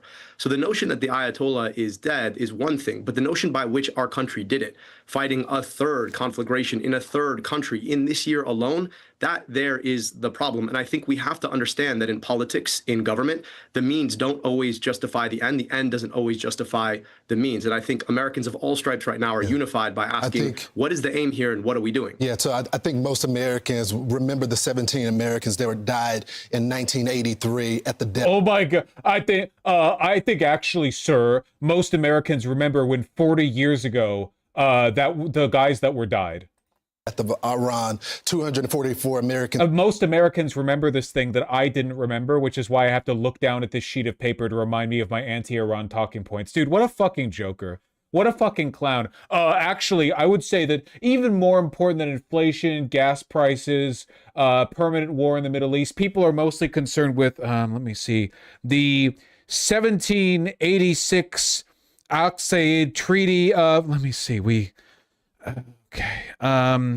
sent an expeditionary force of, let's see, 7 man-at-wars, 8 frigates, and 2, like, we lost 117 good merrymen. I don't know. Service members in October the 23rd in 1983, 19 U.S. airmen in Kopar Bar Tower in 1996. These things everyone just has. Every American remembers these top of their minds right there. And 3 U.S. Americans, soldiers in 2024 of January. I want to get to your big event that you're going to have with Hassan Piker. Hassan Piker, just the guy. They don't know a damn thing, man. These kids are these people are just railing kids and doing coke on their off time. They don't even know their own fucking talking points, man. He has said some things about 9/11. What do you stand on this? October 7th, he has blamed Israel for that. We know that they were attacked. Do you agree with him? He can't even coherently, can't even make the fucking arguments properly. He has all these clip chimps prepared. He can't even say it right. It's like he's choking on his words. Of course, I oppose rape. Of course, I don't think 9/11 was justified. But because you appear with somebody doesn't mean you agree with them on everything. Think about this. You have the president on the show all the time. He talks about grabbing people by parts of their bodies I don't think you would ever consider. And that doesn't mean that you wouldn't appear with him. My question to you is, when did we start bending to cancel culture? When did we start saying that cancel culture was okay? Because clearly he's so good. On your show, you have a number of people who you don't agree with, including me. And I think it's important for all of us who want to win votes, who want to build America, to go and talk to anyone, anywhere. And we only have limited time, so I don't want to cut you off. But I'm talking about someone standing with the #1 state sponsor of terror. I'm talking about condemning the worst attack on America. If you want to vote in a country where we consider this event brought us to our knees, I'm talking about speaking to moral clarity specifically about that. I'm happy to have you on to talk about the President of the United States any other time, but would you speak to... We're specifically here to talk about this one live streamer.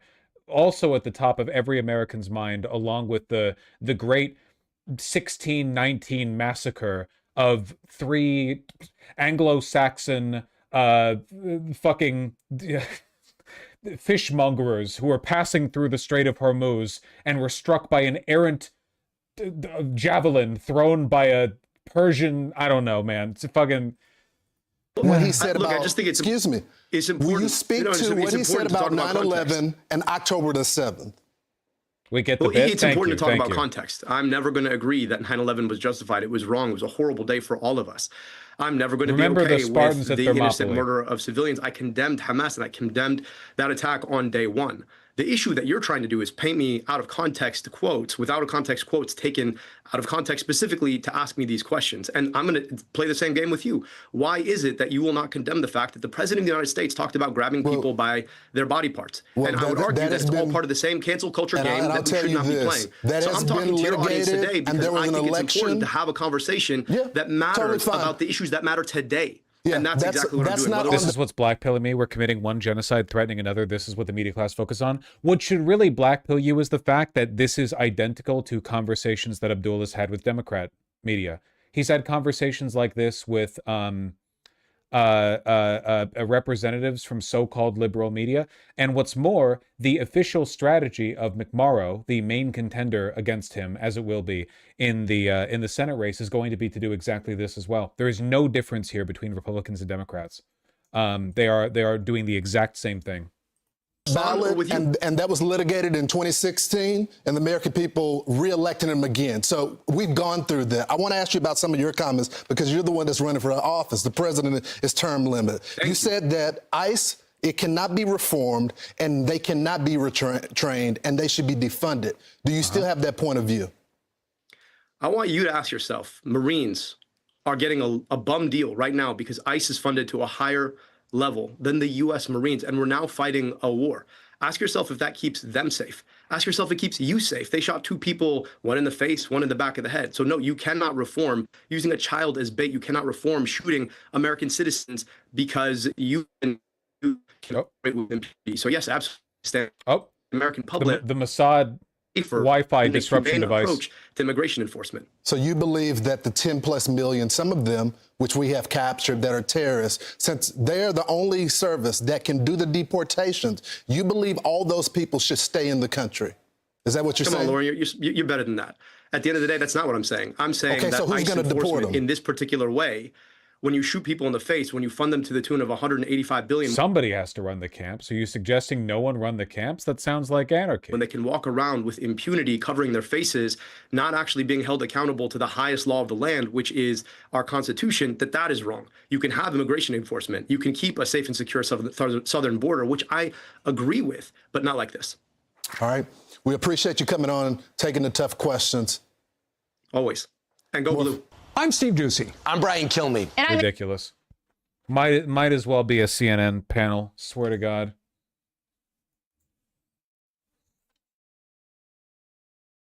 Snooze. Abdul. Okay, I think we're at time. Do I have anything in my tabs here? Anything at all? Let me see. Banal Twitter shit. Oh, some male loneliness stuff. That's good. I love discourse like this, man. Had a bad date with this girl, but at the end of the day, we're all human beings out here trying. We should all be more kind and accepting of one another. I'm home. I'm sorry I was a little awkward. Lamau, I just take a little bit to open up. Hope you had fun. I enjoyed meeting you, and I hope you don't take it personal. Didn't feel an attraction or connection, but you're a kind girl, and I know you'll find the right person for you at the right time. I could tell you were taking some things to heart. I really think you should do some internal work to strengthen yourself here. Hell, I have flaws, and I'm working hard.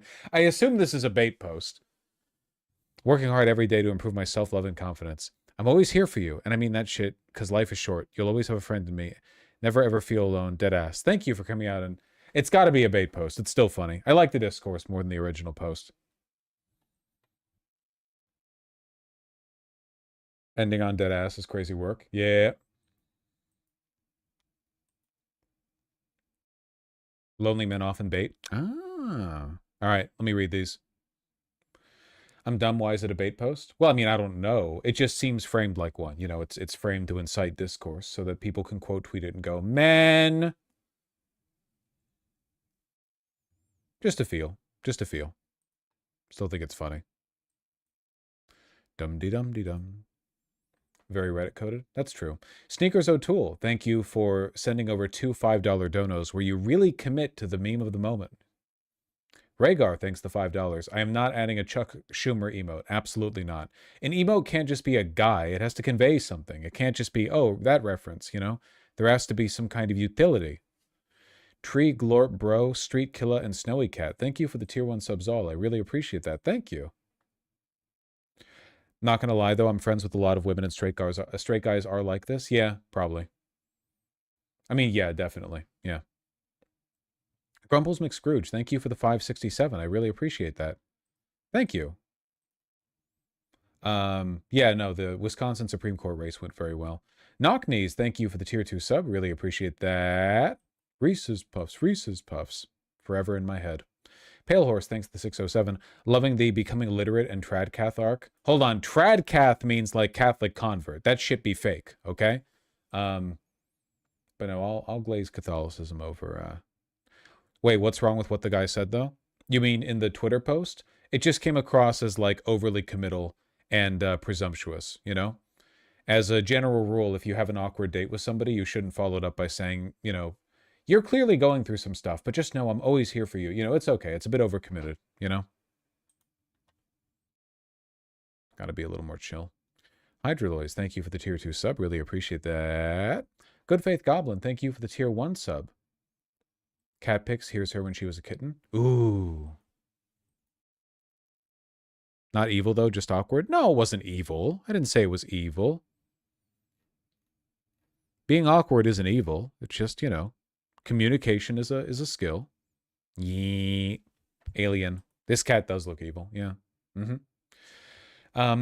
Fanatical, thank you for the $10. Like to hear more about why you dislike current One Piece? I mean, I think that the story and the pacing and the paneling has taken a gigantic shit. Honestly, since the time skip arc, but especially since Egghead Island or whatever the fuck it's called. But the anime has always been shit. The pacing is just absolute dog water. There's no saving it. I know people care about it. I know people like it. But for what it's worth, Dragon Ball Z also sucks. The original Dragon Ball manga is pretty okay, but like Dragon Ball is... The broader property is not good at all. It's just something carrying itself through momentum, you know? Like it's the anime equivalent of fucking 90 Day Fiance or whatever. It's almost like bereft of artistic merit. Am I using bereft correctly? Yeah, deprived of. Yeah, okay. Just making sure.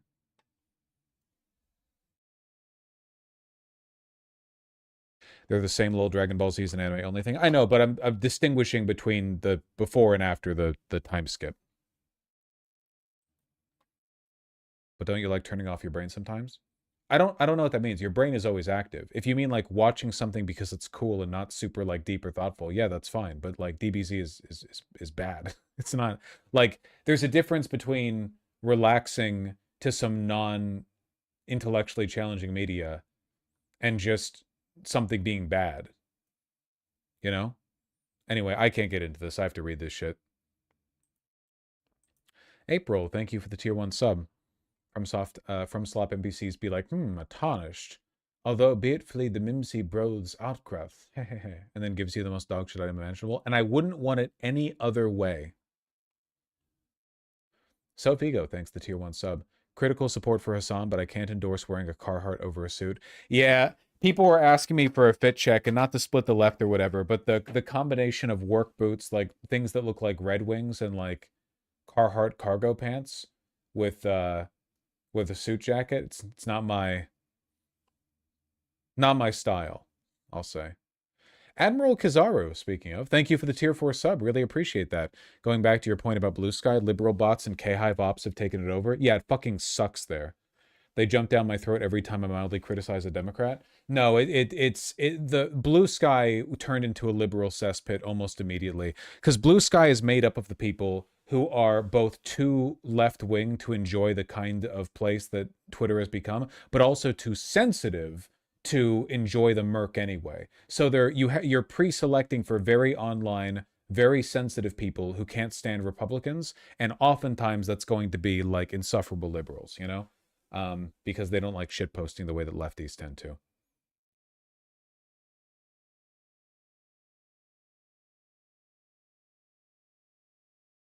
On Hollywood, forbidden to weigh more than 48 kilograms. Is this from the recent red carpet? Was this today? Man, it is getting bad out there. Jesus Christ.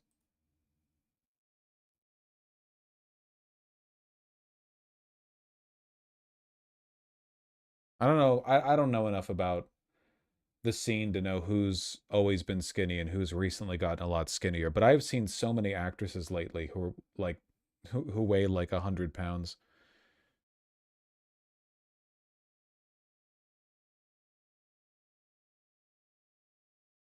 I thought fitness was a thing recently. Fitness? I promise you, you do not get a collarbone like that by working out, okay?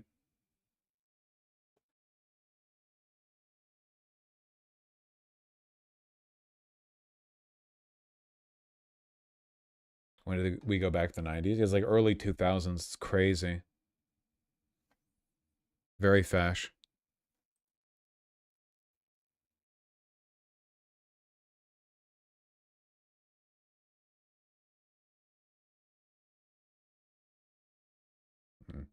Ringak, thanks for the gifted tier 1 sub. The ED stuff is getting so much more popular too. Mental health crisis? Yeah.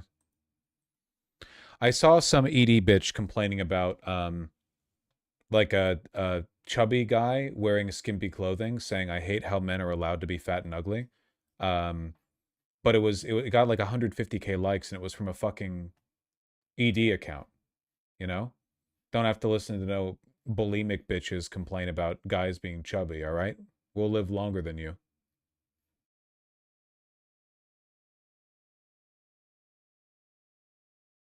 ED means eating disorder.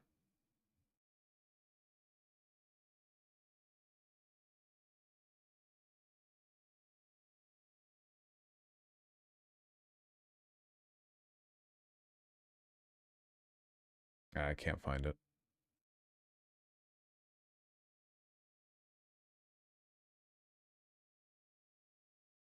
Do you ever have to go on block sprees to keep ED Twitter from getting spread all over your timeline? No, it doesn't really infest my timeline that often. It's not a problem that I have.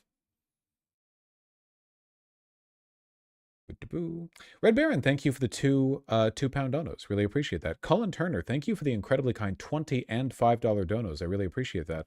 I responded to one of your donos earlier, but now, odds the Al-Aqsa Mosque being destroyed during this supposed ceasefire? I don't know. If that ever happens, I feel like we're running down the clock real quick, but I have no idea.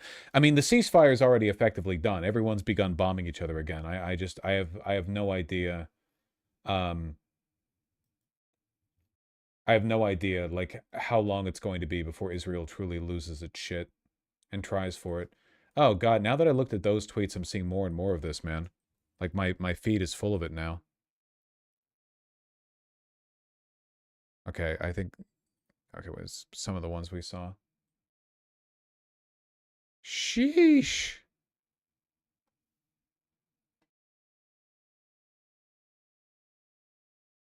Feed infected, GG. Yeah, no kidding.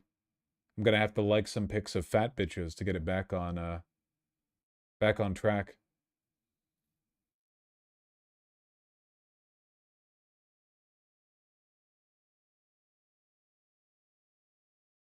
Well, Thana, for me, the difference is that the guy who was posting himself was just getting made fun of for being ugly and fat, but these people are, like, extremely wealthy celebrities who are kowtowing to a... I mean, I guess, like, to cut past all the chafe, I think that fundamentally there is a difference, yeah. I think that, like, there is a trend right now, like an identifiable trend worth commenting on, towards, like, the promotion of eating disorders or being super thin or whatever. It's probably worth noting, I guess. I think that... Chaff, you mean chaff? Chaff! Chaff from the wheat. Chaff from the wheat, not chafe. Chaff, not chafe. That's true, Thana. I guess I just don't have as much of an issue with that because being slim thick can still be done healthily. That's usually like a product of exercise, right? A lot of this stuff, though, I mean, it's pretty much the only way to get there is having some kind of eating disorder. Just every once in a while I get glimpses into it, and it's like a crazy big... I don't know how reliable the stats are, but a very significant portion of people, young girls especially, have some kind of eating disorder. I guess a lot of it is also like everyone knows being super fat is unhealthy, I guess. I think a lot of it is just like the perceived pushback against a normalized standard, right? Like if a person's super fat, you would assume everyone knows that that's unhealthy. Whereas with the heroin chic stuff, there's a lot of people pushing for it, and there's a lot of like there's not as much of a social impetus against it. I don't really know. Maybe that's wrong. Maybe enough people are criticizing heroin chic that everyone already knows this is unhealthy, and it's kind of like it's already talked about.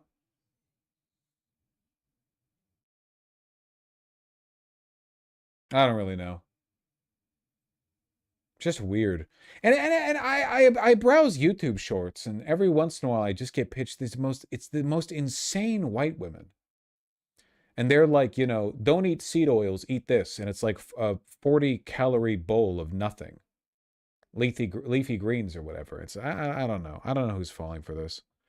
No, this is still seen as so aspirational to so many young women. I guess there aren't many young girls who look at a fat bitch and they're like, I need to be that. But there are probably a lot of young girls who look at super skinny women and think that I need to be that. But maybe not. I'm not a young girl, as far as I'm aware. So just, I don't know where the pressure is coming from.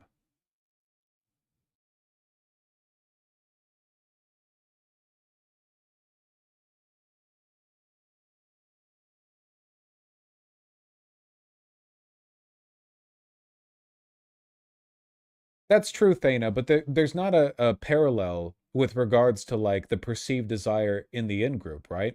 Because a drug, Ozempic, has made this kind of body more attainable recently. But it's not like if a drug came out that allowed every Hollywood actress to get super fat, they would all take it and all be super fat, right? Like, clearly there's something normatively desirable about this that isn't paralleled in being super fat, because there already is a thing that makes you super fat if you take it, and it's called food. It's like peanut butter, you know? sort of did, but in the form of plastic surgery, like BBLs, for example. True, though BBLs are a hell of a lot better for you than whatever this is. I don't know. It is a thin line criticizing like really toxic normative body standards. Like here was one that I saw recently that I had mixed thoughts on. Did you, Thana, did you see, I think I saw this on stream. Did you see the trans girl who got the ribs moved around? So that her body, her torso was more rectangular, but then the ribs got moved around so there was more of an hourglass shape? You know what I'm talking about? No? Did I not? I thought I showed it on, well, I don't know. Anyway, and there's discourse now about like the extent to which praising that is normalizing bad body standards, because, you know, it is kind of crazy rearranging your ribs to give yourself an hourglass, you know? Because if you're a trans girl, your rib cage might be more broad.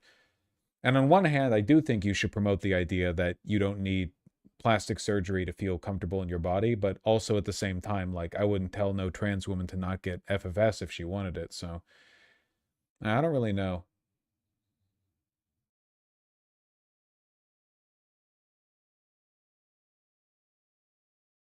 This discourse?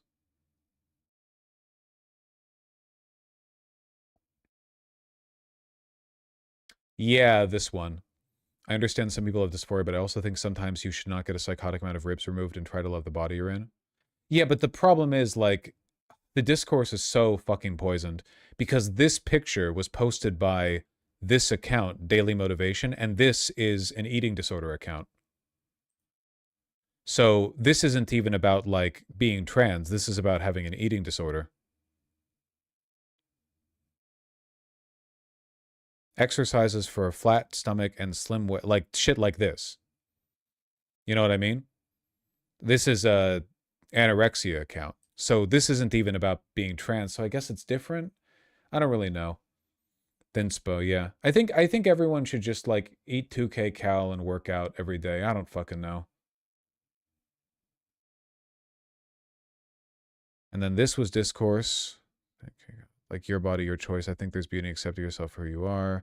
But then you say, like, okay, telling trans women to accept themselves for how they are is the same as TERF saying, like, well, why can't you just be a feminine boy?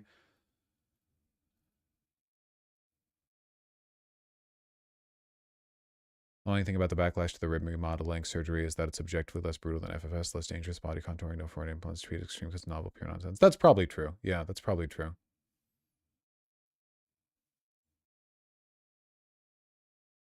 Not immune to status quo bias. All they do is carefully break your ribs, make you wear a corset while they heal. It's not nothing. Broken ribs do hurt. Pretty safe and not invasive compared to peeling off your face, shaving off bits of your skull.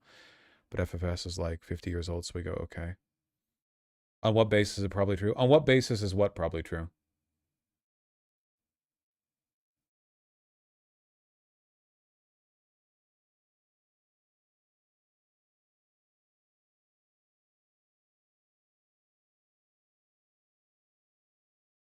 That the rib surgery is fine. Well, it's not getting ribs removed, I think. It's like, as described here by Cassie, it's you break some of the lower ribs and then reshape them, which is fine. There is room for the organs. Which is probably fine. It's probably easier than FFS. Which is fine. I mean, yeah, I don't know. So different surgeries are different levels of complicated, right? Like bottom surgery is more complicated. FFS is decently complicated. I think that top surgery is pretty complicated too. Like because the total amount of like internal surface area of flesh being removed is really significant. So oftentimes it's really difficult to recover from it. You know? FFS is insane when you think about it. It's crazy. It's cool that we can do that much, you know? I don't know. I guess I just want people to be healthy, but like also do whatever you want.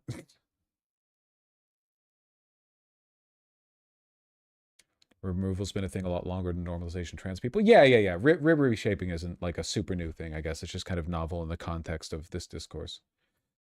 I think the real question is, do you think people would still transition if gender was abolished from society? Probably not as much, but still would. But even if none of them would, I still think they have a right to do so, like, right now. You know?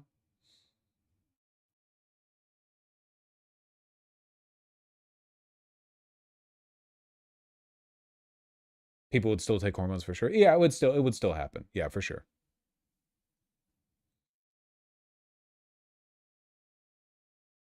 I don't know. It is tough. Do calisthenics. Do something. You got to do something. What would you transition to and from? But gender is gone. Well, you'd still have your body. I mean, you'd still want to like maybe change your body, right? Like transsexuals still exist. Most transgender people are transsexual, or maybe, I don't know.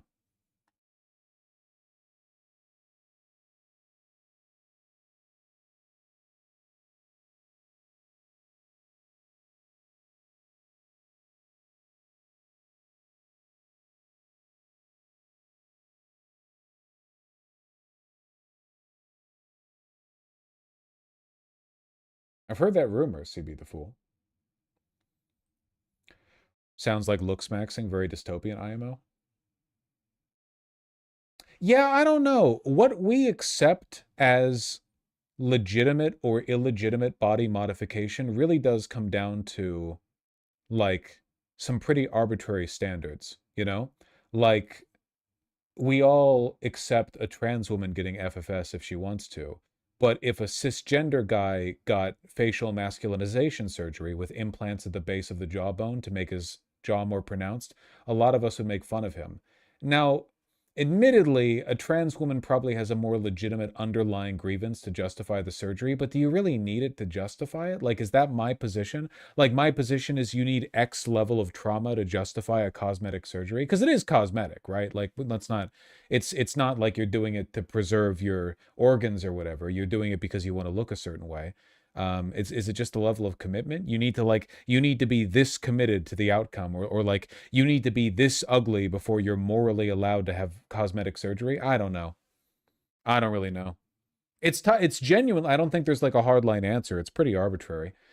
Certainly there's a cultural bias because like trans women wanting facial feminization surgery isn't typically very socially pernicious, but the kind of guy that would want to break his legs to have 4 inches of height added in China, there's probably like a more pernicious underlying social pressure there. Maybe. Like people should be allowed to get it, I guess, like, but how much do you judge them for it? I guess what I'm saying is, would I judge a trans woman who is naturally a gigapassoid for getting FFS? Would I think less of that? Because it's like, damn girl, you already look like a Stacy. Like you'd already worked out. What are you doing? I don't know.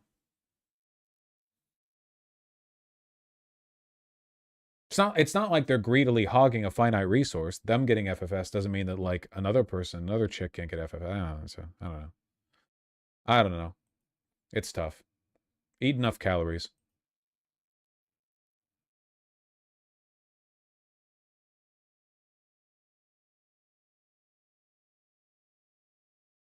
Eat your goddamn spinach.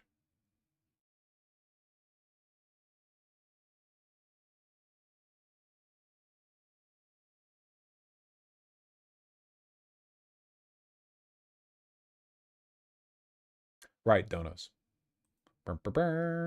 Deep Sea Fishing, thanks to $5. Since we've mentioned working out again, starting with just the bar, I've been able to add 10 pounds to my deadlift every week for 7 months. Nice! Up to 330 pounds? God damn. Yeah, you can make crazy progress on deadlifts if you commit to it, Very strong compound exercise.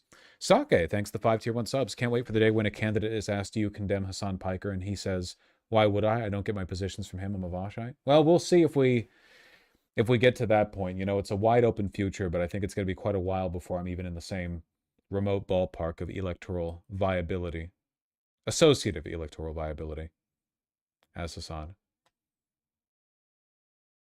Who knows? Still alive, thank you for the $5. Adlet Astria, thank you for the $5. I really appreciate that. Patricia K, thank you for the $5. And Alex Sims, thank you for the 5 Canadian. Rescriptor, thank you for the $5. Victorious Gardenosaurus, thank you likewise. Tim Sim, thank you for the $5. If we, the United States, somehow can end ties with Israel, we need a way beforehand to stop their Samson option, if you know what I mean. Yeah, unfortunately, some kind of interventionary action is going to be necessary. Lexi with the $5. Yes, trans people would still transition. I'd really not like this to devolve into a transmedicalist argument. Well, my position is that there would probably be fewer transitions because we would have less of an arbitrary social standard for what is or isn't acceptable appearance-wise to be like a man or a woman or female or male, but it would still happen. Like, there are attributes that we associate with femininity only for social reasons, right? Like, you know, with like length of hair, that kind of stuff. Like, so it's not as though it wouldn't exist, but it's a complicated confluence of social forces, you know, involved in the whole thing, in my humble opinion. Oh my God, stop donating. I'm trying to go. Sneakers O'Toole says for $5. Vosh, is it possible to change my name back? I'm done with the bit. Petition a moderator. Defedin, thank you for the $5. Hydrolois, thank you for the $15. Oh yeah, I forgot to tell. I'm getting double jaw surgery Monday. Wish me luck. Good luck. Recovery from that one's going to be a bitch and a half, so good luck, okay? Sheesh. Good Lord. Have a good time. Layman Laid Back, thank you for the $5. What's the personal animosity between you and Hassan? I really don't have any personal animosity towards him. I disagree with some of his takes, and Hassan is socially incentivized to not positively engage with me because a lot of his community and moderator team don't like me. He might personally dislike me. I don't know. I can't read the man's mind. But there's really not much of a like actual beat. There's not any interesting drama there, I don't think. You know, I by and large, we agree on the major points, and that's what matters to me, you know. All right. I think we just about did it, folks, and only 11 minutes over time. You know where to find me tomorrow. That'll be right here. In the meantime, everyone take care. Have yourselves a wonderful day. And you can see my hair is still kind of like wet looking from the thingamajig. Everyone take care. And I will see you guys tomorrow. Bye-bye.